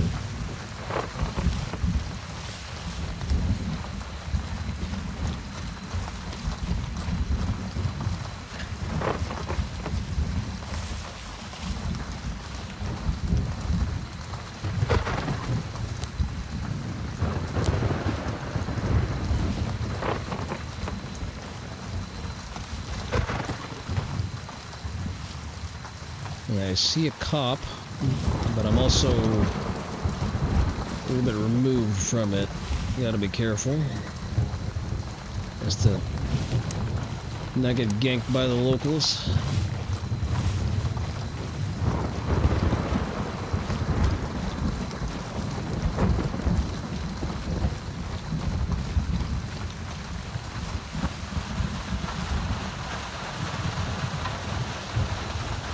Seems to be a non-functional structure.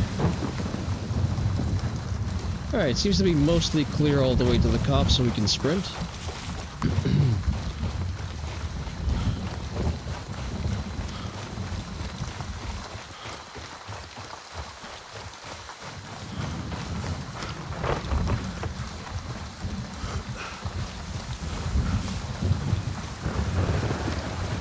Alright, let's go touch the LZ to make sure that it's unlocked and we have free access to Banpog moving forward.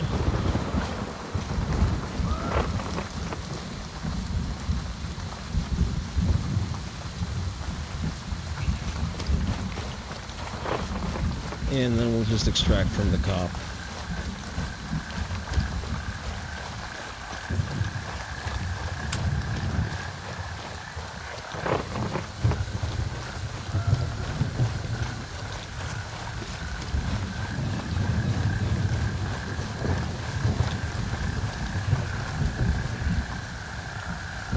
Okay, let's be aware of patrols. Those are very likely to start materializing because we are nearing Banpa. And the patrols were fairly dense even back in the day. I assume they would have been beefed up. At least the random roaming ones. Really? No LZ? Oh, there we go. India 1. Fantastic. Alright, weather is shit. I'm out. Why do I bother having flip-up iron sights on this rifle? Like, it's probably not doing me any favors outside of creating more weight. I'm gonna pop those off.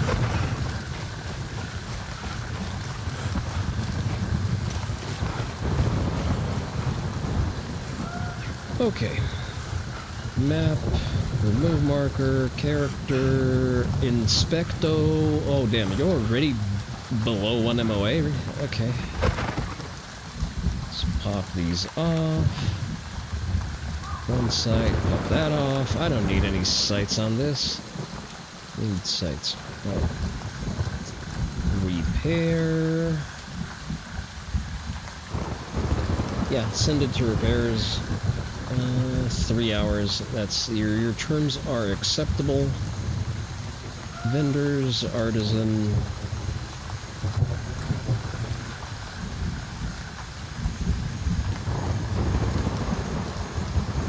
You know what? I'd say we've been fairly productive. How's my MCX doing? Like, all right, that thing's getting kind of fucking worn, actually. Oh really? Mostly the optic. Well, I can slap a new optic onto you with no issue.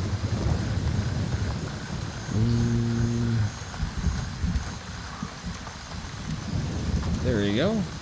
Good as new. I do need a new magnifier.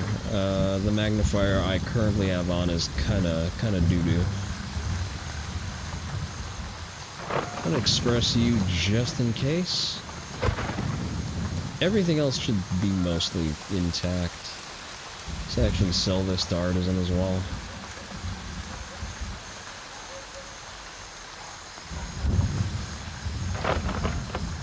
Right. Safely end deployment, as we do. I kind of appreciate that the soundtrack of the weather still follows us. That's kind of cool. Oh, who is doing what? You know what? Let me quickly check something.